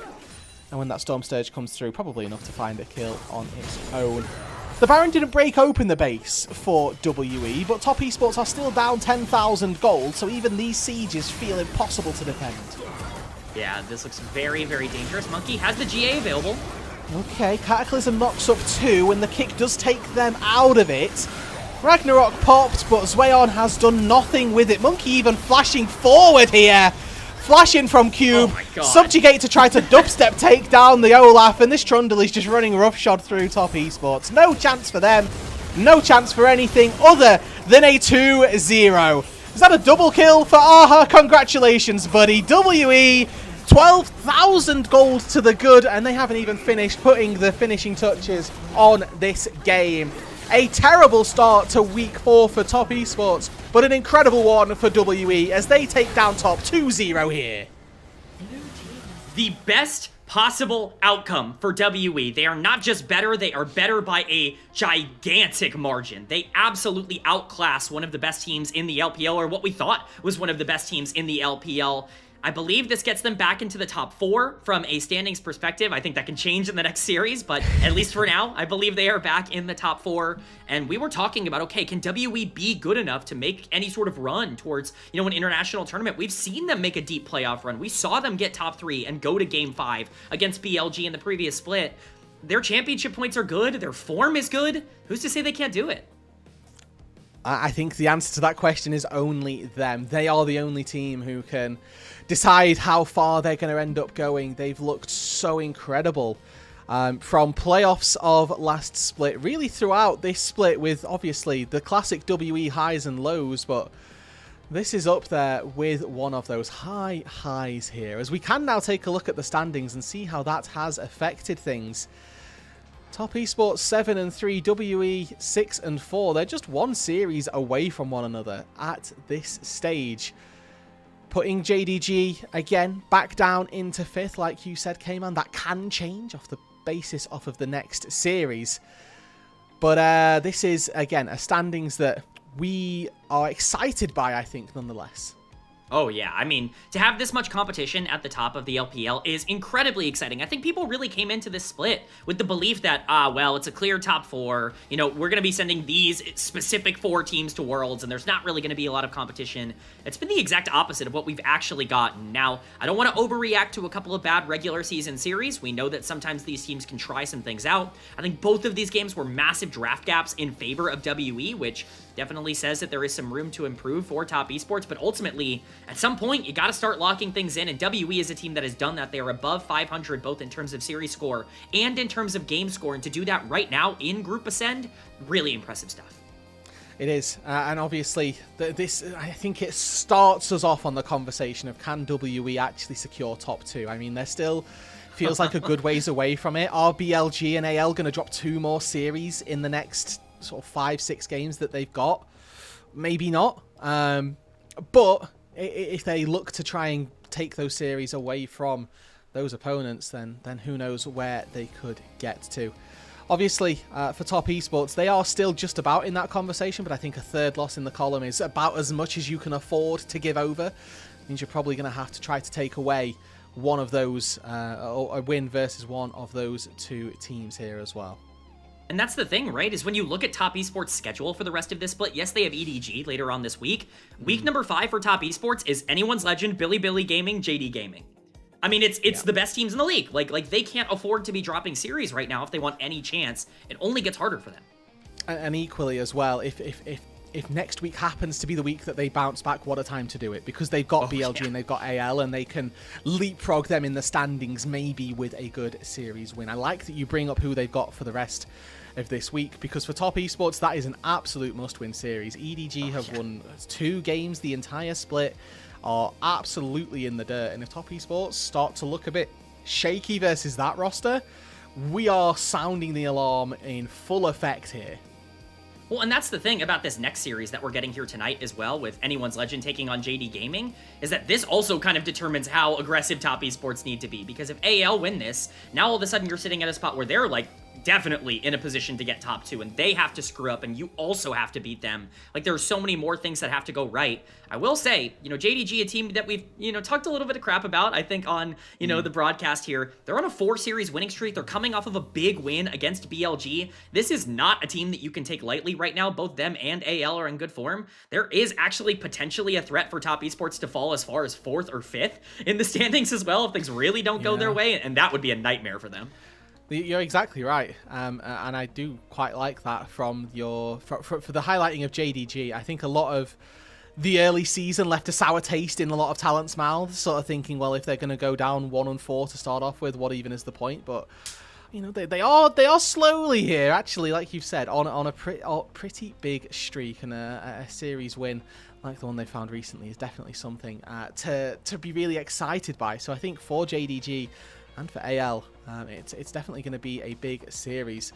We are going to take a little bit of a time to take a look at some of, I believe, the highlights and the stats before we head off for that said series. So we're just going to keep our eyes out. I think they're concluding an interview on the live broadcast for the time being. But for WE here, again, we talked about the ramifications for top esports, a little bit more for WE, that this is a team that for the most part of last split were the EDGs of split number 3, right? They really looked absolutely beatable in every single sense. But what WE always had in that back pocket was always like a little bit of something that meant that they'd get a game 3. Most frequently, they'd end up with a game 3 and then just lose somehow. Now, they've turned into a team that are absolutely dominating. Again, this is a non-LPL gold graph this time. This is a lovely mountain that they're climbing, and that looked really, really solid. Karis with the most damage in the game on a LeBlanc. This is exactly what you want out of a LeBlanc. Most damage in the game, never letting up, never letting that snowball stop rolling.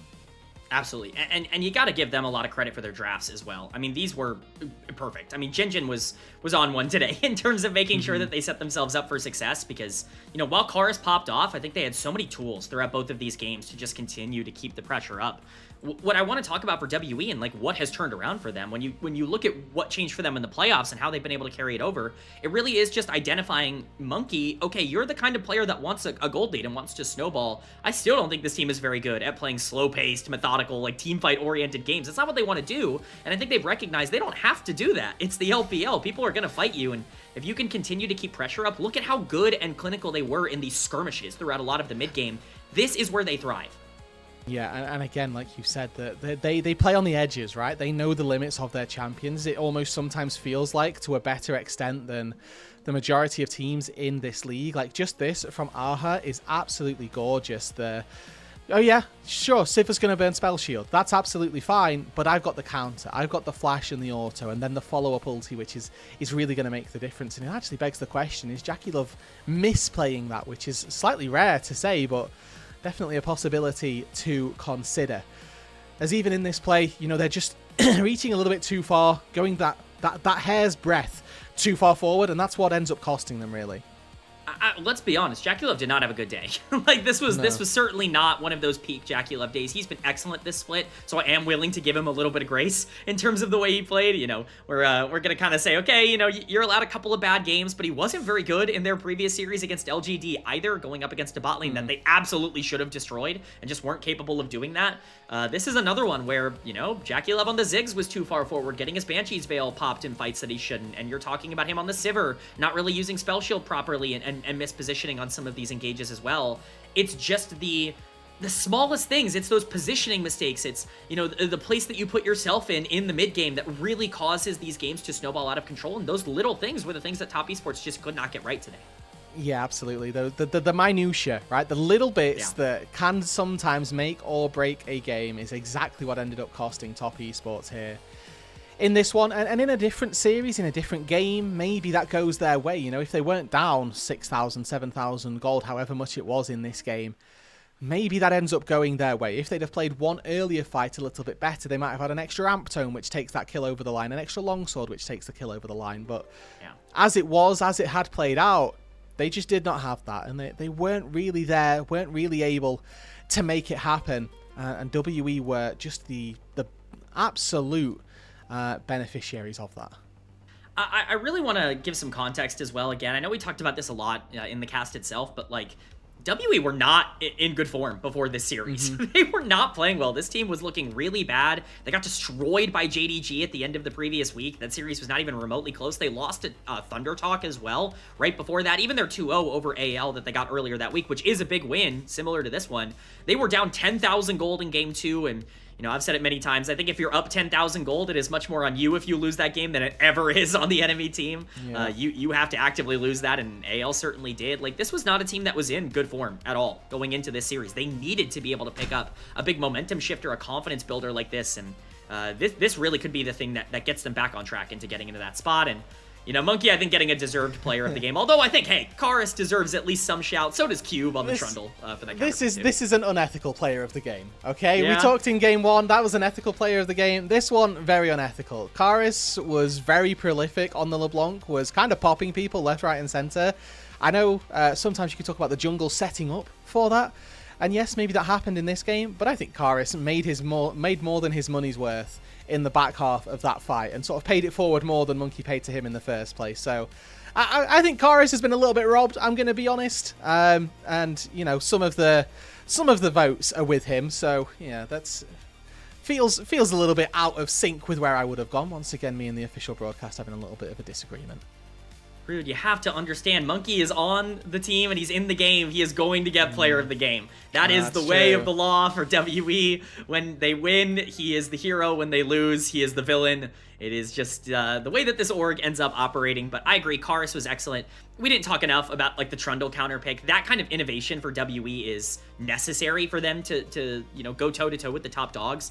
I think it's even more important to point out Monkey is the Trundle guy. Like, that is his signature champion. To have Trundle and to say, no, we're not even going to give it to the Trundle guy. We're going to flex it top lane, and for Monkey to still be player of the match. I think that is exciting. He may have not been the ethical player of the game for game 2. I think this is an ethical player of the series overall. It is, yes. Overall, can I dispute that he was, firstly, by far and away the better jungler? No, can't dispute that. Secondly, did he really start the ball rolling for the much closer game in game number 1? I definitely think so. So, you know, in the game that is closer, that is not as one-sided, I give a little bit more value and a little bit more grace to your input in that game specifically. So I think that Monkey, definitely valuable enough to get the player of the series, but it would have been nice to have seen Karis get a little bit more recognition. Again, especially since Karis as a player, we highlighted at the start, definitely a player who plays these assassin-style champions, but hasn't had the easiest career, let's say, for Karis. It's definitely been one filled with ups and downs. Lots of criticisms have been thrown his way, sometimes, in fairness, quite rightly. So when there's an opportunity to give him some praise for a well-played game, I think we should be doing that as well. Yeah, I mean, Kars has really kind of found a home in the LPL. He struggled for a long time over in the LCK, was one of the first real big products of that Gen G Challenger system to make their way to Tier 1 and try to make something happen. You know, we have a couple other players like About in the league now, his teammate, that have also come from a very similar system, come from a very similar situation, and all of them coming together to really play the best league they've ever played. Kars has established himself as a more than capable starting mid laner in a Tier 1 league, good enough to, you know, compete for a chance to go international, and I think that is such a far cry from what we thought he was going to be when he came over to the LPL. You just have to give him so much credit for improving, evolving as a player, and really becoming somebody that can reach his potential. And this is year number 2 now for Karis. It was Karis and Taeyun that came over from the LCK at the start of last year. Taeyun immediately just said, all right, I did my year, I'm out. But Karis has actually, like you said, found a home in WE, and it's not been an easy ride for him either. It's definitely one that has gone through its pits and troughs, more so than anything else, because you know, like we've said, last split they looked absolutely atrocious until playoffs. Similarly, in 2025 they had a split where they did the exact same thing, and split number 2 was also another massive, like, random resurgence from them. So to give Karis a little bit more credit here, I think is very valid. And I think it's also worth noting that, like, you know, and this applies to EDG as well, or any teams that do really bad. If you're bad in Group Ascend, you're in Group Ascend for real. Like, you got there. You earned your spot in Group Ascend, right? Like, the bare minimum, you're still better than the teams down in Group Nirvana because you beat them to get there, right? Like, you earned your way into Group Ascend. This team had the talent all year long. They just had to be able to make good on it, and they are very much doing that right now with a big win over Top Esports. And credit to WE for that. But for the time being, K-Man, that is going to do it for us here. My first scheduled play-by-play cast of the split has come to an end, and for Top Esports, their time in the top 2 has also come to an end. I would like to thank you, K-Man, for joining me. I would like to thank Ice as well for helping us out behind the scenes. We've got another series coming up, obviously AL versus JDG. We've got Grapes and Quacks on the call for you there. So don't go anywhere, folks. A big series up just after this break.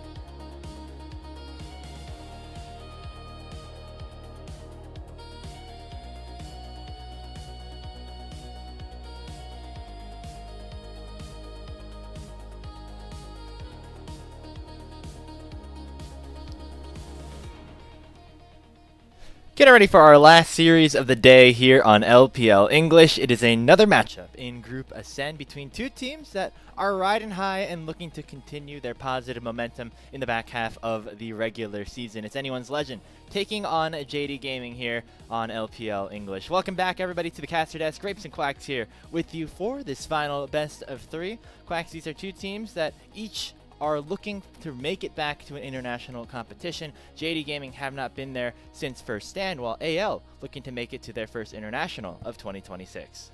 And I think for these teams, it really is about returning to that form when we saw them at those internationals last, because a lot of people were really behind JDG as a potential dark horse team, thinking back to first stand. And I think ever since returning from that tournament, Grapes, they haven't really been the same. I think that they had a really back and forth split 2. They've been having a pretty back and forth split 3. Obviously, like you said, riding the momentum recently of toppling BLG will do wonders for your morale, I would assume, as a team. But then for AL, you got to go even further back, right? They haven't made an international since Worlds of last year. And I do think that being an organization that a lot of people have been high on, being a top 3 ish organization in the LPL over the last year and not being able to return to the international stage, gotta imagine there is a aura of disappointment around a majority of these players, and just making sure that they, now that they're locked in for playoffs, can actually deliver once they get there. Yeah, but the regular season has been good for Anyone's Legend so far, and with the loss of Top Esports just a second ago to WE, they currently reside in second place and can confirm themselves at spot in that top 2 with a win here today. Winners of their last 2 series here, Quacks, just coming off of a, chaotic but a win against Edward Gaming a couple days ago. And I think a lot of people are obviously, and naturally so, going to gravitate toward Tarzan as the hero, the captain, the director of this team, and how they like to play. But I actually want to take it in maybe a bit of a different direction today, Grapes, in the sense that I think Hope has really been a crucial member of this team. A lot of people, I think, when looking at the criticisms of AL or maybe putting this team under scrutiny, Hope, unfortunately, has been the main culprit that I think a lot of people have been concluding to, and just being able to look at him as somewhat of a liability when this team isn't looking good. But when they're looking good, as they are right now, Grapes, I feel like AL have to be complimented for the fact that Hope is so good at holding down the fort in bot lane, letting Kyle roam, affect the top side, and he has been on fire, in my opinion, over the past few series. Been great on that weak side in this current meta, but for Anyone's Legend, the second round robin has gotten off to maybe a simpler start. Their first 2 games of that have been against LGD and then EDG. Now it is only the next teams towards the top of the standing, specifically those top 4 in Top Esports, WE, BLG, and JDG. Thundertalk, definitely no easy out either. But specifically next week here, Quacks, is going to be a really big test for this team. So this week here in Suzhou against JDG and then Thundertalk, 2 of the lower teams in the standings at the very least, could be a very good opportunity for them to rack up some wins and put themselves in a good position to try to get a spot in the top 2. It's a nice little progression graph, right? You just start with some of the easier opponents, some of the lesser tough ones in the standings, and then you just gradually go up and up and up and up and up until you reach some of the final bosses of the LPL. And I think Anyone's Legend, like you said, with their position in the standings, Grapes are looking to be one of those final bosses. But it hasn't been pretty all the way through. This is some highlights or maybe some lowlights from their series against Edward Gaming back on Wednesday. EDG, the team that only had won 1 game entering that series, ended up taking one against Anyone's Legend, and then this was a crazy back and forth game 3. It felt like EDG very much could have won this game if AL didn't have a miraculous play around this bottom side, around the dragon that we're going to see in just a couple of seconds here, Quacks. But not the cleanest gameplay from them recently, including that 2-0 loss that they had to WE just last week. So it's not the same level of consistency and high-level performance that we saw from AL when they were first starting things off. Absolutely. And I even would say that, like, the series against LGD, even though they did win that one, like, game number 1 was not clean from them at all. They were losing for, I would say, half of the match, and it looked like LGD were going to take that game, and then they won a single team fight, and they managed to turn it around, which is also something that JDG have been known to do over the past couple of series, too. So, you know, honestly, how's it going to work if one team is losing and then wins the team fight? Maybe losing the early game is a good sign that you're going to actually win the rest of the game. Perhaps that could be the case. Let's take a look at their opponents, though. In JD Gaming, they are on a hot streak, to say the least. Winners of their last 4 series, currently sitting at that 5-4 record. Really taking advantage of the homestand that they had over in Beijing. They used that as momentum to take themselves into a matchup against BLG on Wednesday and winning it in a 2-1 fashion.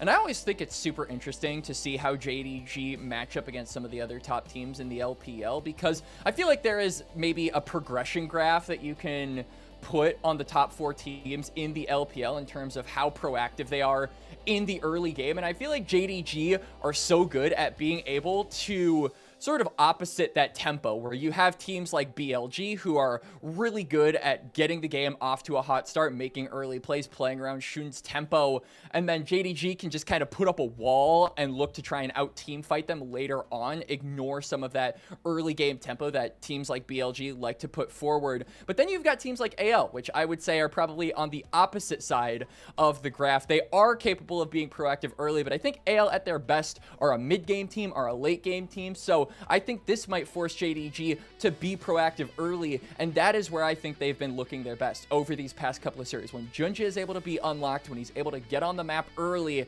I think that JDG look amazing. So might be playing into the strengths of JDG is AL if they are playing to their usual tempo. Yeah, it was a bit of an up and down start to the season for Junja when JDG started the season 1-4. It seemed like Jindong decided they needed a little bit of extra security down there, so they signed Xiaofeng just before their matchup against BLG. But Junja really able to prove the haters wrong, I guess, or maybe having that fire lit under him. And Quax, when you take a look at how Junja had looked in that series against BLG, definitely some exciting things to be looking forward to in terms of what this player is able to bring to the table. And just like we were saying for Tarzan and how he directs this team when they team fight, I feel like Junja has taken on a similar-ish role over the past couple of series. In clips like this, you can see when he goes in on the Nocturne, he initially exits the fight, but then goes back in with the Paranoia, and then immediately the rest of JDG snap engage onto the member that he is opting to go forward on. And just generally, a lot of these highlights, you'll see that that Junja is the guy leading the charge in a lot of these fights. So you've got 2 junglers who I think are very stylistically similar and operate at a similar capacity, a similar role on their team. One of them is on a hot streak in Junja. The other one has been the king of the jungle, and frankly, could be titled the king of the LPL with how he's been playing in Tarzan. So this is going to be a really fun matchup between these two, and it's just going to be a fun test to see if Junja's highlights of where he's been going lately are capable of toppling the king of his role. This jungle matchup certainly to be a good one to watch. Jindong Gaming coming off of their win over BLG.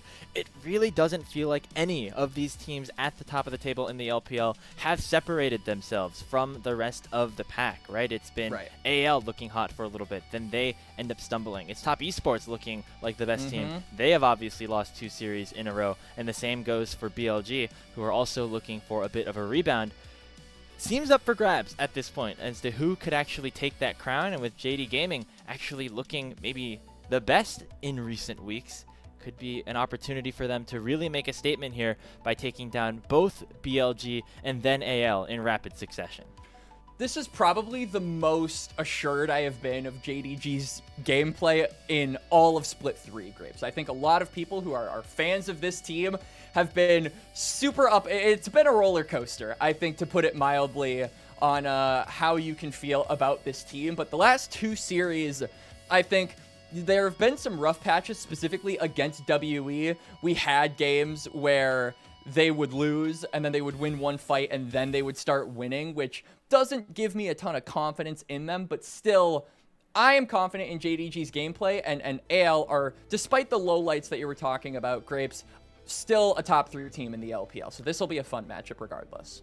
Now, this is a fun little stat that Alk was able to pull for us while just thinking about JDG. Obviously, they went on their 3-0 homestand in Beijing, and it had us wondering how exactly did they look, you know, when they're in Beijing versus on the road in other stadiums. And it looks like so far, Quack, there is a notable difference. However, obviously, they just beat BLG, so maybe things looking a little bit different here in that regard. But it just really resonated with me, the fact that JDG were able to go 3-0 when they were in their home stadium, and then before that, we're 1-4, and it seems like the numbers clearly show that as well for the whole year. You know, Grapes, you're a big traditional sports guy. You've literally got a Sunday Night Football shirt on, so you know, home versus away court advantage, disadvantage is something that is obviously talked about a lot in traditional sports. And yeah, I guess the LPL is proving that theory right, that when you are playing from home, it helps you out a little bit more. The gyos really give you the energy. And yeah, now that we are going into draft, I believe for game number 1, we'll have to see which of these teams will get the advantage in that sense. And already out of the gate, we have 2 jungle bans essentially directed at the early game directors in Junja and Tarzan. Yeah, we talked about the jungles obviously heavily during this pre-show. That Nocturne another man towards that position. But the top lane matchup to me, also a very fascinating one to observe. Xiaoshu and Breathe. The first time these two teams played, it was day 2 of the regular season here in split number 3. And Xiaoshu specifically in the top side of the map had a great time in the laning phase against Breathe. Obviously, Breathe has now acclimated with the team a little bit better, but the early laning dominance of Xiaoshu and the threat of those high volatility marksmen, fighters, bruisers up in the top side, certainly something that AL also are considering with the Vayne taken away. Yeah, both Breathe and Xiaoshu have really been scrappy over their last few series, so I do think a matchup between the two is gonna draw a lot of fun camera action from the observers here in the series, Grapes, as Orianna unbanned rarely here in competitive play, but that will be the case this time, as Akali was a direct ban toward Shanks' champion pool. Instead of just snagging that one up, it looks like they're gonna go immediately for the Cassiopeia. We have seen this flex toward the bot lane, but I would be a little bit surprised if AL decided to give this over to Hope, who is traditionally a weak side king, whereas Cassiopeia requires a little bit more work in the early game to function past the 15 to 20 minute mark. Yeah, we've seen AL take these mages down in the bot lane for sure. However, Shanks on the Cassio, certainly a strength of his specifically, so would be expecting to see that in the mid lane. The response for JDG, some heavy dive. It is Vi Camille for the jungle support of Junja and Vampire. They're going to try to get into the back line as soon as possible, and we'll see what AL have to say about it in this next rotation.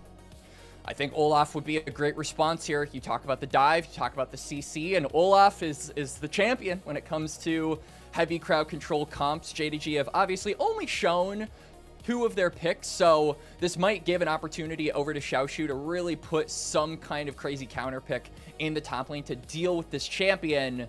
But we'll have to wait and see what the answer is. There have been a notable amount of range top laners up and available. Jace is still an option. Nara is still an option. Vayne was banned away, but Xiaoshu definitely has a few choices that he could go for to try and mess with this Olaf early. And Tarzan is going to be getting himself the Skarner, which, in my opinion, is his best champion at the current moment, Grapes. He has a 100% win rate on this, has not lost with it just yet, and it's because it just plays to his strengths around being the guy directing the team, focusing their efforts on one specific member, and allowing for that CC to come through and let his lanes carry the fights on damage. A little surprising that they didn't want to hold that Olaf flex for a little bit longer. Maybe you could see this Skarner into the support position, but in my opinion, we are seeing the top side of the map early, getting locked in for anyone's legend. JDG going to match that Olaf with a Jax for Xiaoshu, pick that he has had a lot of success on in 2026 specifically. Heading into the second phase of bans, a little bit of disparity in terms of expectations. JDG still need a mid laner for Honkyu, where on the other side, anyone's legend looking for a support on Kyle's side. Still a lot of those heavy roamers available, things like the Alistar, the Bard, the Pike, etc. We'll see what exactly JDG is going to want to take away here.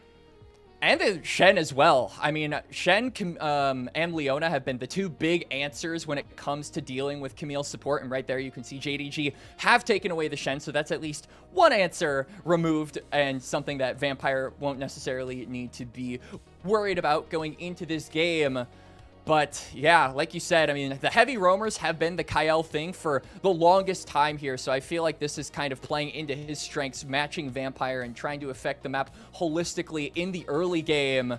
But for Honkyu, yeah, the Ahri ban is no surprise. The Syndra could also be something I could see him trying to go for, even if it doesn't play into the dive aspect of JDG. It just gives you more crowd control to work with. That Scout of the Week is so good at being able to start up a fight or get a pick, and I think that you've got capitalization on things like the Vi and the Camille to really follow through on that. But the big issue for me just still is that Olaf. If you can't deal with him early on and he gets ahead, Grapes, he just clicks Ragnarok. It doesn't matter how much crowd control you have, he's going to run your team over.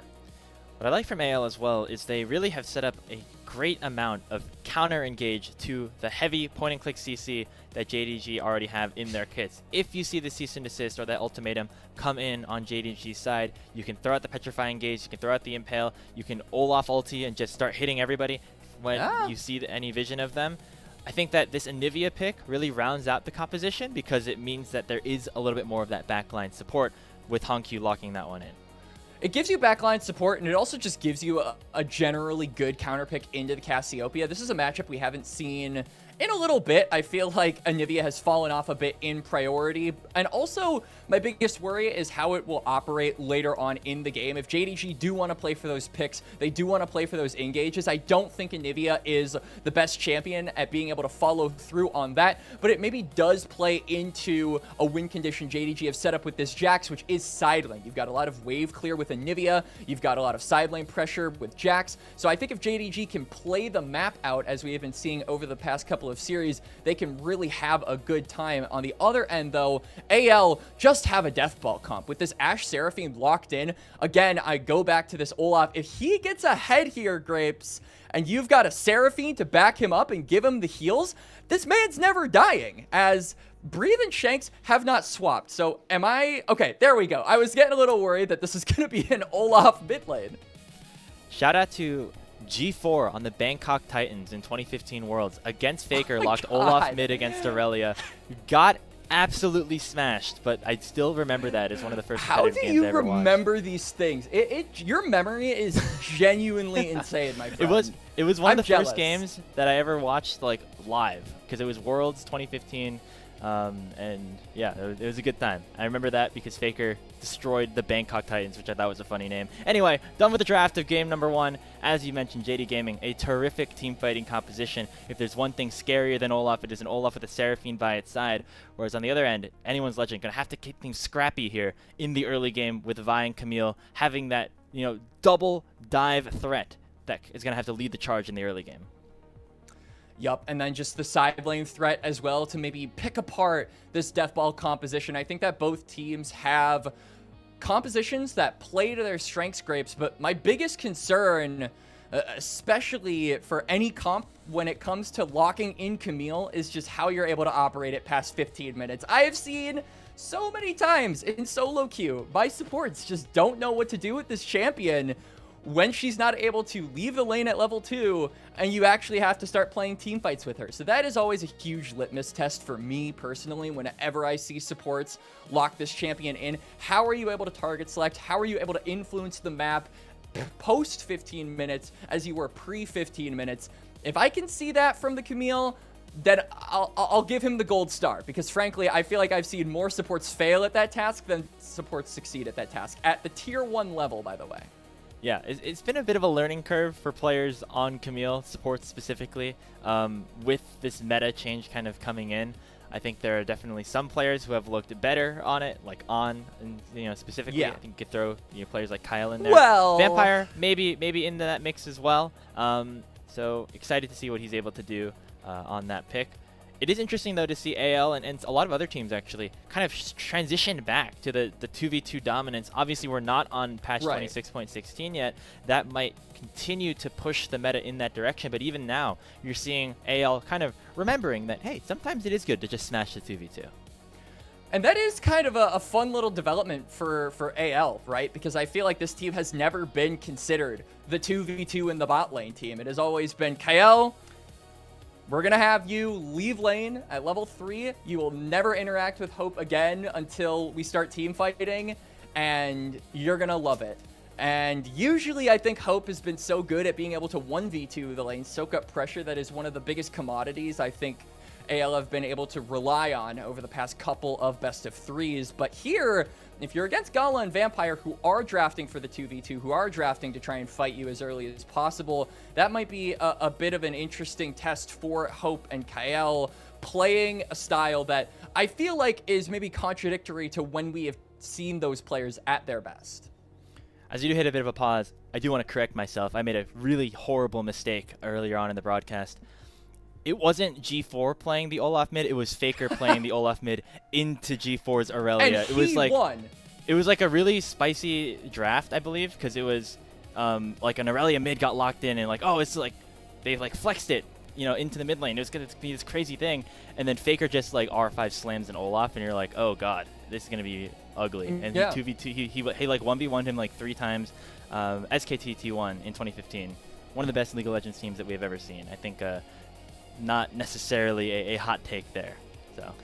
No, it's not. Damwon 2020 will always hold like an extremely special place in my heart. I know we, Grapes, you and some other casters, we had a very long debate about where we would put 2020 Damwon in terms of greatest teams of all time. But I don't think that your opinion can be valid if you put 2015 SKT below your top 3. Just straight up, that is my professional esports opinion. That is a top 3 team of all time. If you disagree, we need to have some discussions. Yeah, them and then this recent T1 dynasty I think are the obvious ones that you can stick in there. Everyone else is kind of I feel like a very interesting debate that you could have that we clearly have had in the past. But, you know, maybe one of these LPL teams trying to do the same. I don't think either have really built that legacy or have the chance to do so this year. Maybe BLG, who we saw yesterday against ThunderTalk, have the opportunity to, if a World's Championship comes into their realm once we get over to North America in October. You can see the bottom ticker on your screen right now. It looks like Shanks is having a bit of a technical issue, so we will try to solve all of that and hopefully get back into game rather shortly here, Quacks, because again, this is a very important matchup, not just for, you know, seeing 2 really good teams go against each other, but for the stakes of what the playoff bracket could bring as a result of this, as well as just the momentum for either of these teams as well.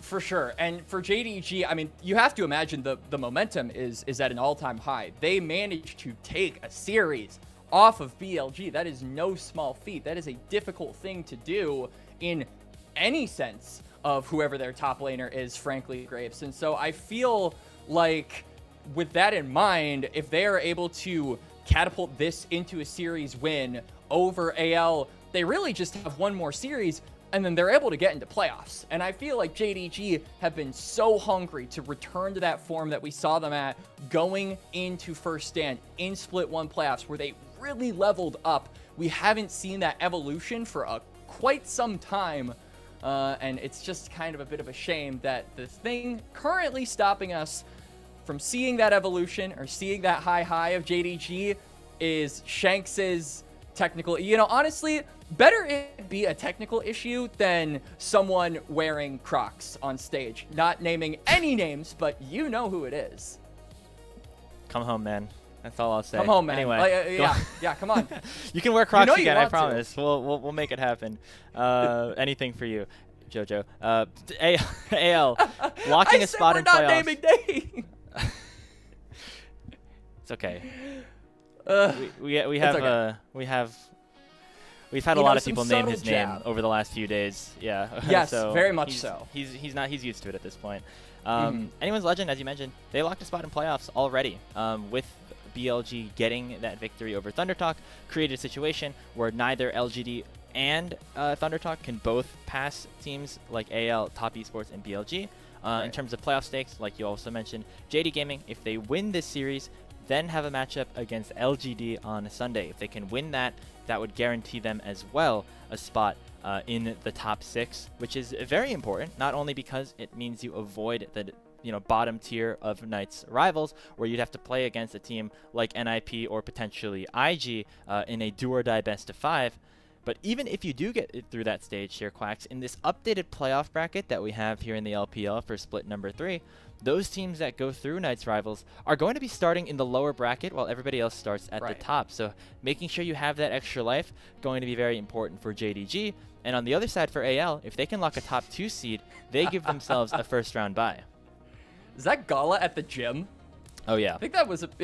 So do you remember this? There was a big... this was a very viral post at the start of the year. No, I remember. Gala joining his new team, looking buff, looking good, ready to go. So yeah. So okay, who are like the like jacked players in every position? If we were to assemble a team of players who are just absolutely shredded, we've got like Gala is one. Owner, I think, can be the jungler because everyone was really impressed with him when he was working out. I think he put out an interview like last year that said he stopped going to the gym for a little bit, so he doesn't look like that anymore. But just at like any point in time, are there other players who have had like viral social media posts about them going to the gym and looking like supermodels? I mean, I go Big Dokes. I think that's a pretty obvious one. Yeah, okay. Always flexing the biceps in his photos, so getting some yep. LCS representation in there. So that means we have a mid laner and a support left. Is that right? Yeah. So we have Dokla, we've got Gala, and we've got Owner. So yeah, mid and support. Yeah, off the top of my head, I don't think there's any LPL players. We might have to go over putting to some other Carry as regions. the support, just out of principle. I mean, I don't know. Don't think that fits what we're trying to do here, unfortunately. Could you count Fungyue? I don't think he's like jacked specifically, but he's like he's huge. Enormous. He would, if I was assembling like an all League of Legends esports like bar fight team. Yeah, Fungyue you need a would be tank in on that team. You Yeah, need Bro's an IRL tank on that team. IRL and in game. True. Okay, so Fungyue is our support. Okay, this is great. And then mid lane. Who is a mid laner that is absolutely ripped? Well, the OG is back in 2018 when we had the Swole Bros on C9. It was Spencer Oh, and yeah, Golden yeah. Glue.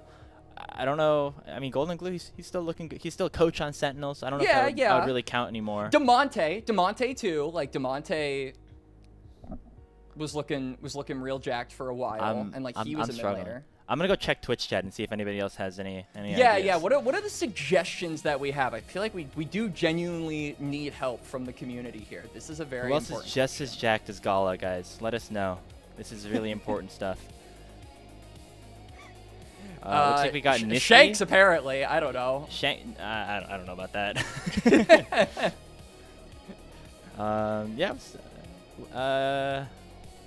Are we gonna have to start breaking out the GeoGuessr? I know. I did see Slayer, and this is just the third series curse. It seems like. I know. We were off to too fast of a start here today. It was 2 straight 2-0s. We had LGD taking a win in our last series. It's because we started a minute series. early. Yeah. Yeah. WE, shout out to them. JD Gaming going to try to catch them in the standings today if they end up getting that win. But we just had too many good things, right? We started like on the hour. It was perfect. And then now we are here because of what seems to be an audio issue for Shanks, which is what the staff are checking out here. Shout out to our producer, Icefired, who ended up getting that statement down there translated for us. I don't think either of us speak or read Mandarin well enough to be able to have deciphered that Unfortunately ourselves. not. You know, honestly, I don't think I have been more... What's the term? Or what's the word? I feel like casting the LPL makes me want to learn a new language here, but you know, learning a new language is hard. I struggled in Spanish class when I was in high school. That was a difficult time, and from what I'm hearing, Mandarin is like way harder. So I don't know if I want to put myself through that again.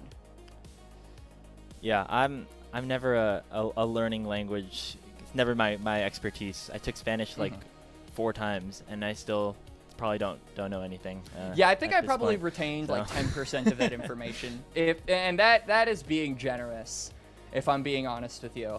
Even when I was in the class, I wasn't even the only one too. Like first day back after summer vacation, you would have the professor, or the profesora, as we said, be like, all right, talk to me in Spanish. And then the first day, everyone was like dead silent because nobody retained the information through summer.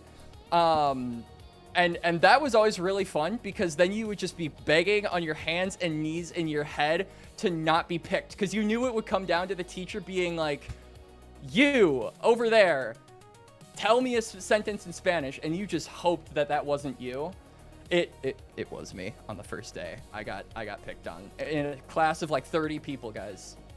Yeah, I think I took Spanish 1 like 3 times. I took it in middle school, high school again because I wanted to like take the easier version, and then in college once I got there to get my foreign language requirement out of the way. So hang on, I know a lot of the basics. As yeah, I was gonna say I went back to Twitch chat for a little bit. We got some good suggestions for I our got mid laner. a suggestion. I got a deep pull. Okay. I got DM'd that a support could be Busio, but we don't need a support. We need a mid laner. But if you remember back to the beginning of his career, Polar Ace 2020, baby.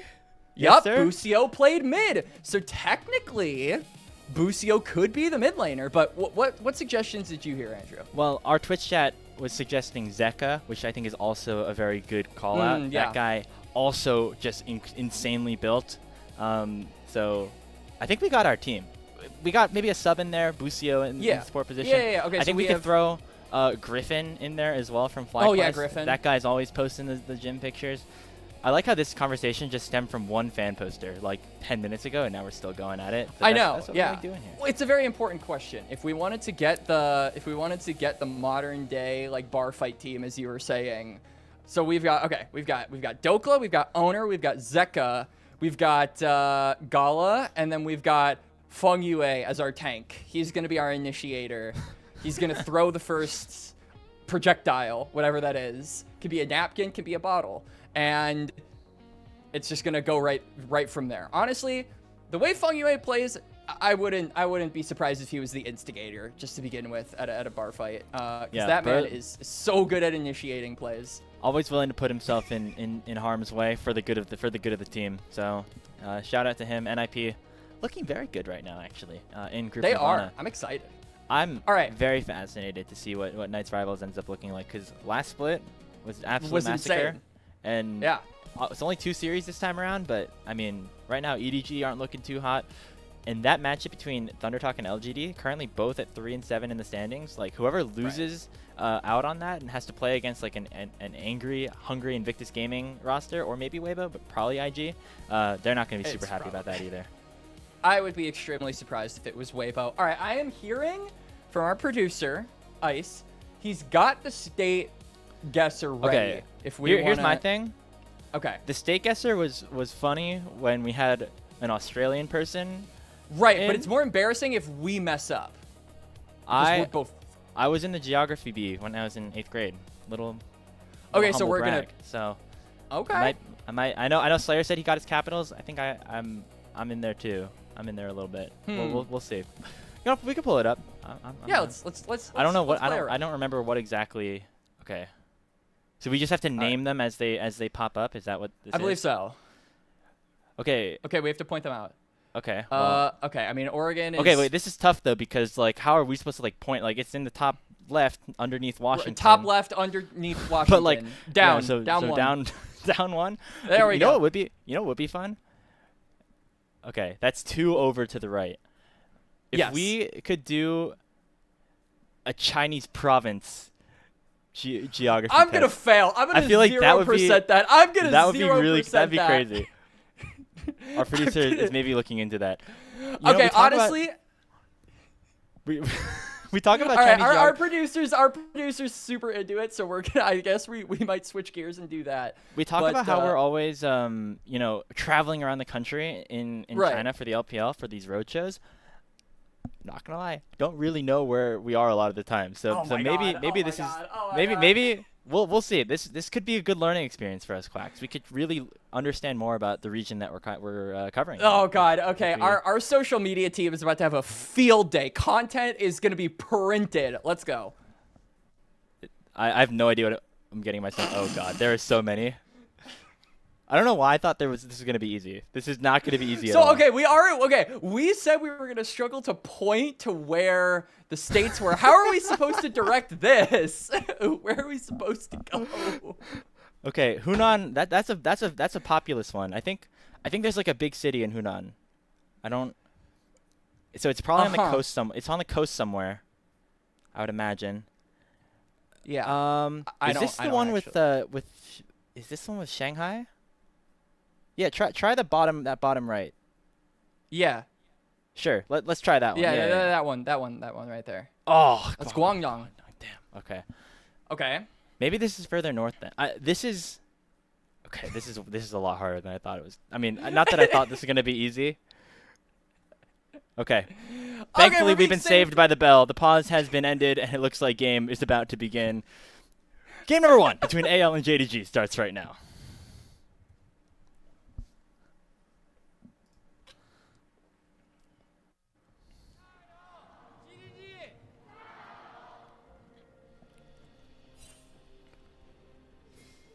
An early invade from anyone's legend to kick things off. Kyle and Hope obviously on this Ashe Seraphine. Quack's going to have a very good time in the laning phase, so they're going to give their jungler a hand, as it's Junja clearing his blue buff. We'll see if jungling ends up being vertical, as there is a ward on each Raptor pit, so we should know exactly where people are at.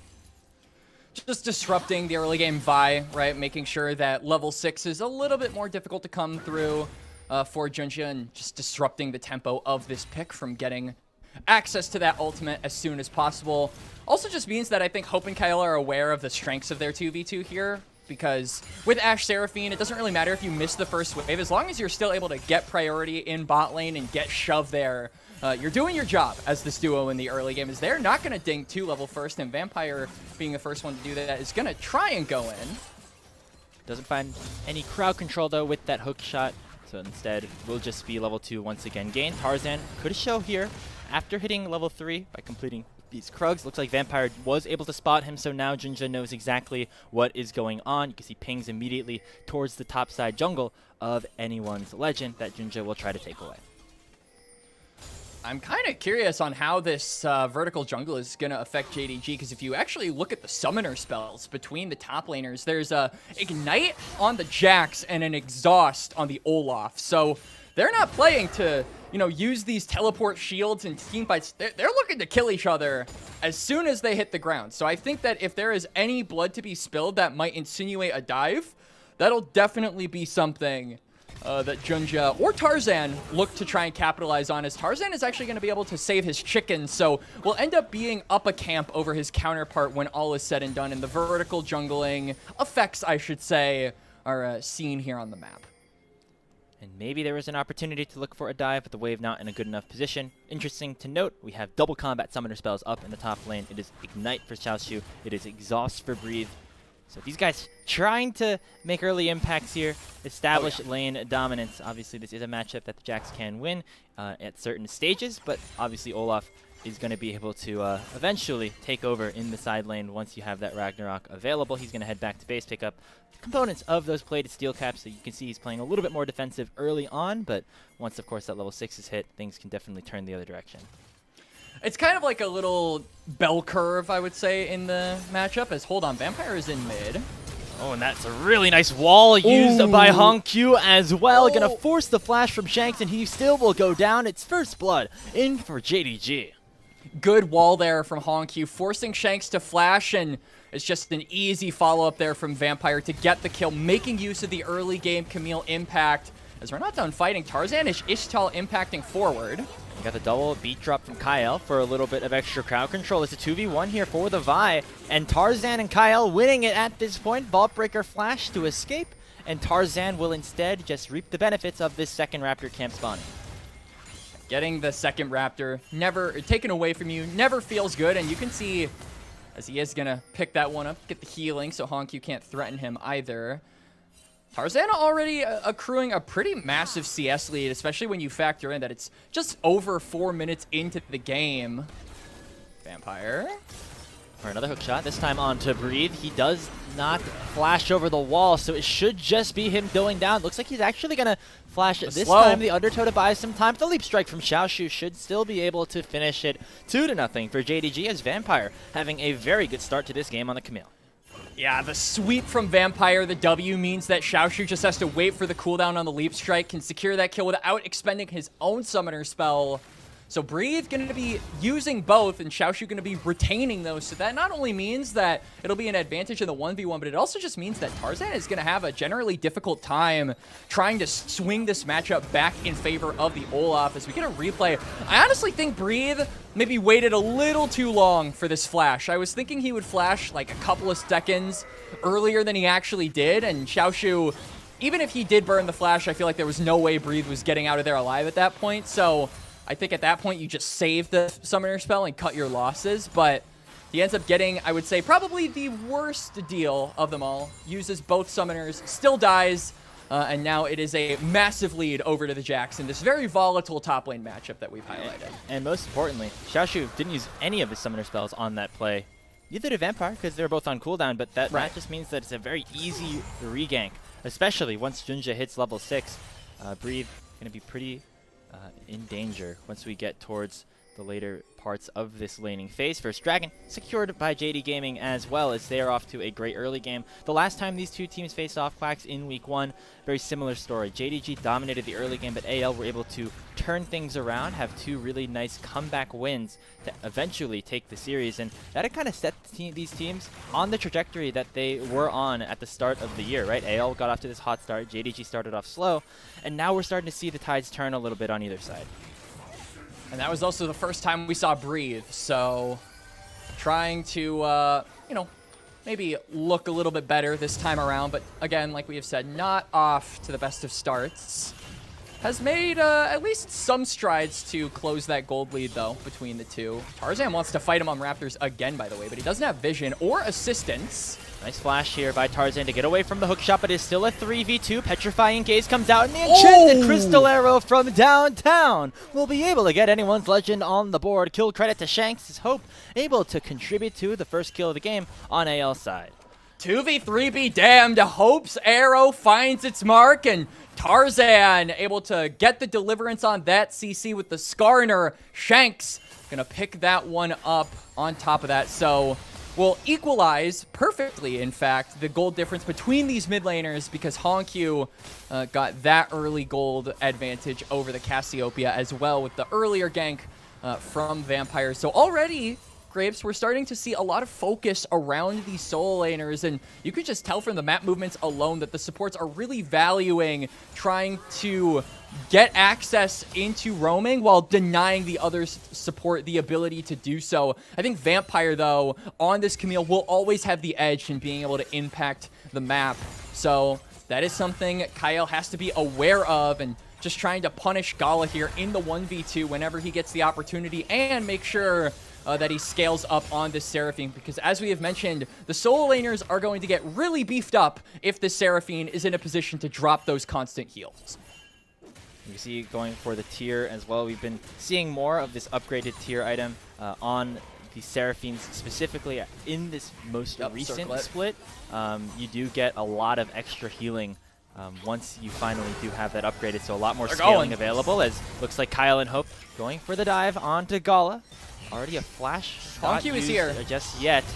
And they're going to go for the re-engage here. Nice enchanted crystal arrow. Will be able to take him down, but Honkyu has arrived. Flashes over his own wall to try to land the stun onto Hope, and he finds the 1-for-1 trade to make sure that, you know, Gala didn't die in vain. Oh yeah, he's looking for revenge. It'll be a 1-for-1 on the bot side, but then JDG as well are gonna pick up the grubs for themselves. So first Dragon, all 3 grubs going over to them. On top of that, they're off to a really good start, and this is a comp that, like we said, is going to be really effective in the side lanes. You've got a ton of push on a champion like Anivia, especially once you have access to that level 6, which HongQ does, and some wave clear once he completes his items. And then Jax as well, too. Running the Ignite, but still will have teleport once he completes the quest. So I feel like for JDG, that's probably the next step, is just making sure that Xiaoshu's lane is unimpeded. He can have access to that teleport and really start being a threat on the side lane.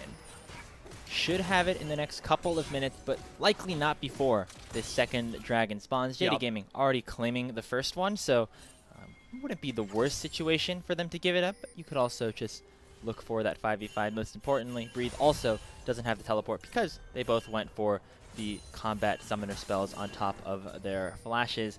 Gold lead coming back to even at this point, as AL have done a nice job to get some gold into the right hands. They specifically have been utilizing this bottom lane to perfection, essentially.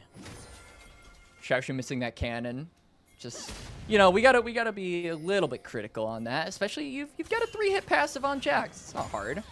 As Breathe is gonna find it very difficult to even just survive under his own turret. I like this play from Junjin. Now that you've got the grubs, this is just something that you can do. You know that Tarzan is making a play on the bot side, so they're just zoning the Olaf away from his own tier 1 turret, Grapes, making it super difficult for him to have any kind of resources on this pick.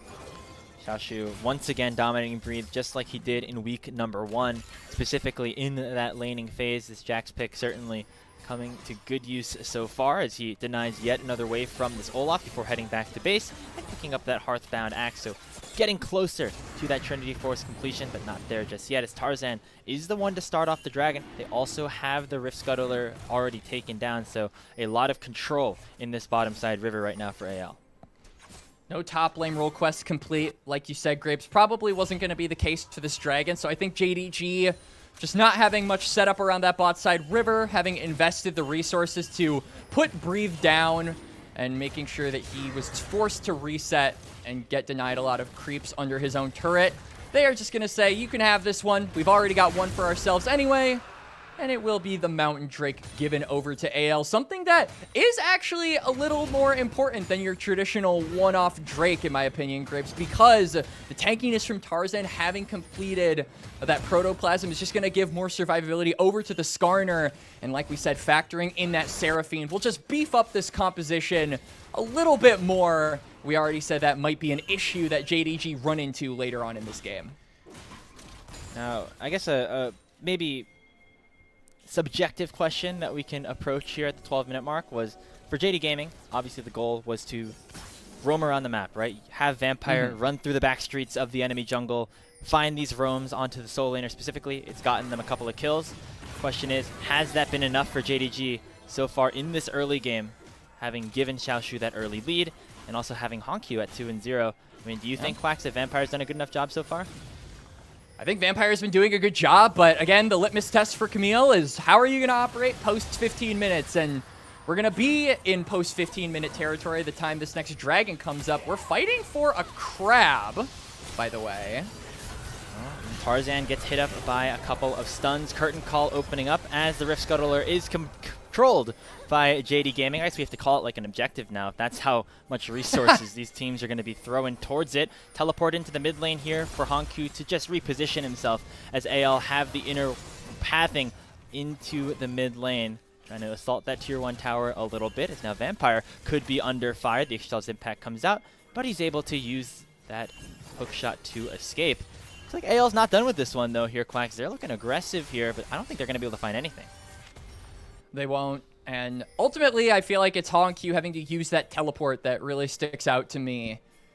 Because now it just removes an extra little bit of pressure that you can get from any side lane play, any kind of lanes that you want to push before this dragon, or even before this Rift Herald, which is coming up about a minute sooner in about 90 seconds. So HongQ going to have to be very careful where he steps and how he treads until that comes back up, as it seems like we are actually maybe getting some priority on the Rift Herald. Bot lane from JDG is going to be moved toward the mid lane. AL are going to do the exact same thing, and we're getting resets from the solo laners, so that tells me they actually are going to be okay and comfortable fighting for this objective on spawn.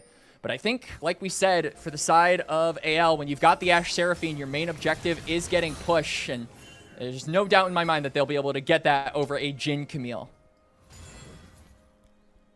Yep, doesn't matter if it's bot lane or mid, always going to have that ability to just establish dominance in the 2v2. Kyle and Hope looking to really turn this established lane at this point. I would say that Ashe Seraphine, the staple bot lane of 2026 so far. Yeah. Just in terms of if how there was like a popular it's been. championship skin, I would say it's probably one of them. Right? Ashe already has a championship skin though, right? Like one of those ones that they go to celebrate. There are too many worlds. skins. There are too many skins out there. I could not tell you. I'm not gonna lie. I think Ashe does. Seraphine doesn't. But Seraphine is about to get a new skin where she's blonde. So, you know what? Giving Seraphine 4 skins a year, I wouldn't doubt that they would do that. Yeah, it seems like the typical strategy here, as we see Junja going for a strategic invade as well. Uses the Vault Breaker to get it on out of there. Not a ton of fighting until now over these last few minutes. We have this Rift Herald or just now spawning, I should say. It looks like JDG want to contest it. They have a strong top laner in Xiaoshu. Yeah. Looks like they just are going to be able to control this side of the map for a bit. But the big thing that AL have is a teleport on Shanks. He is in the lane, and I like that Honky was staying here because he's basically saying that if he teleports, he'll be there to cancel him, which I think is valuable. And in the 4v4, I do favor JDG. So AL, unless they get some really good positioning or get a really good encore combo with their ultimates, I just feel like they might not have the damage to really see this fight through, especially with Jax having so much priority and so much power if he does actually enter the fight. But AL have actually pushed them off of the topside river and do temporarily have control of it. Looks like we'll go back and forth on this for a little bit. I think the most interesting thing right now is that Shanks getting continuously pushed in by the Anivia down bottom, losing a couple of plates here. Vampire looking to try to make an impact on the top side once again. The target will be the tower here for the Camille's. The Ragnarok has been opened up by Breathe, who is now trying to just reconnect with the rest of his team. Will not end up going down, but that is first tower going over to Jindong Gaming, and some more gold into the hands of Xiaoshu. That's Ragnarok off of Breathe as well. He does have teleport if they wanted to re-engage a fight, but I'm not sure they're going to. You can see that Tarzan is waiting in the wings. Oh, they're teleporting. They're fighting, Grapes. Pretty surprising here as a teleport on the other side for Xiaoshu is going to be used to try to take down Shanks. Honkyu throws out the Glacial Storm to try to slow him down. Shanks now knows that this play is happening. He flashes away, but he goes right into the Leap Strike once more. Xiaoshu picks up another kill, his second of the game, as AL instead look to target Vampire before heading back over to the Rift Herald. So it will be that 1-for-1 on the extended play, but it will be AL that come away with a neutral objective. AL are going to end up getting the Herald, but JDG are going to end up getting the turret and even some damage onto the mid lane one as well. So both teams have some kind of advantage when it comes to having access to this dragon. AL's, though, maybe not going to come as immediately. They still have to finish off the Rift Herald, and it's taken them a pretty long time here. And it's just giving Xiaoshu a lot of room in the bot lane to do his thing. Finally, that Rift Herald will be smited away by Tarzan. He should be able to use the Ixchel's impact to get away or to look for a play, this time onto Honkyu. Nice wall. Once again, separates him from the rest of anyone's legend. Deadly Flourish catching Breathe as well. He does have his ultimate available, but would likely not want to use it. A lot of time being wasted here on AL's side. All in the meanwhile, Junja's taking this dragon, so will secure that for himself. Enchanted Crystalera going to cancel the curtain call of Gala, but they won't be able to fully lock him down. Junja now arriving and the hookshots coming forward. Vampire thought about going for the play, but instead going to head back with JDG having a massive gold swing off of that last sequence. And it just kind of feels like AL were disconnected. They didn't have the members necessary to complete those plays with the alacrity that they needed, right? You need to get that Herald so that you can transition it possibly into a dragon. You need to be capable of pulling the trigger on a fight when you know that Junja isn't in the area. But AL just didn't really have the damage on the Herald. They didn't have the knowledge that Junja was on the dragon, and they were a little too slow. So JDG get these couple of advantages, and I feel the biggest breadwinner of that is Xiaoshu, who's now onto Tarzan. Yeah, the Impale just going to buy some time as it is just an absolute beast of a frontliner here on the Jax here for Xiaoshu. Will end up being a trade as Junja goes a little bit too far forward. They'll give the kill over to Hope. But once again, it is this top laner of JDG absolutely wreaking havoc here in this game 1. It really just feels like AL haven't been giving the necessary resources over to Breathe in order to combat this Jax, who is just slowly but surely getting ahead in this game. And so going on to the replay, Junjie does fail the Q flash, but still manages to secure that kill. Ult onto Shanks as well to deny some of the follow-up damage off of a really good encore flash from Kael. Will end up trading his life for it, but again, it's more resources into the soul laners of JDG. And frankly, they got that. So I would say, even though it's a 1-for-1, I still feel like they are the winners going away from that fight. Yeah, the biggest winner out of these last 5 minutes here, Quacks, is Xiaoshu on the Jax. 100%. Like, he went from about, 600 gold up to 2.5k. In just that short amount of time, was able to pick up basically 2 towers, one with the help of Vampire, and is getting close to his second completed item. When you talk about Jax, one of the original champions released here in League of Legends, this guy, from his inception, has been born to run these side lanes now, right? He has this second item about to come in. He's always going to have this massive side lane presence, and it will allow JDG to pick up a lot of extra things across the map as well. All right, Dragon not up for 2.5 minutes, but looks like we're fighting anyway, as AL are fishing for any kind of CC, but Xiaoshu maybe has an entrance into the fight. Gonna get caught out by Breathe for the moment. He'll use the Leap Strike defensively. Encore flashed away from on Gala's side. If he did not end up using that, or sorry, it was going to be Xiaoshu who used that flash, would have been multiple members getting hit by that.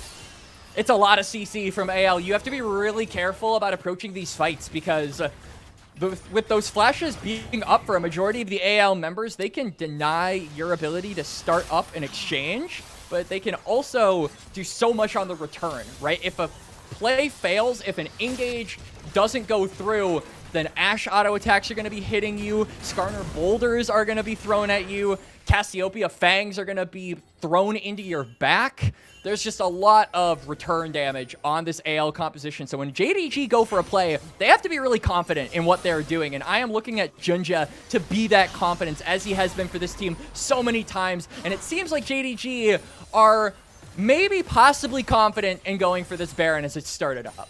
They're not maybe possibly confident. They're definitely confident here as they send a lot of resources towards taking it down. They're trying to maybe just force Breathe up to the top side to give more time for Xiaoshu on the bottom lane.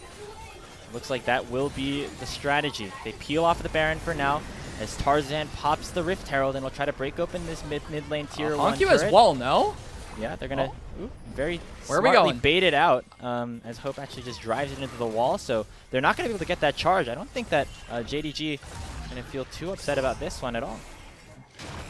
For sure. Honestly, I feel like AL just realized that the wall was going to be a factor in stopping the Herald too late, and then panicked with Hope going in to drive it, but then realized, oh wait, my team won't be around me if I do actually charge this into the turret. So he opted to save his own life in favor of the Herald. Unfortunately, not being able to claim that mid turret. And this is just the difficulty. You're sieging, or attempting to siege against the Ninive, and now JDG have mid turret, have bot turret, have a gold lead going into this dragon, and they just look so much stronger at this point and have so much more control. AL get themselves into the river, but I'm not convinced they can hold onto it if JDG genuinely want to fight them. They have a teleport from Hongq. He's currently pushing the tier 2 turret up on the top side and will be able to join his team if they want to go for the scrap, but it looks like they are comfortable enough delaying the eventual taking of an Ocean Soul for them to make sure they get more gold into their pockets. It'll be almost the entirety of that tower taken down as AL still looking for a play, as Vampire now running the opposite side as Tarzan runs forward with the Ixchel's impact, not able to find anything else. Meanwhile, in the bottom lane, it is Breathe who is forced to flash away. Vampire going to reconnect here with Hongq to make sure he doesn't go down. And at the end of the day, it's the Dragon going over to AL. But a nice chunk of gold once again swinging JDG's direction.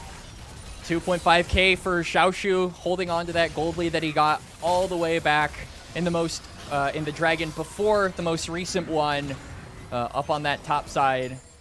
And then now Hongq having a 1.3k gold lead over his counterpart in Shanks. The solo laners from JDG set up to run the side lanes, and they have absolutely been doing that. Yeah, the problem there, Honkyu is fed, but Tarzan very tanky in this game already. The curtain call comes out, 4-shot landing on to the Skarner. Finally has that protoplasm harness procced. Still should not be in much danger, but you can see the power of this siege that JDG currently have, and now it is the engage from Tarzan. He's gonna get focused down. The Impale comes out, but it's Junja who secures the kill. Hope is to flash away from the wall of Honkyu as the teleport comes in from Xiaoshu to confirm the topside domination here for JD Gaming. That is AL's jungler down, and Jindong heading straight towards the Baron Nashor. Absolutely masterful there from JDG, pulling the trigger when they realize they have the advantage. Onto the Baron. AL don't have their jungler, but they have ways into this fight. I don't know, though, if they want to try and chance it. Arrow missing as Honkyu still being an absolute menace right now in the side of the Baron pit. The Nash is ticking down. It's at 3,000. Junja does have his smite and is looking to try to get back into the pit, but Breathe currently establishing dominance. They're going to try to kill him. It is the Baron secured, but maybe the fight can go the other way. Petrifying gaze from Shanks is big, but it's still all 5 members of JDG alive and well. Kyle flashes over the Baron pit wall as it's just him and Shanks that are currently left up, and Tarzan running back from a base after respawning. Hook shot lands onto the Cassiopeia. She dodges away from the deadly flourish and still does a lot of damage, and Tarzan has now arrived once again. Hook shot back over, and there is Junja who is able to shut down the Snake Lady. Tarzan gets one, but he will go down in response. It's an ace picked up for JDG as they head back to base wearing purple and hold in an 8,000 gold lead. And just like that, JDG have transformed this game into one that is definitively theirs to win. A pick onto Tarzan, the leader of AL, and the rest of the Pandas fall like dominoes, Graves. Going into a replay here, a little bit worried because I thought JDG giving up for firm control over the pit with the Baron so low could be somewhat worrying.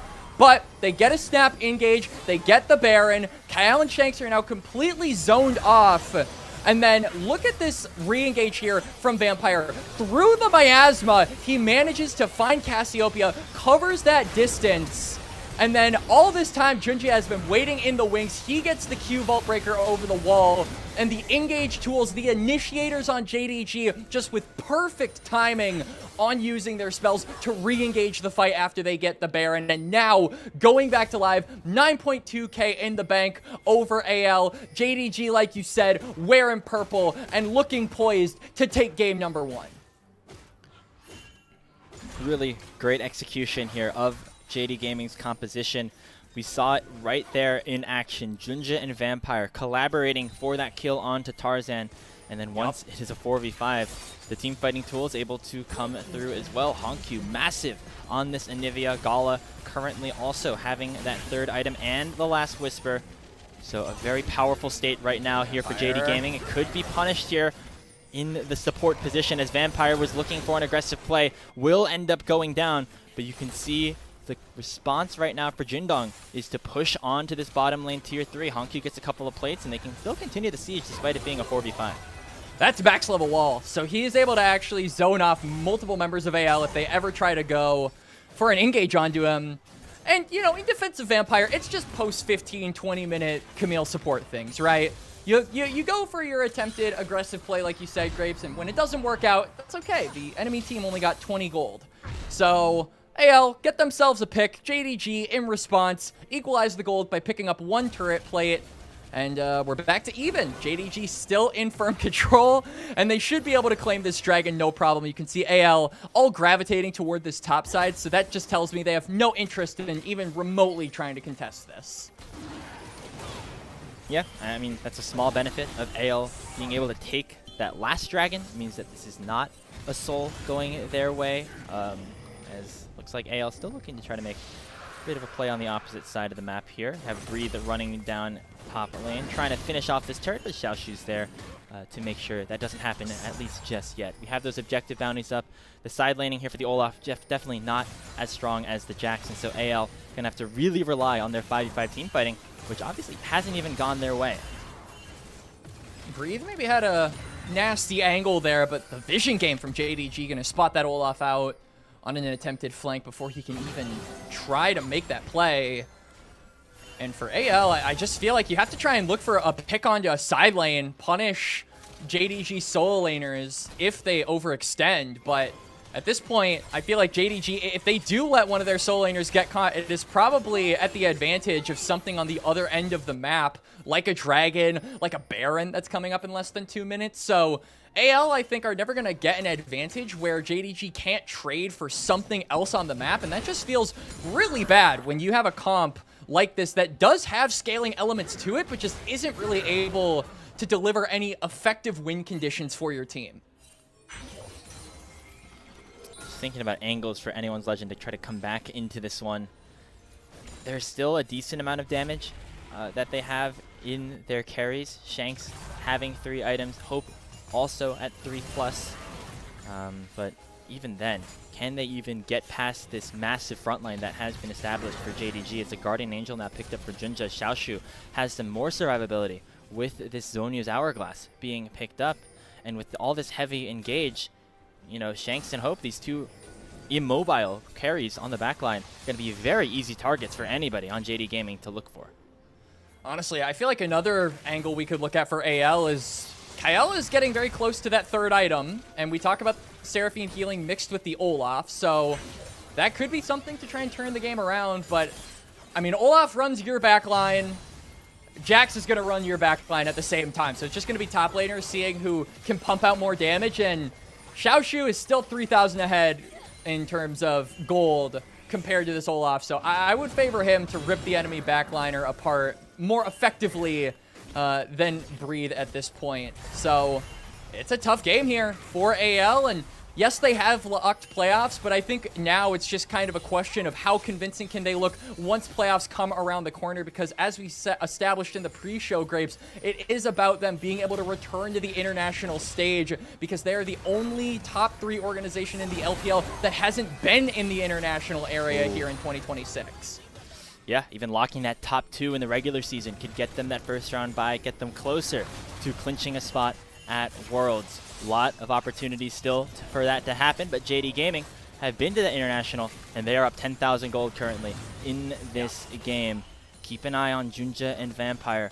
Would like to see them target Shanks, find this Cassiopeia, and say she's the one that we're looking for. Tarzan going forward with the Ixchal's impact, and now the poke can begin. Honkyu making things nigh impossible for the engaged. Kyle's going to pull the trigger. Only finding the Encore onto Junja. And now Breathe is stuck between the wall, and the rest of his own team has to use the Ragnarok defensively, as now the engage can continue on JD Gaming's side. Xiaoshu still pushing down on the bottom side, as JDG now just trying to deny the bases. The Baron is up, and Jindong should be able to start this one up with the health bars in terrible positions on AL's side. AL are just being suffocated here. I mean, JDG are denying any entrance into any kind of fight that AL are looking for. These walls from Honkyu are so damn difficult for the Pandas to try and manage. They're going to still try and look for some kind of poke. Hope has to flash. It's a big cooldown. No longer available on the Ash, who already is a vulnerable target. Enchanted Crystallero, though, going to connect onto Honkyu. Doesn't have the Banshees this time around. This could be the play. They've got Honkyu! We're looking for. There's the Impale. egg! There's the egg being popped. Sees an assist onto the back line, but Junja's unable to get anything done. Petrifying Gaze finds 2 members as the ultimatum comes out. The big shutdown already picked up for Shanks, but he's stuck in the Camille ulti. Will be able to escape as Breathe flashes in. Double kill for the Cassio. Anyone's Legend are doing it. There, Junja still going to be able to get 1 down, but it's a triple kill for Shanks. Make it a quadra kill, and now it's Gala stuck in a 1v2. Hope's going to try to chase him down. It's 80 carry against 80 carry, and it'll be won by the Ash. It's an ace picked up for Anyone's Legend as they come back in a huge way in the mid lane. 10,000 gold down, by the way, Grapes, cut in half. 1 team fight going the way of AL, and Hope is in the mid lane. Will claim the tier 1 in there as well. And we got to get a replay on this. The game has been flipped on its head.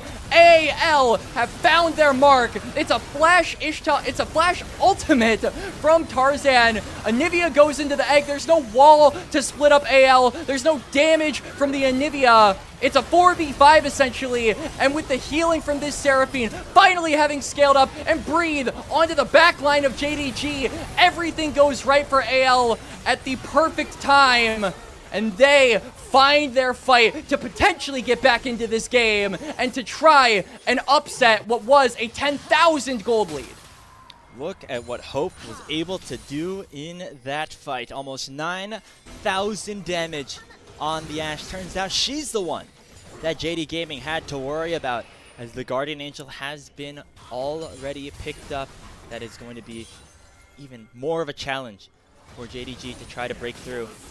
Hongq getting picked was the reason for that fight to go AL's way, so he's going to have to really keep things safe as we wait for the next eventual breakout. Gold lead has been cut in half here, Quacks. Only 5,000. AL were able to pick up Dragon off of screen in the replay. Baron still is up for the taking. Look at Vampire looking for a flank, but Tarzan's going to spot him out. And all of a sudden, this Camille is on a wild goose chase on out of there. And this is the difficulty. I mean, we've said it so many times. I've said it so many times. Camille support now, when the game is in an extremely volatile state, Camille support has maybe a tenth of the value of someone like Seraphine, and has now, hold on, Tarzan's pick. Tarzan just gets caught out. Hongq was the one who got found in that last fight, and he's the one to find the enemy jungler in this one. Shanks able to get the kill onto Junja in response, as the Encore doesn't find a target. Breathe Breathe is is stuck in stuck in the the Glacial Storm, has to burn the Ragnarok, and Xiaoshu now out of position. Finds a double counter-strike, and is able to use that Zhonya's, and in goes Vampire with the ultimatum. Hope has the Guardian Angel pop, but Shanks is still full HP, still gonna be able to fight this out in the 3v3. Double stun lands from the Anivia though, and Hongq able to take down Hope again. Flash over the wall, another stun, another kill, this time for Shanks. He will drop. It is the ace once again picked up for JD Gaming, and they'll be able to bounce back from that last team fight win to march through the top lane and take game one. I don't know if they'll be able to take game one. I mean, Tarzan's up in 10 seconds, but Kael is 10 after that. I think JDG have to look for an end here. You saw what happened when AL win one team fight. That gold lead gets cut in half. They can't do JDG, they can't do it. Tarzan's here. Kael's going to be up soon. You may not have the damage as AL, but you have the wave clear. He has to try and thin this out. Nice job by Tarzan, forcing aggro onto the minions towards himself. Will buy some time, finding the impale onto the Jhin, but there's still no damage on anyone. He's alive! Inside. It's 10 seconds till Hope respawns, and now JDG gonna be out of position. Beat drop lands onto Hongq. They find the stun, they find the hook shot, and they find the one shot onto the Seraphine. But now the Ashe has arrived. Entrenched Crystal Arrow not going to connect, but now JD Gaming have to think about being a little bit more defensive. Second Nexus Tower going to go down, as it is now the open Nexus. Hook shot lands onto Hope. They have found the Ashe, but the Ashe has found two more members, as the rest of anyone's legend have respawned. Junja goes forward, finds the cease and desist to eventually take down Tarzan, but now he's stuck in a 1v2. Shanks should be able to take him down, and AL will hold the line. They'll hold the line. For now, it's a 2v2. Xiaoshu has entered the fray. There's no Ragnarok for Breathe. Shanks still has Petrifying Gaze, but this is a level 20 Jax. Dashes forward, finds a two-man counter-strike. Shanks has to do a ton of work here. Exhaust on to Xiaoshu. Force shot not connecting, but the Nexus might be the target instead. Xiaoshu takes down. They're gonna three, do it! And the target will be the enemy Nexus. The Petrifying Gaze is used right as the enemy base will go down, as JD Gaming hold the line and will take game one of this series. Banger game number one. If ever I've seen it, Grapes. A really convincing early and mid game, and most of the late game from JDG, but then AL get that one team fight advantage, and suddenly doubts start creeping in. Can AL bring it back? And just as quickly as the thoughts about a comeback came, they went, and AL, unfortunately, are going to be the ones to fall into that game. JDG will take game number one. And just genuinely really good play from the solo laners here, Grapes. Gotta highlight Xiaoshu and Hongq really stepping up in this game.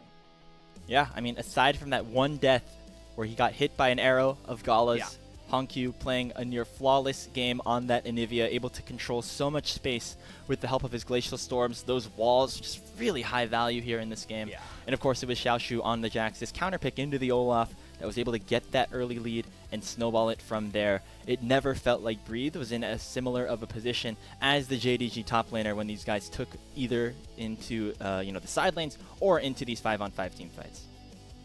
Yeah, really, it just felt like the solo laners and the Jax and the Anivia, playing to having the side lane threat, playing the map, playing for getting plates, and that was the main way I feel that the solo laners actually ended up getting a majority of their gold lead or getting into a position where they could really start affecting these team fights in a more main character-esque way. We saw Xiaoshu getting, like you said, essentially 2 turrets when Anyone's Legend tried to pull the trigger really fast on the Herald. That took them, I think, a lot longer than intended, and then by the time they get back to the bot lane to actually deal with the Jax, he already has 2 turrets, was already in a gold lead, but then that basically gets tripled in the span of a minute. A similar thing happened to Hongq. AL go for a dragon. Hongq gets a turret for himself and balloons that gold lead onto the Anivia.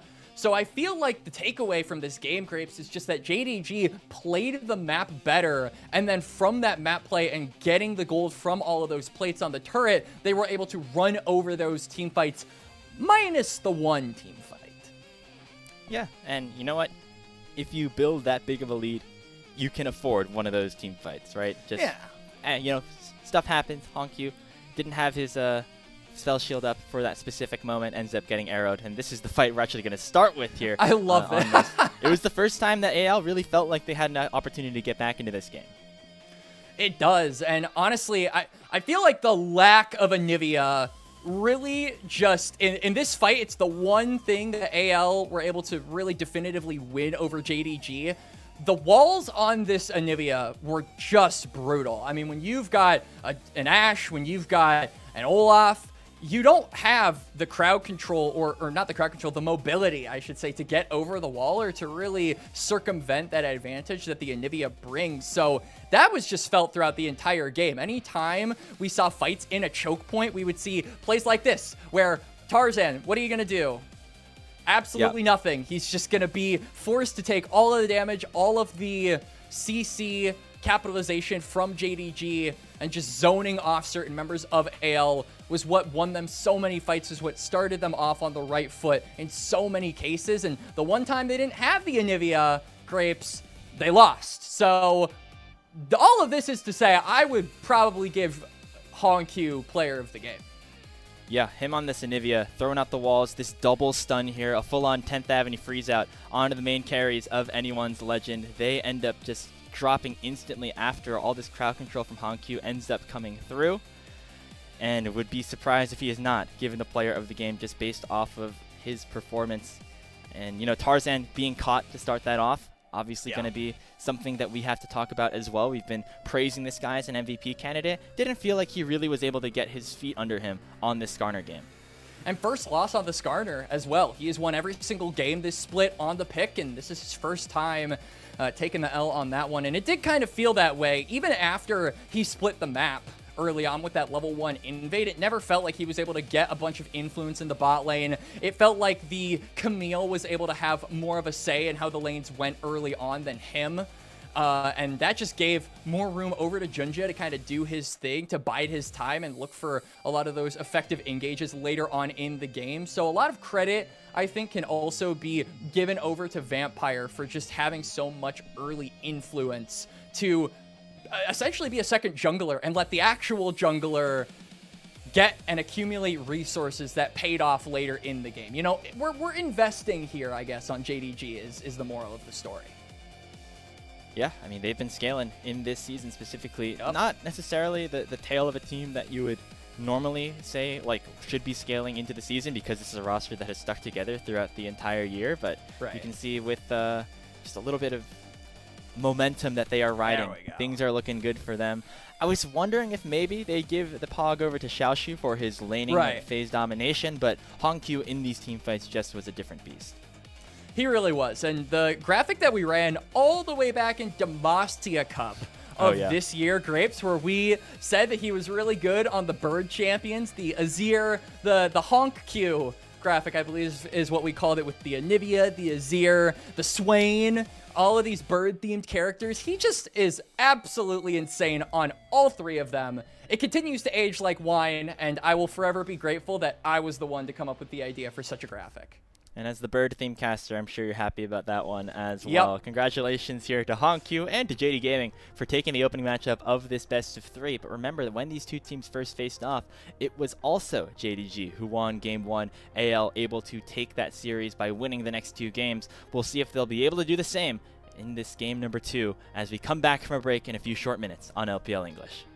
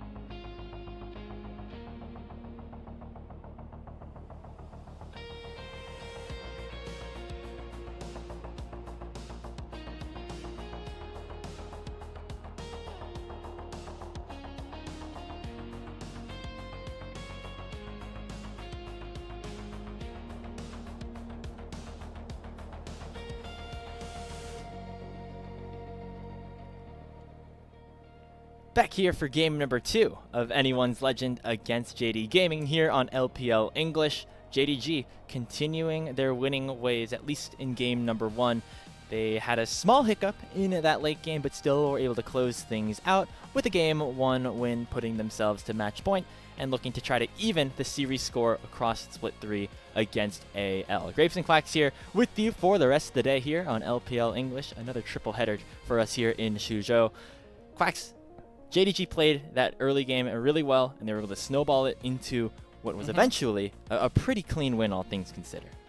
Yeah, wouldn't be surprised if it's a 6-game day, frankly, Grapes. I feel like JDG had firm control over the game for a good 95% of it. There was the one team fight that AL won that maybe inspired a bit of rebellion in us as far as the flow of the game is concerned, and if AL could maybe mount a comeback. But like we said, as soon as those thoughts came, they were demolished because JDG managed to close that one out. And a large part of that, I think, was in due part to the solo laners. And these are players who I think, like the rest of JDG, we've had a lot of questions about them, especially since returning from First Stand. I think that JDG have never really been the same since that international to end split number 1 off. Split 2 was kind of a back and forth. Split 3 has been up and down. And I think that Xiaoshu and Hongqiu's individual performances have also been put into question. Hongqiu specifically, I think, has had a really interesting identity over the course of this year, because if you remember back to split number 2, this was the Twisted Fate guy. This was the man roaming every single time he hits level 6 on a Rise or TF. He's in a side lane making plays with Junja, and I feel like that is a pretty stark difference compared to what we have now, where Hongqiu is focused a little bit more on the scaling aspect of prioritizing his own conditions, on being the guy in the side lane to make sure that he is the one with a massive gold lead, and playing more of a selfish role than what he had in split number 2. So JDG have gone through multiple iterations, and I think have come out with Hongqiu being one of the main carries like he was on CFO last year. So we've kind of taken a bit of a roundabout, but ended up at a similar destination to where we started, in my opinion. Yeah. It's easy to forget that this is also one of the younger players that we have in the league, just because of the previous international success that he's had. But it has been a split of growth, or a year of growth, for Hongqiu in his debut season in the LPL with JD Gaming. Obviously, he has, surrounded by some other veterans, but there is younger parts of this squad. Xiaoshu in his first real year on a fully competitive team, Vampire moving over from WE over to JDG, and then you have, of course, Junja and Gala kind of holding down the fort. But as these guys have taken these next steps, we've seen Hongqiu, of course, evolve as a player this season, Xiaoshu really establishing himself as a dominant laner, and Vampire going on the growth trajectory that he has been going on as well. Obviously, it was a bit of a stumble for JDG in Split 2 and the start of Split 3, but the way that they're playing right now, they look poised to make it back to the World Championships.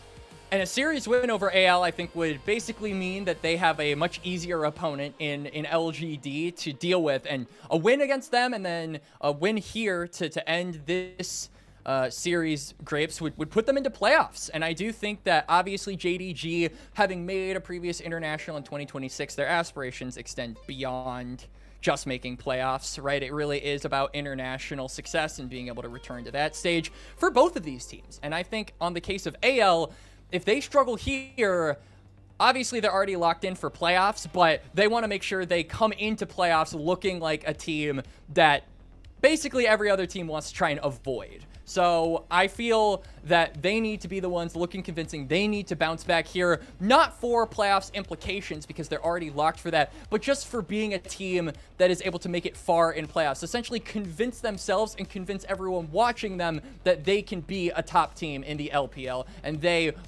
if they make it back to the international stage, can look scary once they get there. Yeah, I mean, this is a JDG team that is looking to make it back to Worlds, right? As a premier Chinese organization, the last time that they were at the World Championships was in 2023 when Faker shuffled Ruler back into the rest of T1 and shutting them down in the semifinals. The previous 2 seasons here for Jindong Gaming, Quacks, it has been a loss in the final series of the season in the regional qualifiers. It was to Weibo in 2024, to IG in 2025. They want to make sure that they don't even have to play in that gauntlet by having a good run in the playoffs to make sure that they get back to Worlds for the first time in 3 years. And JDG, I mean, it has been anything but smooth sailing to get back to that point of attempting to reclaim a spot at the International to end off the year. I mean, they have gone through so many different rosters, so many different iterations. Now, I mean, just recently, they brought in Xiaofeng, right, as a potential substitute for Junjia to try and make sure they could maximize the efficiency of this team, that they could get the best result. And I feel like JDG now, having mostly stuck with their roster throughout the entirety of this year, to see some of those maybe roster concerns at potentially the final hurdle, I'm interested if that deters JDG at all. But if anything, I think that it has actually made them better, as we have seen in game number 1 and as we have seen from Junjia's recent play. We are on to the draft for game number 2 here. And again, we are keeping with the theme of mid-jungle being the primary focus of these bans. Yeah, got the Akali, the Rise, the Nocturne, and the Poppy so far. Poppy really has taken a name for himself as being one of the premier champions on this patch, or herself, sorry, for being one of the most dominant champions on this patch, just due to the flexibility and, of course, the heavy dashing styles that a lot of these junglers have, like the Naafiri and the Lee Sin. Those are very popular in the meta right now. Poppy does a great job against either of them. Waiting for that final ban on AL side, going to be Xiaoshu's Rumble, another pick that he is very comfortable on. We'll see what exactly JDG want to focus here with these champions off the board. That Orianna, once again, still on the table.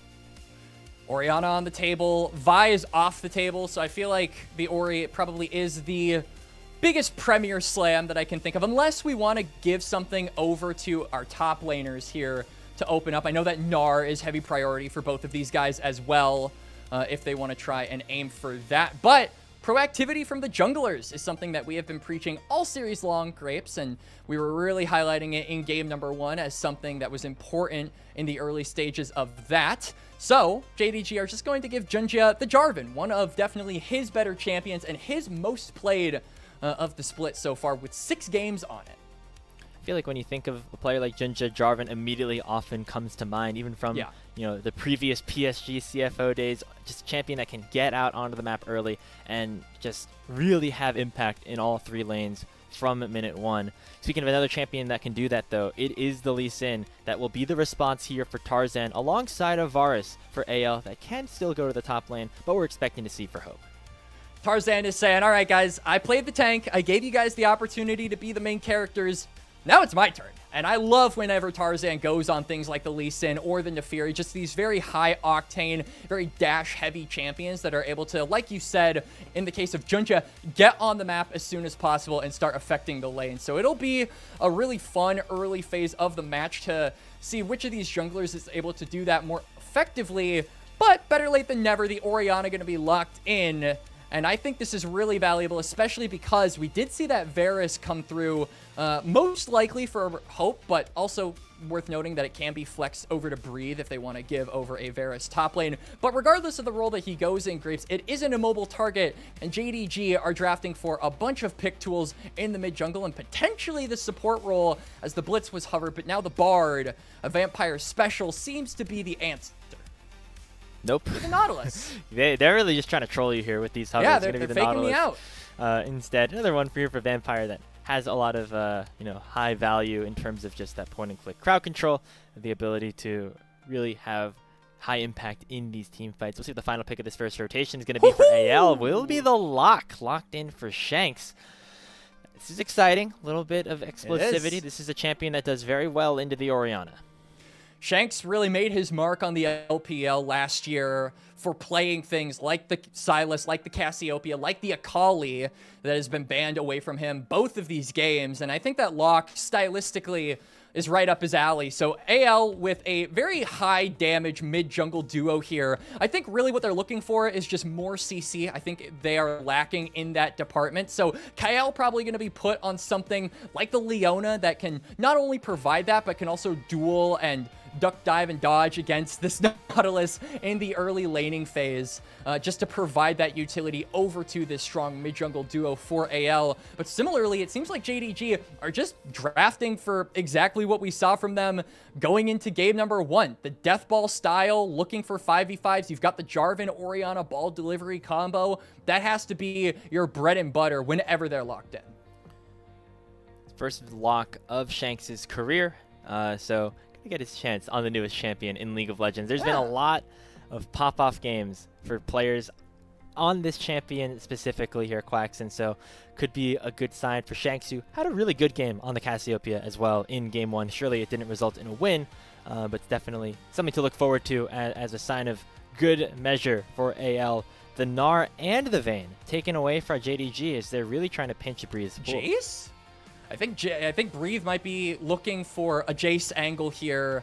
I am a little bit worried if they go Jace, though, because Yorick is also up. So I like this. They're not going to go for the top laner immediately because they don't want some of those counter picks that might still be available for Xiaoshu to pick up to be drafted here. So they are just going to give last pick over to Breathe and leave it up to his own discretion. But I think these bans have set him up nicely to go for a more carry-oriented style. And that really also, I think, would fit thematically with how AL have liked to play over the course of these entire 2 years. Play toward topside and let Hope kind of do his thing in the early game, 1v2 if he must, and Kael will be that roaming, constant threat that the enemy team has to deal with. JDG, though, still looking for that death ball, will go for the Corki. So a little shorter range, does play a bit difficultly into AL once we coast around that mid to late game, especially if he isn't ahead. There are just a lot of ways that AL can pick off a Corki if Gala isn't careful, but he has the Cassante along with all of these other tools that JDG have drafted to peel him and make his life a little bit easier. Yeah, I mean, just pure team fighting right now for JDG, right? Yeah. They're not looking for anything other than the 5v5. AL can be a little bit more creative in terms of what they look for. They have a lot of wave clear with Hope on the Varus. You'd imagine he goes towards a lethality build. And then you have two side laners here in Breathe and Shanks that can definitely have impact in their own side lanes, but also can go on roams and find high impact plays across the map once we get to this mid game. So AL, I would expect to be a little bit more volatile, which is a little bit different than what we expected from them out of Game 1, whereas JD Gaming in this game specifically here, Quacks, going to probably sit back and try to just scale into that late game a bit more. Like we said with JDG, they are a really good team when it comes to playing a style opposite of what their opponents really like to go for. So in this case, AL want to get their top side ahead as soon as possible. They play a little bit more of a higher octane style, like you were alluding to, Grapes. JDG are saying, that's fine. We have the scaling advantage. We have the 5v5. We can team fight our way to a 2-0 and upset one of the top teams here in the LPL to be one series away from locking playoffs. And I think that that is a style that they have kind of gone back to when it comes to brass tactics. When it really feels like the chips are down, you can always count on JDG's team fighting to get them to the promised land. And that's what they're going to be relying on here for game number 2. JD Gaming, currently the hottest team in the LPL, looking for their 5th straight series victory, this time over AL. They just took down the defending champs a couple days ago. Can they do the same against another top team here in the league, currently 2nd place in the standings? Time will tell as we're on to the Rift for game number 2 of our final series of the day.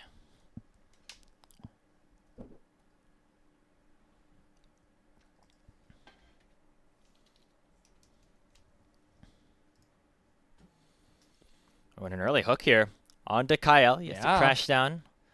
Try to get away from this. He is lower in terms of the movement speed. Vampire going to wait for his passive to come back up, find the root, and force the flash away.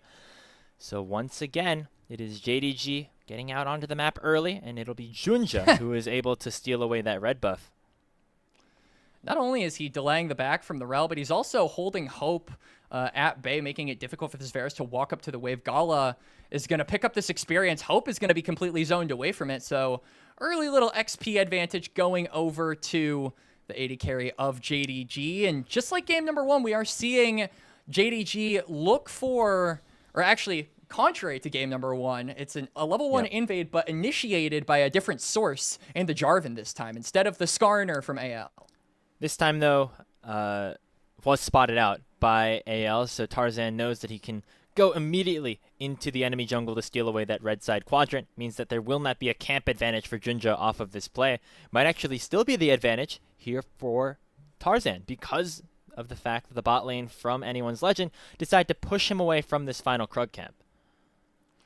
So JDG are currently, their jungler zoned away from those Krugs, like you said, will give him a slight tempo disadvantage over the Lee Sin, who is now running to his Krugs at full speed. And he we'll is have that level 3 as longsword. well. Junja So. really wants this one. He smites away the big Krug, but will lose didn't get most 3 of the little though. ones. Not hitting level 3 is an important part. Tarzan flashes into the dredge line to force Vampire to get stuck in between him and the Lee Sin. It's first blood picked up for Hope as they are able to get something massive back on that bottom side. Vampire using that flash earlier to try and get the kill on to Kyle, will be punished for it, and good expedience there from Tarzan. Completes the cross map onto his enemy's top side, immediately resets, goes toward bot, and first blood over to AL. We talked about the importance of the bot, or of the junglers, I should say, getting onto the map early, and Tarzan, it seems, got the memo, Grapes. So that's just, again, that X factor from a player like Tarzan, knowing that, of course, it was going to be a vertical jungle setup, but instead of just opting for it, decides to try to flip that narrative and punish Junja for what was a very extended attempt at taking the Krugs. Normally, you'd see that initial push away and just, Junja would decide to back away. He was very adamant that he wanted to try to secure that camp. Ends up costing him his support's life, as now Tarzan has also that advantage in terms of the clear speed. He's level 4 after clearing that topside scuttle, and will be able to contest Junja here for the Raptors. Has the smite, so will be able to secure the big one, but Junja gets the little chickens, and might be able to get level 4 off this final one. Yes, there he is. Good play there from Tarzan. Shanks, as you just saw, was teleporting in, so if a 2v2 broke out, I would certainly favor the Lee Sin lock to secure that one. A fight doesn't break out, but Tarzan just using that item advantage that he got, getting that longsword after the 3 camp into reset, and Junja hasn't been able to recall himself yet, so this Jarvan is really behind in tempo just because Tarzan has that reset and frankly is up a good amount of camps in this game, just like he was in the previous one in the early game on that Skarner. So we'll have to see if on a champion with a little bit more selfish agency in the Lee Sin, he'll have to make use of that. And so far he has been. See how much more he can do. Again, this mid jungle here for AL going to have good opportunities to go out onto the map, especially once that Purgatory is unlocked for Shanks. But currently, he is taking a bit of a beating in the mid lane as the range versus melee matchup always going to favor the range side, at least in the first few levels. For Shanks, though, he has multiple ways to close that gap, right? You've got the blink, you've got the extra dash as well. So I think once he gets that ultimate, once this lock really hits one item, that'll be when kill threat is probably there for him to really start threatening this Orianna in the matchup. Frankly, for the side of AL, I feel like one-item spikes are really the name of the game for all of these champions. Tarzan is going to be really strong once he gets his first item, which it looks like is going to be the Sundered Sky. Breathe is probably going to go for the Eclipse, and then Shanks with that Lich Bane will be really strong himself. So once they get there, I think that is when I really want to see AL start pulling the trigger, because like we said, if they aren't proactive enough in this early to mid game, JDG do have the potential to outscale them, and they certainly have the ability to out-team fight them with the comp that they have drafted. Yeah, I mean, just immediately see the Jarvan Ori and a scaling bot laner. That's just instant signs that this team fight's going to go crazy. When you are JDG, especially once you get a couple of items in your own book. And so AL looking to be aggressive, as we said, waiting for that ultimate to be available onto Shanks. Finally is. And now could be AL contesting this bottom side Scuttle Crab as we see our two junglers meeting across the river. Junja not pulling the trigger on the flag and drag just yet, but Shanks with the Ritual Nails able to dish out some damage onto Honkyu. EQ is dashed away from by Tarzan, and nobody getting crowd controlled until Kyle gets hit by the dredge line. Shockwave flashed away from, and the Rel will be able to live. AL really wanted to fight for that crab, because if they manage to secure it for Tarzan, that's level 6, and then you can probably transition that into a dragon to push the tempo of the game even further in your favor. But I think JDG were aware of that. Shanks, though, used his mobility. There's no shockwave, but the dredge line will come out from Vampire. It'll be the flash out from Shanks. Big cooldown, but he'll be happy with his life for the moment, heading back to base. Doesn't have the teleport, though, so Honkyu will at the very least be able to shove in this wave. Already has that lost chapter, too, so this is when the wave clear from the Orianna really starts to become problematic for Shanks. Before he has that Lich Bane, I think this is probably the most winning advantage or game point that Hongq will have for the foreseeable future over this lock. So they are going to have to try and find ways to abuse that. It looks, though, like despite not getting the level 6 off the crab, Tarzan is still going to have pressure in this bot side river and go right onto the dragon, though it is very close to the time these grubs are spawning. So I think JDG should be able to trade back with that top side objective if they want.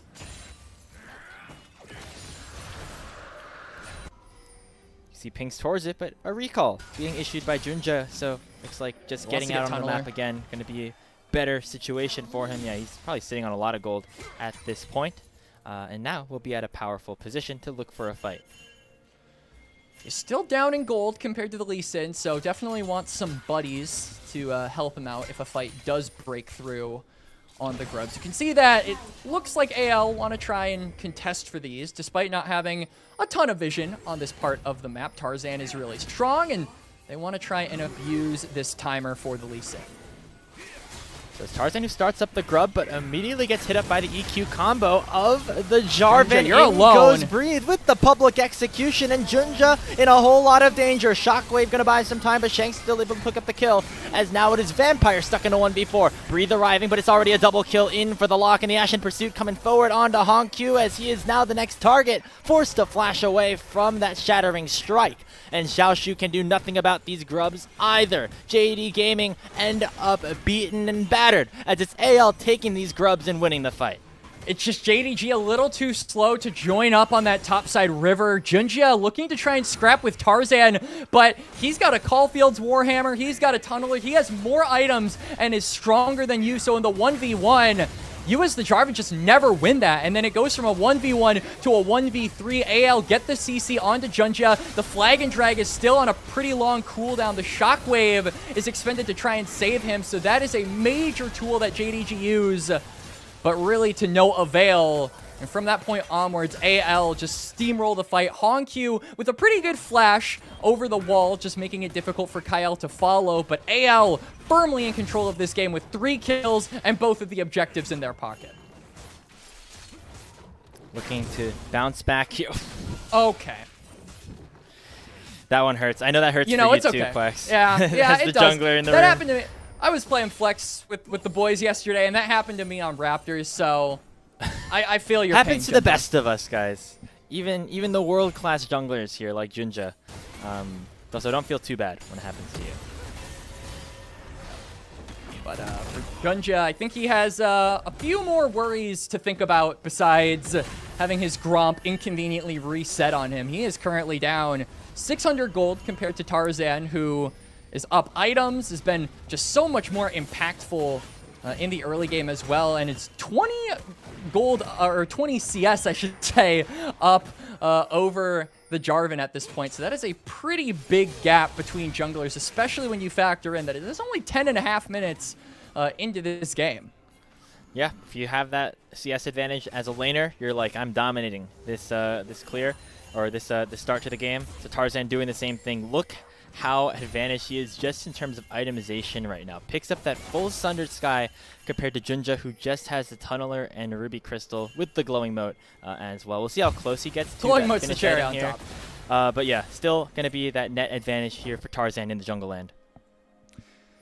What is the Glowing Moat? Because I remember I always, when I was a kid playing this game, like, didn't put together that the items actually were, like, objects, right? Like, I didn't know that Triforce was like blades. It was just Aurelia's blades. I didn't put together that like Rabadon's death cap was actually a hat. What is the glowing moat? Because a moat is just like something around a castle, like a thing of water that surrounds. Yeah, but that's a castle. a different spelling. But that's not what that M-O-A-T. is, obviously. Yeah. So what is a moat? So shout out to Merriam-Webster Dictionary for this. A moat, spelled the way that glowing variety is a small speck, which is basically the amount of impact that it has in a game once you purchase it. So yeah. So it's like name accurate. All right, I like it. But it's W glowing. Riot. It's glowing. Yeah, so it's a little bit more special than just a regular moat, but Yeah, you play with the glow sticks when you're a kid. Like, they're fun to have around. Doesn't do too much, but you can wave it around and it makes the cool colors, right? So yeah, they provide some entertainment for you. as it looks like AL are looking to entertain taking away a Gromp, which they will be successful in, as well as a Dragon, which is up in a little less than 30 seconds. And JDG just still down so much gold. Tarzan having that Sundered Sky, like we said, is just going to make this Lee Sin so lethal in any fight that JDG try to take. And now Shanks is more than comfortable to take the fight to Honkyu. Oh, what a kick from Tarzan. Shockwave not going to find a damn thing as Shanks goes on a killing spree and AL dominating this early game. 3-0 for the lock on Shanks' first game of the pick. AL are dominating, like you said, Graves. Dragon going to be a foregone conclusion, and JDG are bleeding in this early game. We talk about how this composition is to be highlighted once team fights roll around. The way this game is going, though, they might not have very many chances, frankly, to get those 5v5s across. So I think now that we're coasting this mid-game, this 14-minute mark, where the lane assignments can get a little bit more blurry, this is JDG's time to try and reverse course and look for something that they can take forward with them to get to those team fights. This is about the same gold lead that JDG was able to break open against AL in that early game, and we know how that one ended up turning out. Anyone's Legend looking to try and even this series up, play all 3 games like we did in week 1. And Quacks, despite the records being a little bit different, I think it's fair to say these two teams, when they go at it against each other, very closely competitive throughout the calendar year, and that can be a very exciting prospect for what the rest of this season can look like. It's a depth charge finds 2 here for Vampire, but now it's Junja, who is, or sorry, Tarzan, I should say, that is unable to find that kill onto the Nautilus. Isn't able to get the Q to connect onto the Vampire, and so the Nautilus will get away for the time being, but Nautilus resetting means that Gala can't be too carefree when it comes to walking up to this mid lane, so will be policed around as Kyle tries to punish him. Won't be able to do so, but AL just looking to hold control of this lane here in mid, because we do have the Herald coming up in about 30 seconds, so they just want to continue to monopolize their ownership of all of these neutrals here. Yeah, public execution issued here onto Honkyu.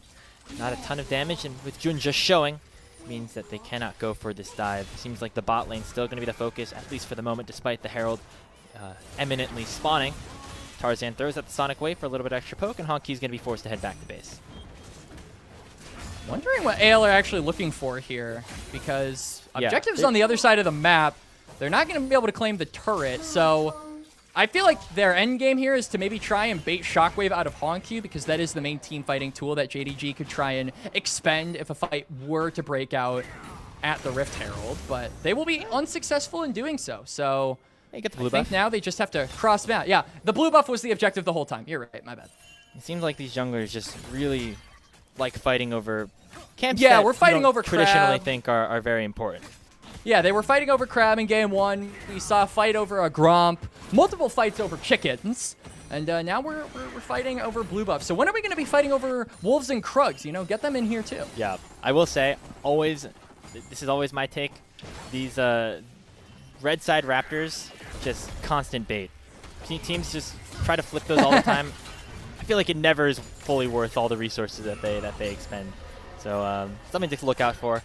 What is useful is the Rift Herald, and that's what Anyone's Legend are going to be able to pick up here for Tarzan. It is, again, this massive gold lead here for the early game.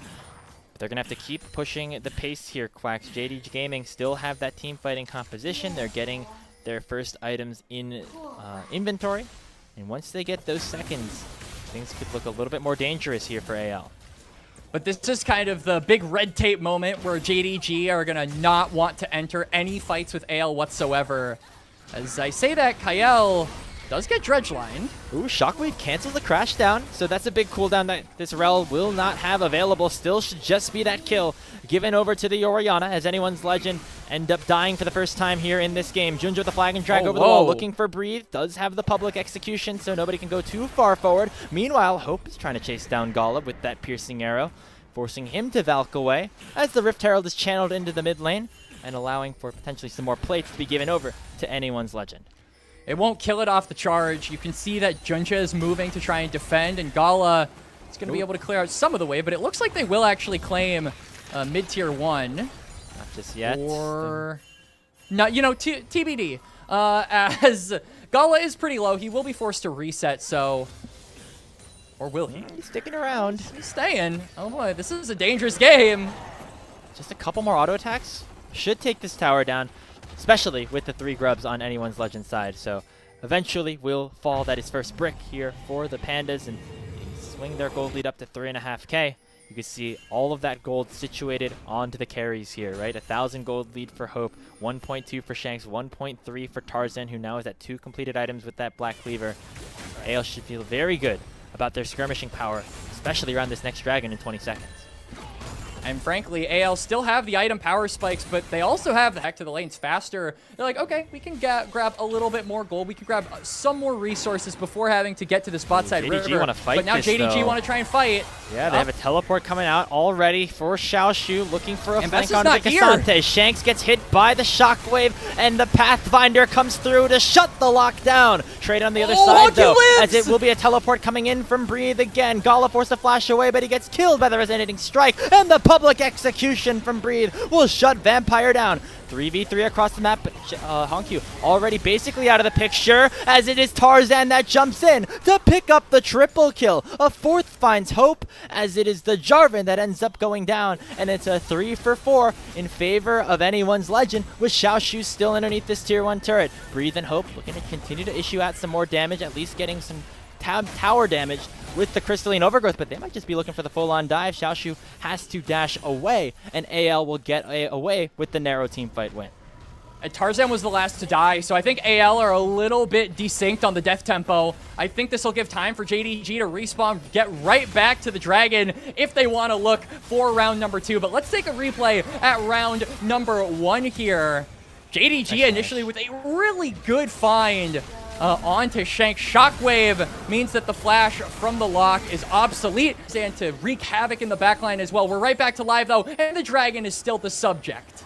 Has reset though, as JDG don't want to end up finishing it. Both top laners here without their teleports, so they know that this is an Look at the important ultimates, fight. they're all Would coming be off soul cooldown. point for AL if they can pick it up. Dredge line goes wide as Shanks was the target the last engagement, so he has to be a little bit safer this time around. We have the all-out up in 3 seconds. There is a massive magnet storm from Kyle. Finds 3 members, and that's just the fight. A triple kill in for Shanks. Xiaoshu sends Hope over the wall, but the lock is chasing him down still. A quadra kill for Shanks on his first lock game of his career. And it's anyone's Legend dominating the fight and picking up soul point.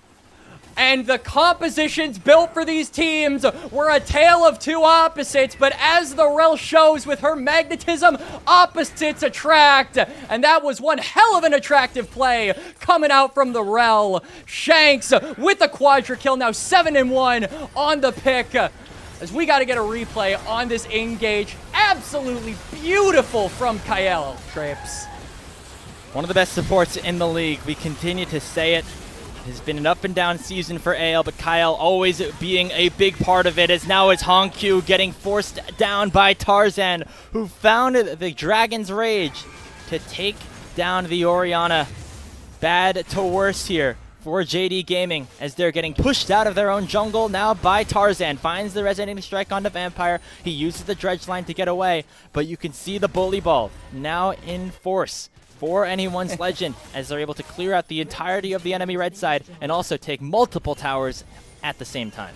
It'll be top lane tier 1, mid lane tier 2. AL are just pushing their vision line even further up on this top lane. If they can get a pick onto Junja, hell, if they can even get a pick onto someone like Honkyu, because of how valuable that shockwave is, that'll just be an immediate turn onto the Baron. AL will have the green light to really push this game into its end stages, but for now, they're going to take their reset. They're going to spend their gold.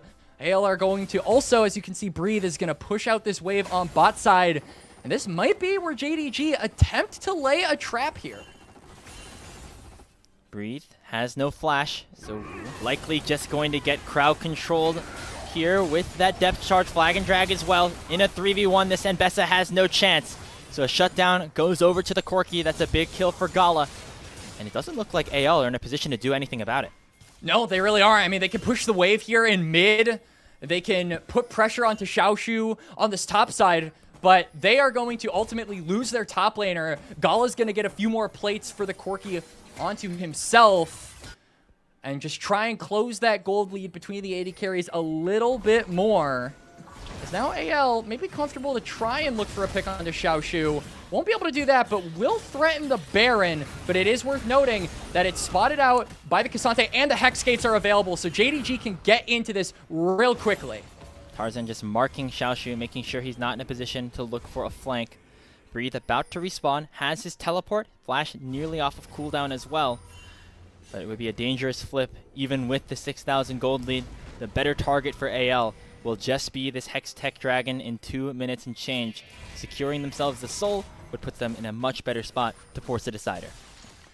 And I feel like we have this discussion sometimes about the Dragon Souls grapes, but I mean, are you of the opinion along with me that Hextech Soul is the most versatile evergreen soul in the game? Just like any composition, you can apply this soul to any composition and it works out equally as well. I feel like the other souls are a little bit more subjective to team composition to be effective, but Hextech Soul is kind of the jack of all trades one.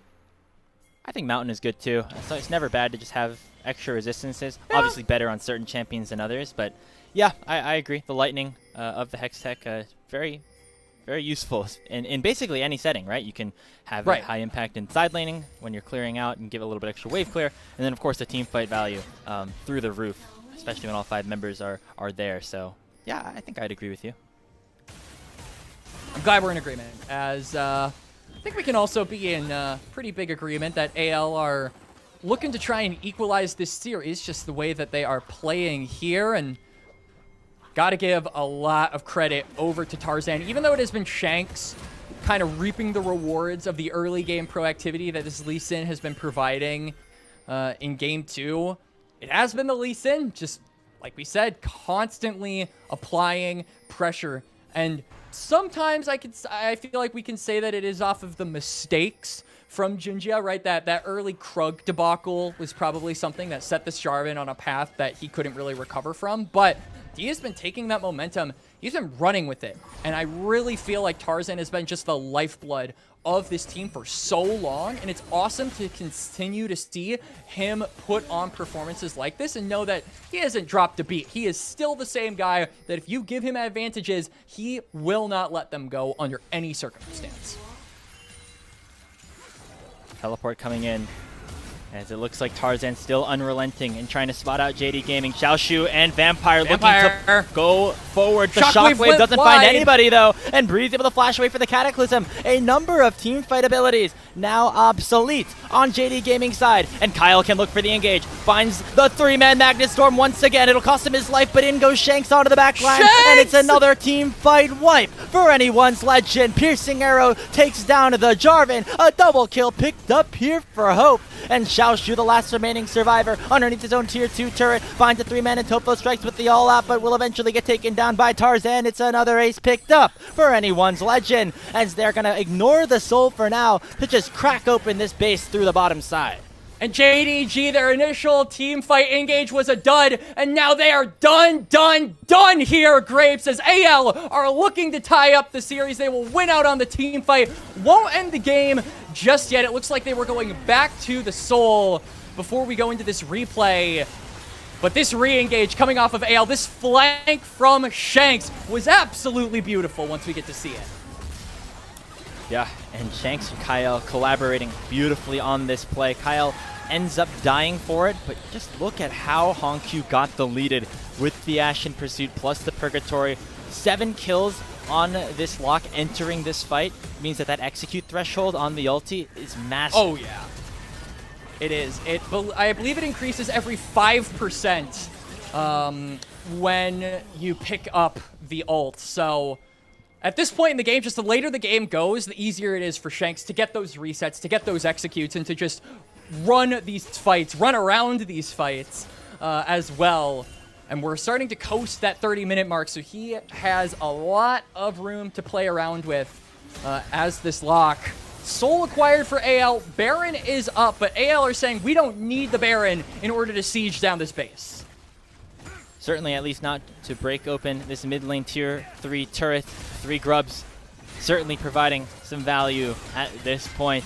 As in goes Shanks once again, dashes forward with the Ashen Pursuit, makes it very easy for him. Just be in a great position to start and engage. The inhibitor still alive at this point, and JDG will have to pull the trigger sooner rather than later. The gold hit 9,000 at this point as Vampire is fishing for a hook. JDG really just needs to turtle and look to wave clear. I think this might force AL after they get this inhibitor to force a Baron play, you know, maybe try and bait JDG to come over to them, as we are seeing pings onto that objective. And this will be the big litmus test. I mean, we were concerned after the early game from AL about how many chances JDG would actually be able to get to 5v5 against anyone's Legend, just the way the early game disrupted that plan. But if a Baron is started with all the JDG members alive, that will be their one and possibly last opportunity to make something happen in a 5v5 setting. And I don't think they'll get a better opportunity at this point. They are behind, but as we saw in game number 1 with AL being able to turn it back, temporarily albeit, with one team fight, JDG can try and look to do the same thing. Yeah, that was our big focus going into this game after the draft, is that JD Gaming's team fighting going to just be stronger. But I don't know if the compositional strength is going to outweigh a 9,000 gold lead and a Hextech Soul as anyone's Legends start up this Baron. Blue Ward will spot it out, but Kyle doing a good job to mark JDG at the moment, and Hope's going to be issuing covering fire with his piercing arrow. Shanks here finds Xiaoshu on the other side. Public decision comes out. They're ignoring the Baron for now to make sure they take the Cassante down. All Out goes through, as now it's Breathe and Xiaoshu in a 1v1, but the numbers advantage certainly once again will go AL's way as Hope collapses upon the Cassante to pick up the kill, and the Baron will now go over to anyone's Legend. And the 5v5 denied yet again. JDG keep trying to play out these team fights, but they are down a man, they are down resources, they are down gold, they are out of hope as Hope and AL are running away with this game number 2. Vampire looking for a pick onto Kyle. Shockwave connecting onto the Rel. That is a ton of resources burned for only half of the AL support's HP bar. Tarzan goes forward with that resonating strike, not able to find a kick just yet, but Junja now has to flash away. Hextech Soul, incredibly valuable as the Ashen Pursuit nearly takes down the Jarvan. He'll be headed back to base as super minions are starting to crash through mid, and anyone's Legend looking to pick up the rest of the scraps here in the JDG base. Wasn't even all 3 nails. Shanks almost gets the kill regardless. Xiaoshu now on the respawn. All 5 members of JDG are here, and they can maybe look for a team fight, but you're down a Soul, you're down a Baron, you're down 11.5k, and Shanks just blows him up! Just one shot without even needing the ultimate, and Shanks will jump forward to finish off the rest of this. Anyone's Legend will not go quietly into this sweet night. They will even up our series at 1-1 and force a decider against JD Gaming here in week number 4. Going the full distance, the 6-game day denied as AL steamroll JDG here in game number 2. Grapes, I was hoping for a close series. They were close all year. I think AL and JDG oftentimes have been put in the same camp when you look at the regular season. One, obviously, I think has had more of a glow up when it comes to playoffs. JDG obviously being the team that has made an international in 2026, but these teams have been very back and forth with one another over the course of the year whenever they have matched up, and I love to see their last meeting of a regular season here in 2026 go the full distance. Yeah, and who knows, we might see these teams face off again later down the line. You'd imagine a playoff matchup could go down. You could imagine a matchup in the regional finals could end up happening just based off the way the championship points are currently situated. Anyone's Legend and JD Gaming have played very tightly all season long, and now it is JDG on the back foot again as AL just once again have the better early game, and they're able to pull away the in the late game. It just seems like whoever gets out to the best start is able to close the game out here throughout the first 2 games of this series. It really does. I mean, I would say Tarzan got off to an early lead over Junja, in game number 1. That would be like my only rebuttal to your statement. But for the most part, I think that Junja was better at affecting the map. Even though he was losing resources and Tarzan was up multiple camps over him in the early game of game 1, it just feels like the overall ability to affect the rest of the map is really what we're looking at in this jungle matchup. And we highlighted this at the beginning of the series, so it's really cool that it's actually paying dividends. And mostly the deciding factor is which jungler is able to be more proactive in the first 15 minutes.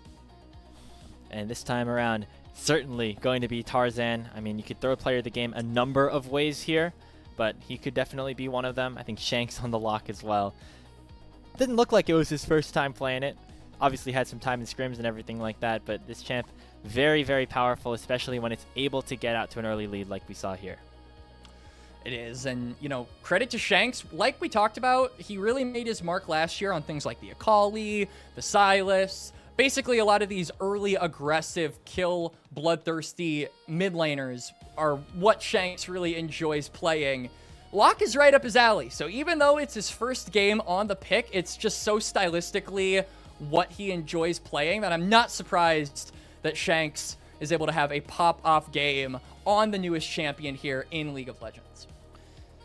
Yeah, I mean, that's what he was known for, as you mentioned, throughout the early parts of his career, even the WE days, just being a player that can play. Those assassins in the mid lane can get active across the map in the early to mid game, and surely making that similar statement on the lock this time around. Another pick to add to the repertoire here as we take a look at some of these replays. Seems like every team fight went AL's way, even if JDG was the one to start it. This one from Kyle, just beautiful. My lord, it was nasty. Even in like the rare 5v5s that we got, it just felt like JDG went into those underbaked, right? I mean, we go into fights like this where they don't have the vision, they don't have the information that the rel is over the wall, they get hit with a 3-man Magnet Storm crashdown, and they just lose from there on out. So it is a little bit disappointing to see that JDG, there were seldom times where they could 5v5s, but it felt like every single one, they just came in underprepared. They didn't have the resources necessary, they didn't have the setup needed, and they got punished for it. AL with an early game lead just took that and ran with it essentially into the team fights, and JDG were never able to surmount that play. Lock damage is absolutely disgusting, by the way, as I'm just looking at the highlights. Yeah, we talked about, you know, all the ultimate stacks that he ended up getting. Didn't need it for that kill on to Junja to end that game. Shanks having a great series so far. You remember that Cassio game even in game number 1. Certainly an Admiral one at that, as we await our player of the game for our second matchup between these two teams. Great way to close out this regular season series between these two squads, AL and JDG, going at it in week 1, and once again here in week 4 as we enter the back half of the season. Be a great time for JDG to continue their winning ways, whereas for AL, picking up wins here in this week are going to be very important given what you have in store for week 5. It's top esports, BLG, and WE. That is a very tough 3 matchups, including a WE team that 2-0'd AL just a couple of matches ago. So the Pandas could need every win that they can get if they want to try to secure themselves that top 2 seed. They do, and I think for JDG, they just need every win they can get to get top 6, right? I think a lot of people have poised and projected them to get into that area, but a win here, a series over AL, would allow them to continue the momentum they have built up over, you know, beating WE, over beating BLG, and if they beat AL, that'll be 3 series wins in a row that they can take against LGD to do or die moment where they try to qualify into that top 6, where they try to qualify into those playoff scrapes and just give themselves an easier road back into form and back into the international stage. That is ultimately their goal. So it is Shanks winning that player of the game, looking to make it back to Worlds like he was at just a year ago. Anyone's Legend forcing that Game 3 decider up against JD Gaming in our final series of the day. The draft for that final game coming up after this short break as we get ready for the end of the day here on LPL English. Don't go anywhere. We'll be right back.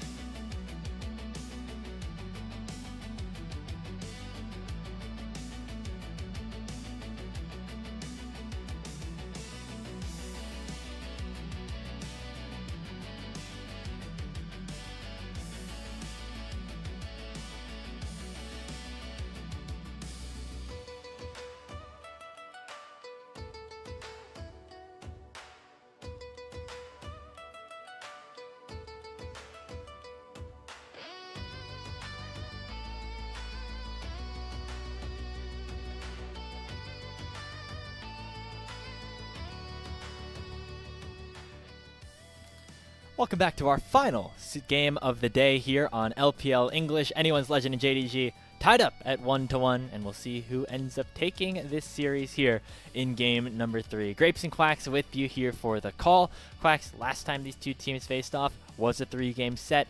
No surprise we see that again here this time around.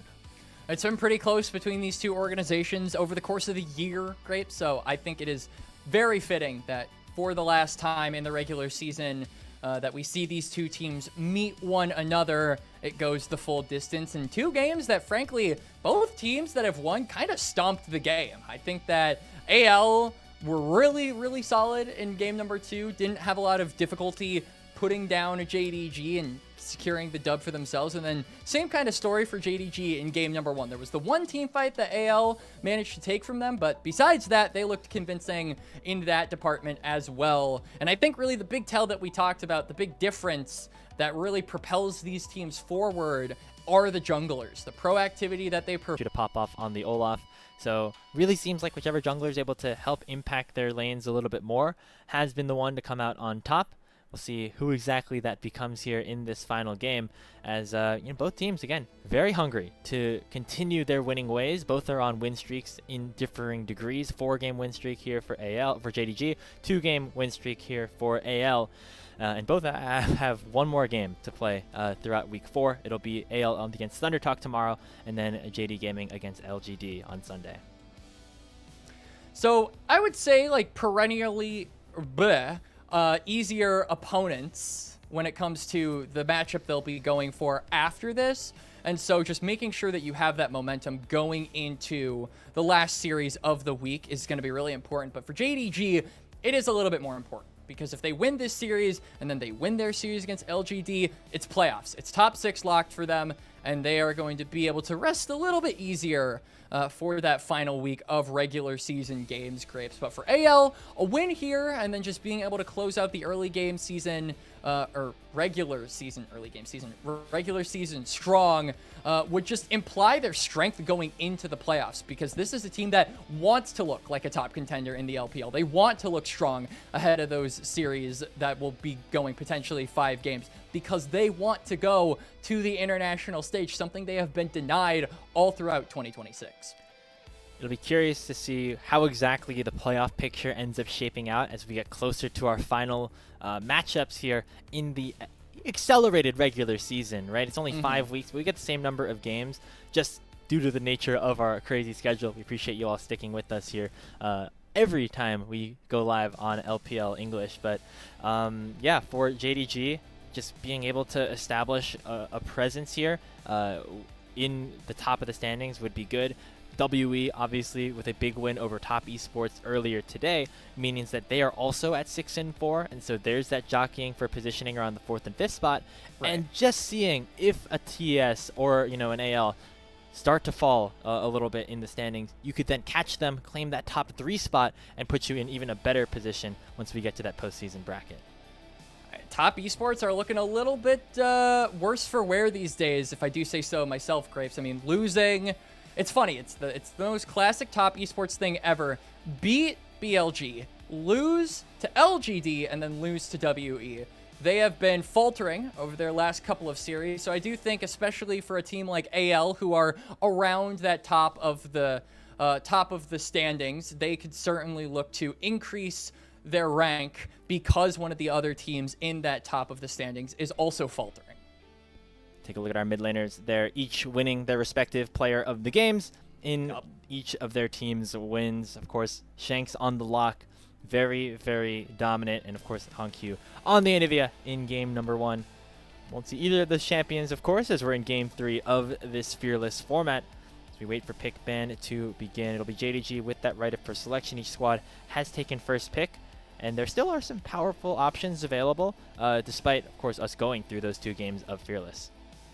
And we talked a lot about the junglers and their ability to have proactivity and influence this series and be kind of the captains, I think, of the team. When the junglers look good on these respective squads, I think the team is way better for it. They look transformed when their junglers are actually locked in and able to do their thing, play their game. But I think the mid laners, as we have seen over the course of this series, they have really been the big benefactors of being able to absorb a lot of that gold, take a lot of that pressure, and really make sure that they are the ones pulling their weight in damage, if not more, to get their team the dub. Honkyu specifically has the highest damage percentage of any mid laner in the LPL at the current moment with 26.8, so does more than a fourth of his team's damage. And Shanks in that ranking isn't too far behind. So both of these mid laners really specialize in just the damage they can dish out a lot in these fights. And I feel like the junglers are basically the conduit that allows them to do that, but they are the one that delivers kind of that shock when it comes to actually going for these team fights. We're on to the draft for game number 3. We've got the Akali, Nefiri, Pantheon, Trundle, Nocturne, and Rise all banned. So just more jungle mid focus here, Grapes. And if I'm not mistaken, it looks like JD Gaming opting for blue side here with the right of first selection, and AL going for second pick. So a kind of weird mismatch of what we were expecting going in still ends up with JD Gaming having that first pick. Ezreal, that is a big pick for both of these bottom laners. Gala, of course, going to be very comfortable on that, and also just one of the best champions that we have in this current meta. Karma will be the response here for Kyle to try to take that one away. Maybe something like a Caitlyn can pop up as the answer.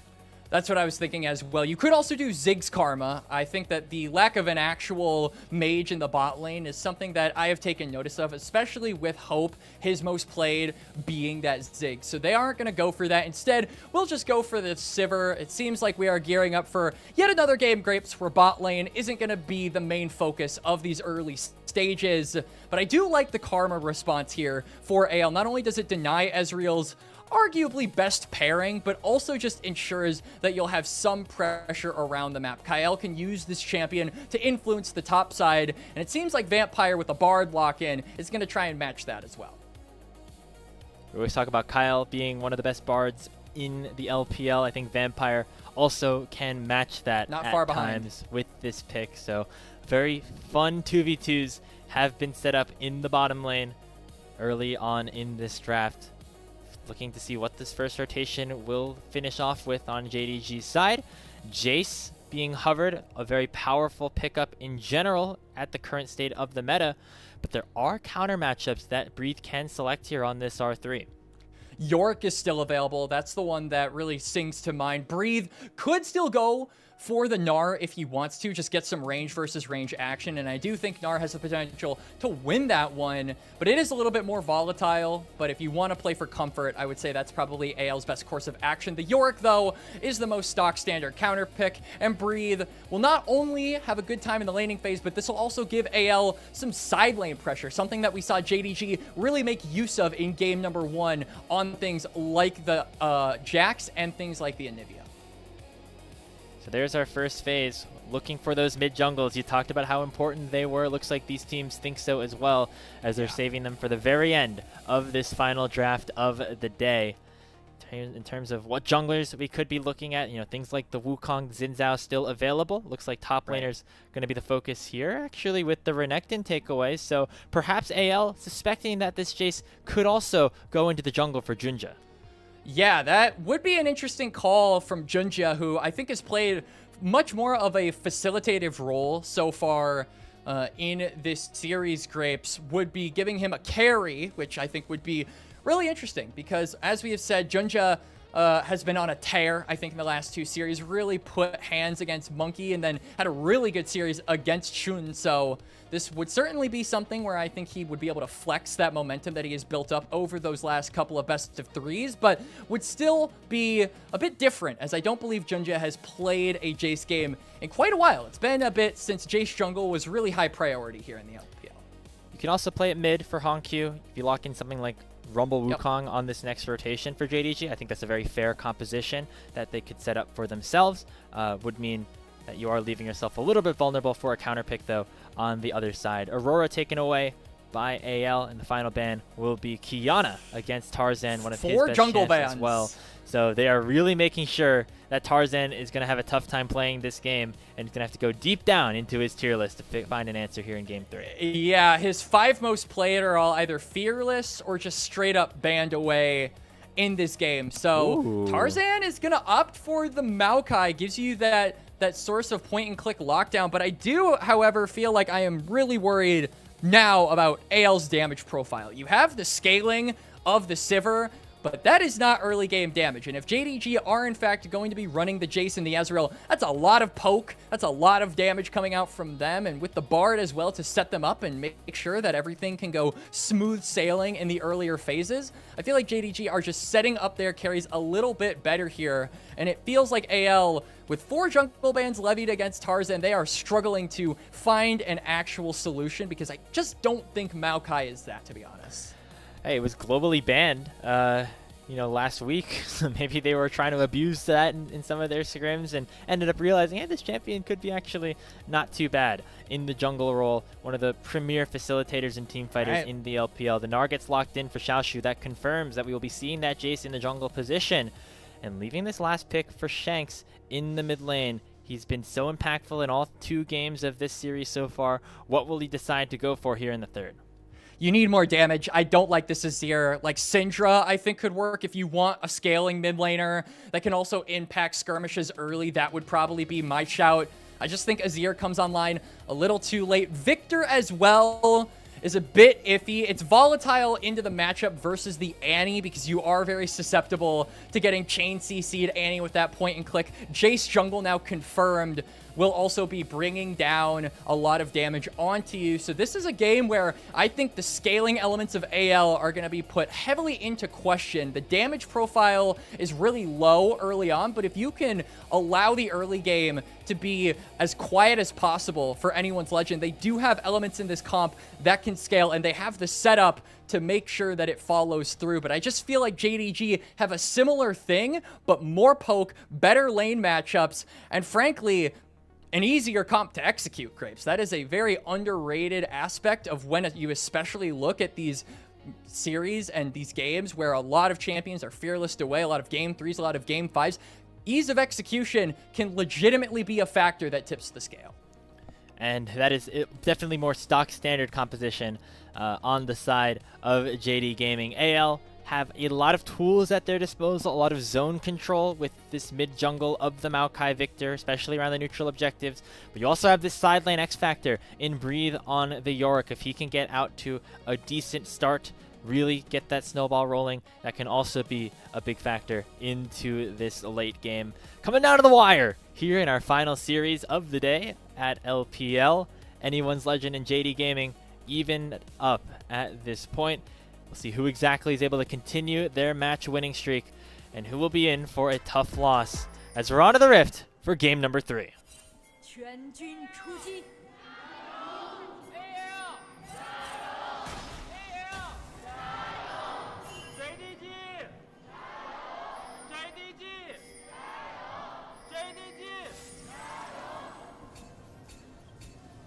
Looks like Mr. Jindong didn't make his way down to Suzhou, but we still got the Jayos in here.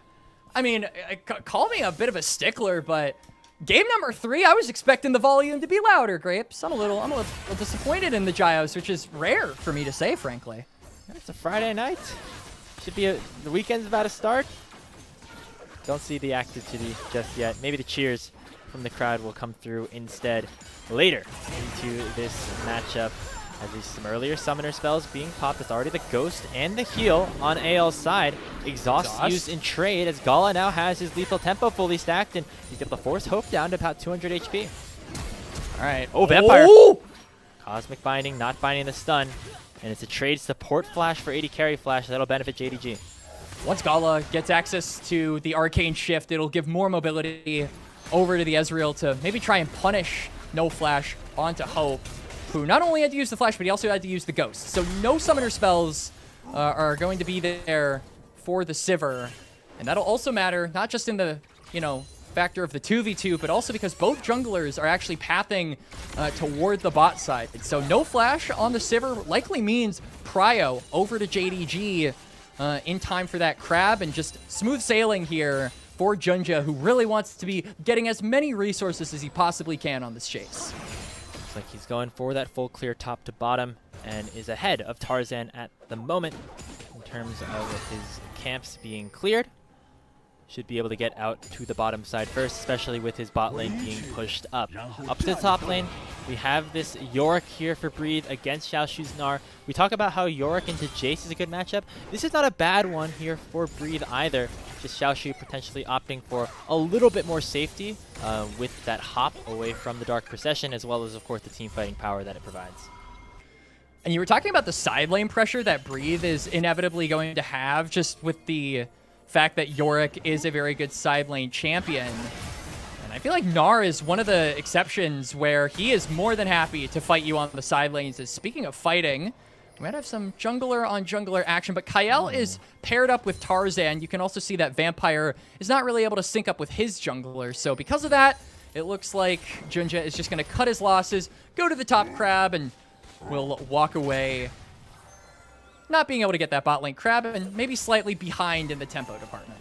Yeah, interesting that AL were able to bounce this wave back into JDG right as that Rift Scuttler was about to spawn. Nice play in the 2v2 by Hope and Kael, despite losing their AD carry's flash early on. They also had a good trade on Gala. They forced him back to base, and he's going to lose a bunch of these minions here on the bottom side. He is. So Gala, it's funny too, because Gala was the one that held on to flash, and he's the one that has to reset. So, we say that JDG should have Prio.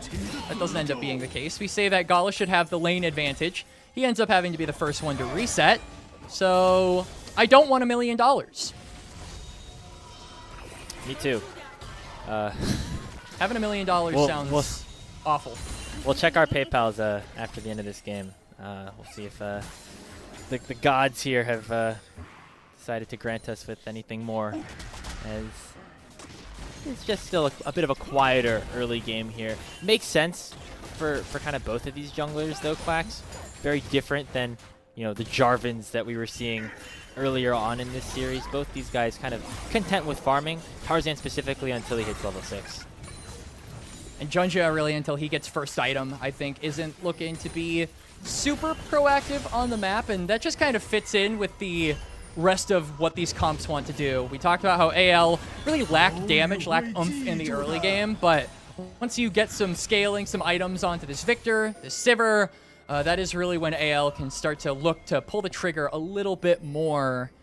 For JDG, I also kind of think that's the case. So I wouldn't be surprised if we are lacking in kills here in the early parts of game number 3. It is just a macro-oriented game, and I think if we're talking pure macro, we have seen the goods and the bads from both of these squads. But JDG in that game number 1 were so good at being able to play with side lane pressure and pull apart AL bit by bit. So if they can do that here in game number 3, it'll be really valuable for just giving them time to scale and giving them the resources they need. Junja snuck his way into the bottom lane, but the accelerated shock blast does not connect, so just going to be Ghost for exhaust once more, as the Jace will once again retreat to his second spawning of the Krugs. Dragon is available, and Tarzan looks like he wants to start it up. Maokai, with the help of the powered Bramble Smash damage to monsters, actually able to clear this out a little bit faster than you might think. JDG is going to have to try to find some answer to it before the objective just goes down. They know that Honky is going for a reset, so Annie won't be a factor, and this is just good timing here from Tarzan. Shanks will be the first mid laner back to the lane and can join up with the rest of his team if a fight does break out. But it looks like just lack of control on this bot side river is going to give AL over this dragon. Junja, though, has snuck into this bush and might be looking for Shanks. Shanks does have flash, though. He's going to step right into the Jace. So it's a flash thundering blow to send Shanks to Thunder Road. First blood picked up here for JDG as Honkyu able to get the credit there. Nicely played by the JDG mid jungle. I love that from Junja. Instec on the hammer smash. It's first blood over to them. Gala on the other end, though, was forced to flash away and is now just being zoned away from his own turret. So there will be resources lost here for the Ezreal in trade, but Junja is going to take advantage of that and take away a red buff. So it's just, you know, push, pull, action, reaction. Both of these teams playing a little bit of a game of chess here, it seems, with the macro grapes. And like we said in the early phases of this game where both squads lack damage, we would expect nothing less.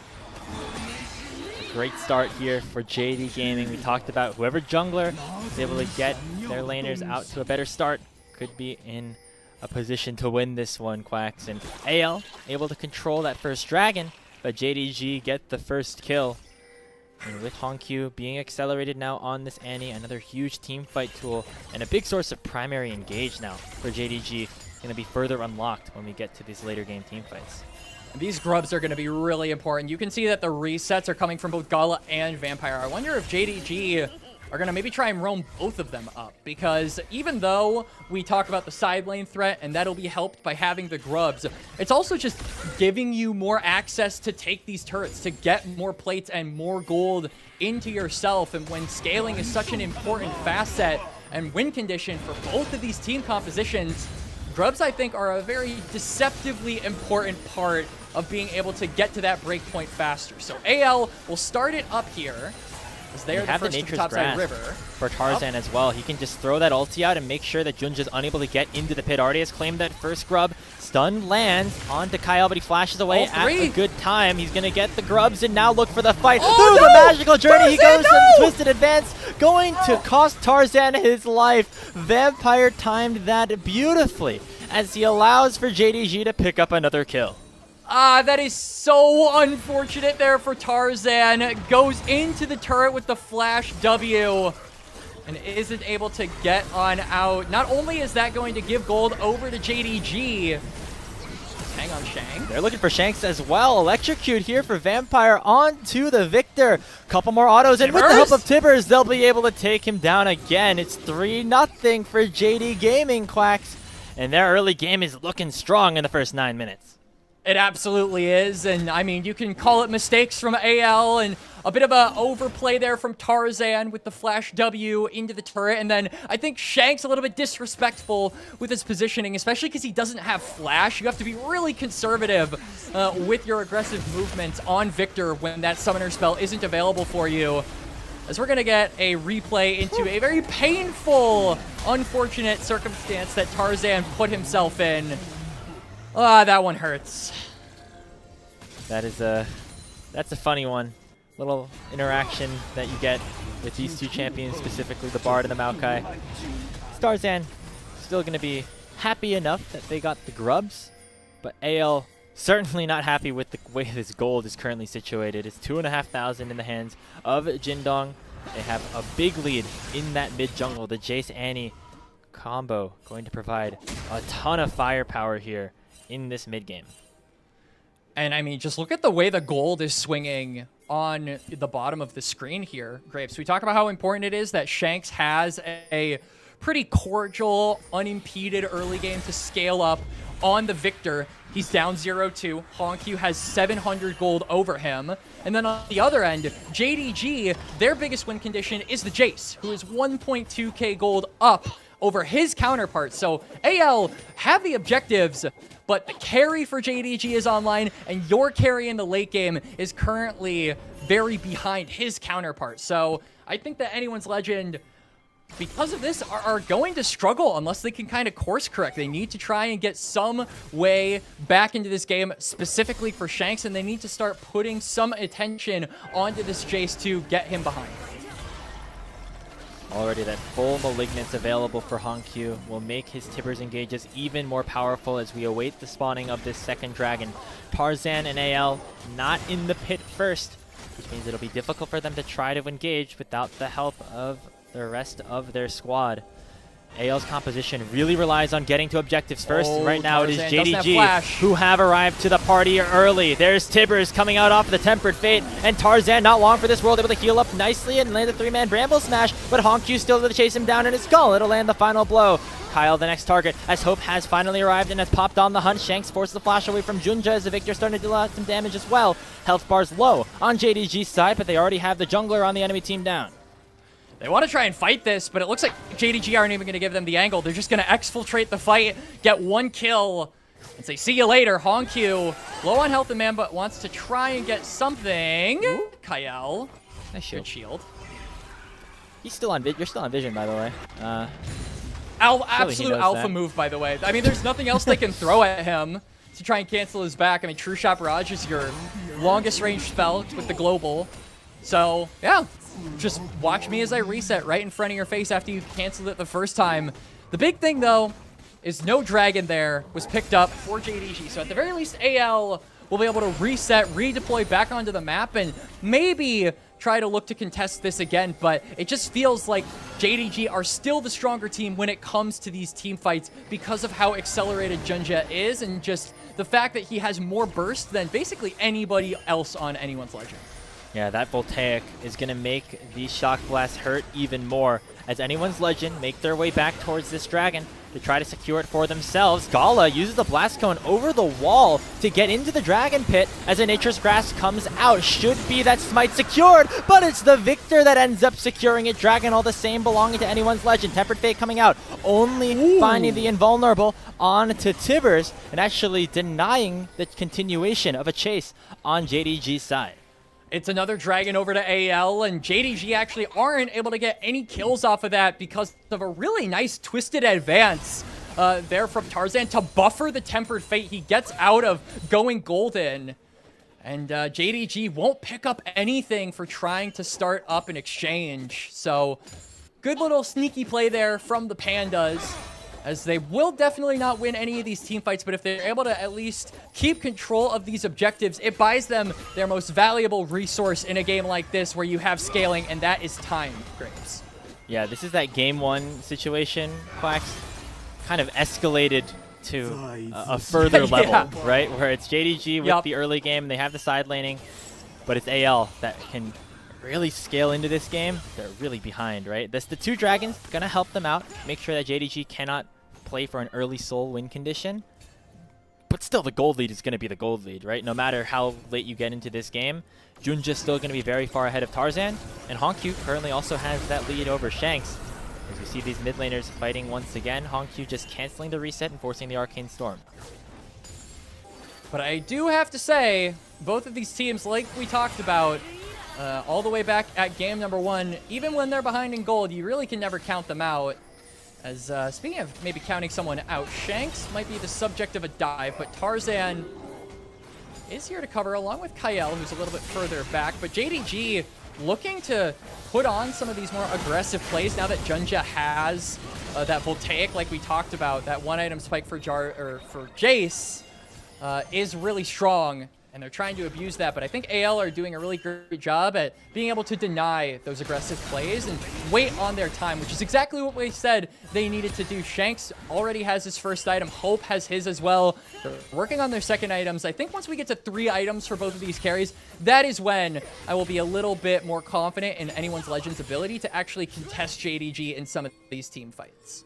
The question is, how much will AL have to give up until they hit those 3-item spikes? Breathe and Xiaoshu kind of just at a stalemate up in the top side, right? It's not really going to be one lane, laner breaking out one way or the other. Just some resets back and forth.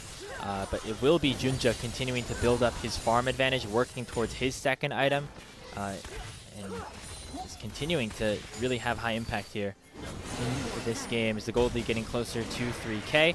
Junja now starting up this Rift Herald and should be able to take it without much of a contest.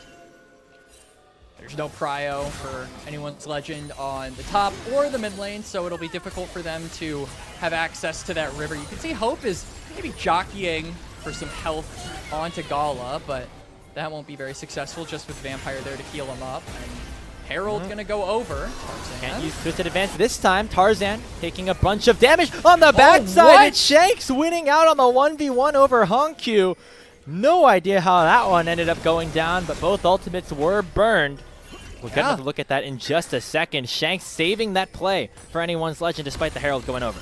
That is absolutely huge for Shanks. This gives him a way back into the game, and he gets the turret for himself. So a bunch of resources in terms of gold go over to the Victor, the late game scaler that we said needed to come online if AL wanted a chance against JDG. And yeah, just a replay here. So Tibbers gets used. Honkyu is just getting spaced, by the way. That is a suspect walk forward. Yeah, that is... I mean, once you use the Tibbers and you're not able to one-shot him, I really don't know about continuing that advance if you're Honkyu. So, AL get their first kill of the game, and it is on exactly who they were hoping for in the Victor. He'll continue to get his stacking going, working towards, of course, all those upgraded spells. Rocket Belt next up in his inventory. Not there just yet, though, but AL feel confident enough to step forward with this next dragon spawning in 30 seconds. I mean, if they could get 3 dragons, that really is going to stall this one out. That just means that they are, if they have a bad position for any Drake here on out, they are not forced into contesting it whatsoever. That gives them so much time to play around with. Even now, they wouldn't necessarily have to fight for it, but Tarzan's going deep again. And has that 2-man Nature's Grasp. He's a little bit separated from the rest of his team for now, and the Tempered Fate's going to stop Shanks on the backside. Kyle gets one shot by Honkyu, who finds him with the Tibbers, and now AL might be a bit over-indexed. They'll chase in onto Vampire. He'll be forced to use a Magical Journey. Tarzan with another flash. This time onto Honkyu, and Hope's able to finish the kill. Gala, the next target, as the Arcane Storm still providing value from the Death Chamber. Malignant's not going to kill the Sivir, as it's a double kill picked up for Hope once again. Tarzan chasing Vampire out, and anyone's Legend assuring themselves on the bottom side. They win out on the fight, and they will get control of this bot side river, especially with Maokai. Those saplings are so good at being able to zone away certain parts of the map, and so JDG will have no chance to contest this. We'll see respawns coming in for Junja. Vampire with the Magical Journey can maybe get him there a little bit faster if they had an opportunity to contest, but they won't have that at all.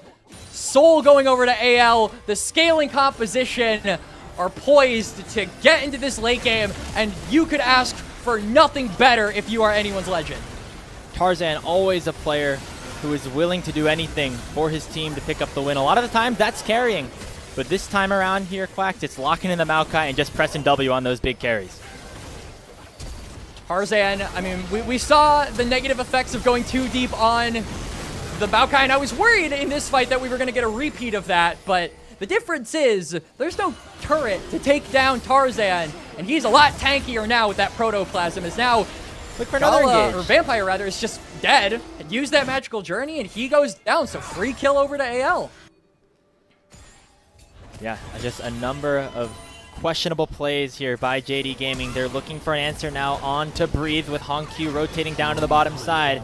Will be Xiaoshu flashing over the Dark Procession and with the Hyper Proc taking his first kill of the game. Response for anyone's Legend, though, will be in the mid lane, where they'll be able to take nearly all of this tier 1 tower.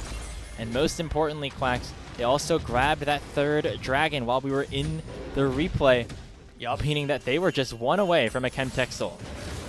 Soul Point and Chemtech Soul. We were talking about how evergreen Hextech Soul is and how it works for any composition. Chemtech Soul does not work for any composition, Crepes, but it really works for this one. You've got so much survivability as Tarzan. If you can pick this up, you've got so much sustained power on things like the Victor and the Sivir, who are already difficult to kill when the game kind of coasts toward that later stage. But then, on top of that, with Hextech Soul, it just means that you can dish out so much more damage with those extended plays. So this is a lovely soul for AL to just play their game, continue on the late game trend of domination. And I think JDG are really wishing that they were a bit more proactive early on in this game, because now it feels so difficult to overcome this 3-dragon advantage AL have built for themselves. I don't often like to quote the Jindong robot that we just saw in our lower third. Oh boy. But even though it's a 2,500 goldie for JDG, that robot thinks it's still a 60% chance that AL win this game. Goes to show the power of their composition, as the Herald has been charging into the mid lane, blocked by the Dark Procession, so they will not get any plates down. And that is just another nail in what could be an eventual coffin that JDG have, despite themselves having a big lead, especially on their top side. They're going to have to play smart. They're going to have to play with picks, and they're going to have to play with Xiaoshu at the helm. For anyone's Legend, they've locked themselves playoffs, but it is about assuring everyone that they are a legitimate threat going into playoffs, that they can be one of the top dogs in the LPL. And I think after their most recent series, we had a few concerns about it, Graves, right? They gave a game win over to EDG. It looked very likely that that could have turned into a series win, the first in the split for EDG, just based off of how close that third game was. So that was kind of a low point, and I think a lot of people didn't expect that AL would be able to get over that so quickly. And they had their struggles against LGD, they've had their struggles against JDG, but they have come out on top every single time. The consistency can be called into question, but the peaks of this team cannot be disputed, that they are one of the best teams in the LPL, and they're here to show it. And, you know, I think a big part of what has allowed for AL to kind of ascend to these newer heights is Hope down in the bottom lane. Remember that he was getting a lot of criticism earlier on in the season for just not being as good as some of the higher level AD carries that we have in the league, but really having a bit of a resurgence now in split number 3. Not only was he able to play on those weak sides like the mages earlier on in the split, now even on the Sivir, able to get a 1,500 gold lead over Gala and being the big carry right now on AL. Shanks forcing away JD Gaming as they wait for this dragon to spawn in 40 seconds. Will be the soul for AL if they can pick it up. All right, the big thing that I call attention to for the side of JDG, it's 3 items for Junjie. He's got the Voltaic, but he's also got the Bastion Breaker, newly buffed, and the Serpent's Fang. So 3 lethality items are here for the Jace. And we'll have to see if that is able to actually get onto the backline, because that is going to tickle Tarzan, that is going to tickle Breathe with the assistance, especially from this Karma, providing all the shields that they could ever need. So it is up to the JDG jungler, the man in the hot seat for this team, to really provide that damage. Dragon has spawned. JDG has control of the river, but Tarzan's going in! A twisted advance, but he gets locked down, forces the protoplasm harness already, but Junja gonna be focused down by Breathe, who arrives at the teleport and will destroy the likes of JD Gaming. Double kill for Hope, make it a triple as Gala will go down, and anyone's Legend establish themselves once more and will claim the Chemtech Soul. And it's going to be Xiaoshu noping out of that fight before he could go down. Soul acquired. AL with the Chemtech Dragon. And now Xiaoshu is on the top side. But these death timers are starting to get pretty long, Graves. So Baron will be their natural next target. And Xiaoshu might come before that. We'll see how quickly this Gnar can run away, or how much AL want to index towards him. He's still exhausted at this point, but can get himself up to Mega Gnar sooner rather than only later half. with There's teleports teleports coming in. through. Honkyu joining the fray, but Junja and Gala are still very far. The Baron will go down. How long can JDG keep AL in this pit? Tibbers comes out, finds 2 members, and Hope is assassinated. It's the big carry for anyone's Legend. Now down as the shutdown goes over to the Gnar. It'll be Tarzan also falling, but the Baron belonging to anyone's Legend. They'll give the kill over likely to Xiaoshu. Nice stun. But the shielding actually keeping Tarzan alive for a long time. This Maokai actually going to survive. Soul, by and the he way! blocks the protoplasm harness and is going to re-engage. Finds the root onto Xiaoshu. Shanks takes down the Jace on the other side. And anyone's Legend punish JDG for trying to contest the Baron. Breathe flashes forward. Will try to take down his opposing top laner. The Gnar's on the run, has a lethal tempo stack, but Shanks is there to finish it off. A double kill for the victor, and another win for AL. And Tarzan is unkillable. Chemtech Soul on the Maokai, and this man cannot die. Stalls out the fight in time for the rest of AL to redeploy onto the map to take the fight to JDG. And that fight comes in the form of Shanks. A rough early game, a 0-2 start, be damned. He is now 6-3, 3,000 gold up over Honkyu. And AL have officially scaled into the late stages of this match, Grapes. You thought that maybe JD Gaming would have been able to punish the taking of the Baron after what we saw Hope get hit by a ton of damage by Honkyu, and you can see the damage that even still Junja can put onto him with this 3-item Jace.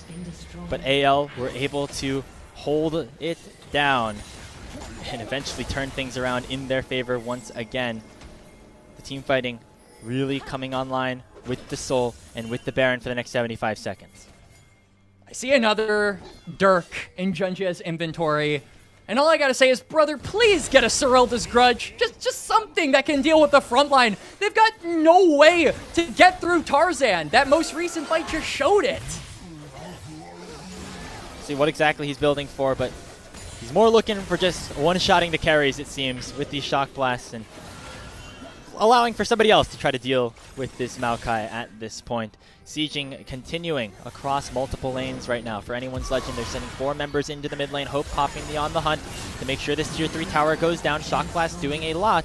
But remember, with the advanced healing, as well as with Kyle having these shields on the Karma, not going to matter too much after a couple of seconds here, as everyone else will be back healthy to try to siege this tier 2 down bottom. Matrix Grasp coming out, gonna find the root onto Xiaoshu. Mikhail will cleanse him away. Vampire gonna be the target. The Tempered Fate finds 2, but already it's the Bard going down. Tibbers will lock down a couple, but Honkyu is now no match to Shanks, who has a massive Arcane Storm in the base of JD Gaming. It'll be the tier 3 tower taken on the bottom lane, and still a 3v5 on the map for the next 20 seconds. They've got teleports. I mean, they are just looking to get their health bars back up. AL are going to look for a final push here. It is 3v5, and JDG just don't have the damage, Grapes. Xiaoshu now Minion going to be very difficult for him to have an impact. In goes Junja, but it will be a futile effort. Gala and Xiaoshu on the flanks, but it'll be anyone's Legend bursting into the base, taking down the Nexus, and picking up another series win over JDG.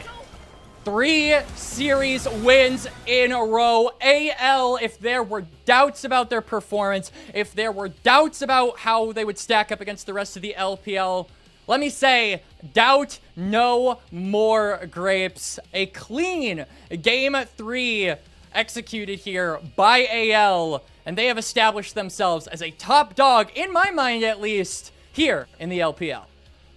Regaining control of that top 2 spot, especially with the loss of top esports. JD Gaming have their win streak snapped at 4. They'll try to rebound on Sunday up against Thunder Talk, but for now, things not looking as good. Or sorry, LGD, I should say. AL play Thunder Talk tomorrow. Things looking not as good for JD Gaming, as they just got outscaled in that one here, Quacks. We were doubting the Maokai pickup, ended up being huge for controlling these dragons, getting themselves out to that early objective lead, and then taking over in the team fights. Absolutely. I mean, Tarzan, you know, you're allowed 1 fluke with the Twisted Advance going into the turret, but after that, he said, all right, I'm locked in. And every single play from there on out, I think, was made in a way to get AL closer to that late game. And that's exactly what they did, controlling the Dragons, getting control of the Soul, and outscaling JDG, like you said. But I gotta give a little bit of criticism over to Jindong Gaming here for game number 3, because that Victor was the main source of damage from AL come later on into this match, Grapes. And Hongq died to him for no reason and just set off a chain reaction that, frankly, the rest of Jindong Gaming were not able to actually stop. So that's like my light little bit of criticism over to JDG. I think for the most part, this is a case where AL played well rather than JDG playing bad. But how that Victor got off to a rough start was immediately undone. They immediately undid all of their work to put the Victor behind by Hongq overextending himself one time. So that's what I have to say about the matter. It was a tough one down there for Hongq. Trying to continue that 1v1 kill onto Shanks didn't end up paying off. I think you could give the player of the game to Tarzan, but my player of the series certainly going towards the AL mid laner. Shanks having a great performance and just another chapter into just the matchups that we have in the mid lane currently in the LPL. I think a lot of people would clearly say that Knight is the best player in the league, best player in mid lane specifically. But then there's a lot of people kind of contesting for that second spot. It really has historically been Cream, Shanks, and Hongq kind of as those three. And it was Shanks that had the better of Hongq today. It was. I think that Shanks was allowed to play his style and was just able to basically have the game warped around him. I think that we talk about Tarzan's proactivity, we talk about his ability to influence the lane, but as we said in the draft of game number 3, Grapes, I mean, the biggest person that benefited from Tarzan's playstyle was Shanks, and I think that you can also give that attitude and that opinion over to JDG as well, because I think that Hongq was really set up for success by Junja in game number 1 of this series as well. So really think that the mid lane pool, as you are saying, is hotly contesting that silver medal here in the LPL. Knight, obviously, I would agree with you, taking that gold medal, 5 stars on that guy. But Shanks is making a good case for the second best mid laner here in the LPL, and I kind of hope he continues to keep running through this league for the remainder of the regular season, because like we said, not only do we want to see anyone's legend be there as a top team in the LPL, we want to see them just be strong once the playoffs come through, contest some of these top teams, and be capable of going all the way, because I think it has been a long time coming. I think AL have been denied that international appearance in 2026, and performances like this I think will certainly get them to Worlds and will make them a very deadly team once we start coasting onto those best of fives. Yeah, once AL get to the World Championships, back to the international stage, things have worked well for them, at least when you go towards last year at MSI and the World Championships. Let's take a look at our updated standings now that AL have taken this win. I think crucially as well here, Quacks, this secures WE that spot in the top 4, at least for a little bit longer, as JDG end up moving down to 5-5. It does, and I think WE and JDG now are probably going to be the teams that vie for that 4th place spot, as there is a somewhat large gap between 5th place and 6th place downward. EDG obviously locked in to 8th place, so that's not going to change. LGD and Thunder Talk are likely going to be going through the 6th and 7th place. Get your 6-7 means out of the way here and now. We had to sneak at least one of them in, Grapes. Yeah, that matchup at the bubble going to be very crucial for deciding who exactly ends up getting into that playoff spot automatically and who is headed over to Knight's rivals. I think also important to note, anyone's legend, at least for the moment, going to be in first place based off of game score, just barely having that edge over Billy Gaming. Of course, we do have potential for things to swing as we head towards tomorrow's matchups, specifically BLG taking on WE. Could allow some of the standings to kind of go back into certain directions if BLG is able to get that win. But we could reflect back onto this game once more, Quacks. It was really a Shanks-dominated performance, over 1,000 damage per minute on the Victor, even after he died 2 times in the early game. it was such a brutal early game for Shanks. And I mean, just the perseverance to come back in this game, still dish out that damage, and be a really effective source of damage for AL. Really got to highlight him for being able to overcome such a rough start to game number 3. And again, I'll keep saying it, but I just kind of feel like when it comes to the Victor's redemption here in this third game, Grapes, it was off the back of JDG making mistakes. It was off of the back of Honkyu overestimating his capabilities on the Annie and just allowing for Victor a way back into the game, because after he got that kill, he got a turret and was able to just kind of rip through the health bars of JDG from then on. So one mistake against this AL comp, one mistake against this AL mid laner, and suddenly the game was just completely flipped on its head. Yeah, just a couple of positioning errors from Honkyu. In this decisive matchup, we talked about him having a great game 1 in terms of controlling zones. Well, zone control was the name of the game for anyone's Legend when they had this Maokai and Victor around these neutral objectives. This teleport from Breathe was massive in taking down Junja, and of course the Arcane Storm doing the rest afterwards. Hope also having a very good game on the Sivir, I might add, as AL kind of firing on all cylinders over these last couple of matches. We mentioned it in the pre-show, but it didn't really come up throughout the rest of the games, as I think a lot of the attention that we had was more toward the top side of these teams. But that's exactly the point when it comes to anyone's Legend. A large portion, or a large reason, I should say, of the capabilities of their top side is due to the fact that Hope is comfortable weak-siding, comfortable 1v2ing, comfortable letting Kyle roam around the map and affect that top side that is much more volatile. So didn't really get to shout out Hope too much in this best of 3, but I do think he had a really key role on AL and their win in this series, as he does in every single one of the AL series. I think his weak side capabilities are really a star key component of his gameplay, and it showed here today, and that was obvious because there was a lack of us talking about it. Yeah, when you're not talking about Hope on AL side, that kind of generally means good things are happening across the rest of the map. And he's been able to play that weak side role. That sounds so toxic, but it's no, not. but really, like, a lot of the time, he ends up falling behind. I feel like you could say a similar thing to like what Viper has been doing on BLG. AL trying to match that style to a certain degree on Hope's end, much like they were able to do in previous iterations of this squad. Obviously, a slightly different roster for AL with Breathe in instead of Flandre, but it feels like the identity of this team largely the same. Big playing around the jungle support in Tarzan and Kyle, and having Hope being more on that weak side. I do think, though, that Breathe has brought a little bit more firepower over to AL. One of the biggest criticisms of Flandre on AL is that you kind of play through mid-jungle, and if that doesn't work, good luck, have fun.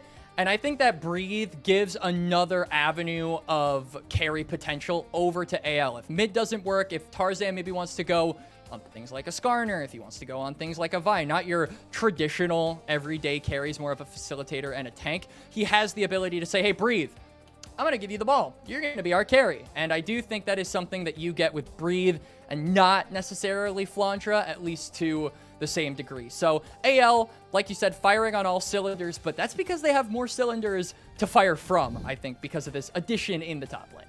Yeah, we talked about how that was potentially going to be the case with Breathe coming in, and as the season has gone on, we've seen this player become more and more comfortable with his role on anyone's Legend and how he can sync up with the rest of his new teammates, and that's a good sign, as last time around definitely got really abused by Xiaoshu up on the top side. Player of the game, not to Tarzan, but instead to Shanks. I think once you look at the damage numbers, you can kind of give him a little bit more credit on that, and so well deserved. 37% of the team's damage, by the way, is absolutely crazy, especially when you factor in how this guy started and how rough of a game he was having in the opening minutes of Game 3. It's a really big redemption game there from Shanks to get himself his second player of the game. So I think 2 player of the games in both of their wins gives us a foregone conclusion on who is going to get player of the series, Grapes. Yeah, you'd imagine it goes towards the AL mid laner again. Has there ever been a case where that wasn't... Has there ever been a situation where that wasn't the case, by the way? Where you win both player of the games in your wins and then don't get player of the series? Not to my knowledge that I've experienced, but yeah, we'd have to go back One and of these look at days all that'll the be data. really funny if that does happen. We'll be real confused. It looked like a bit of a contested result, though, down there. It seemed like some votes were going towards Tarzan, some towards some other positions. And so, yeah, we'll eventually get the crowning of Shanks as that player of the match. I think overall for AL, that is a good sign. You know, Tarzan was dominating a lot of those POG votes for the majority of the early parts of the split, so seeing some other players step up, obviously going to be a good sign. And it could have been no one else. 2 player of the games, player of the match will go over to Shanks. Well deserved for a really big pop-off. Lock and Victor game, and even the Cassiopeia game, I feel like he was contesting Honkyu a lot of the times, just until Honkyu was able to have more agency in those team fights. With those walls in particular, that was really the big difference maker in game number 1. And you know what I think it is, Grapes? Shanks was having some issues with his audio in the pause for game number 1, and then he goes on to win both games, or goes on to win games 2 and 3, gets player of the game for both and player of the series. So maybe if you're the subject of a pause, you're just overpowered. You get like a little buff. Don't encourage them. There's been too many pauses this week in Suzhou, so hopefully that doesn't end up happening the rest of the weekend here as we get the highlight roll in for Shanks, as anyone's legend end up going up to 8-2 with this 2-1 win over JD Gaming, and for the moment putting themselves in first place in the standings. But that's going to do it for us here on the desk for this 3-series day on LPL English. Speaking of 3-series days, that's exactly where we will end up tomorrow, as finally we'll kick things off with the home team LNG getting a game in their stadium against NIP. We'll follow that up with Thunder Talk against AL, and then BLG taking on Team WE, as Billy looks to reestablish themselves at the top of the Group Ascend standings. Before we head out, we want to give a big shout out to the entirety of our crew, and also to you guys, our Elite Coffee supporters, Aaron Soup, Mung, Gelati, and Andrea Duran. Their pledged financial contributions help level up the broadcast and give back to the cast and crew who strive to give you an English LPL product every day. Big shout out to everybody on our broadcast squad here for the evening. Of course, we had Rooted and K-Man here for our last series, and then Quacks, you as well on my side. Ice Fire Ride here on the production desk, and also to our entire mods and socials team. Final score here, once again, anyone's legend getting the 2-1 victory over JD Gaming. On behalf of all of us here on LPL English, my name has been Grapes. Thank you so much for watching, and we will see you all tomorrow for more LPL.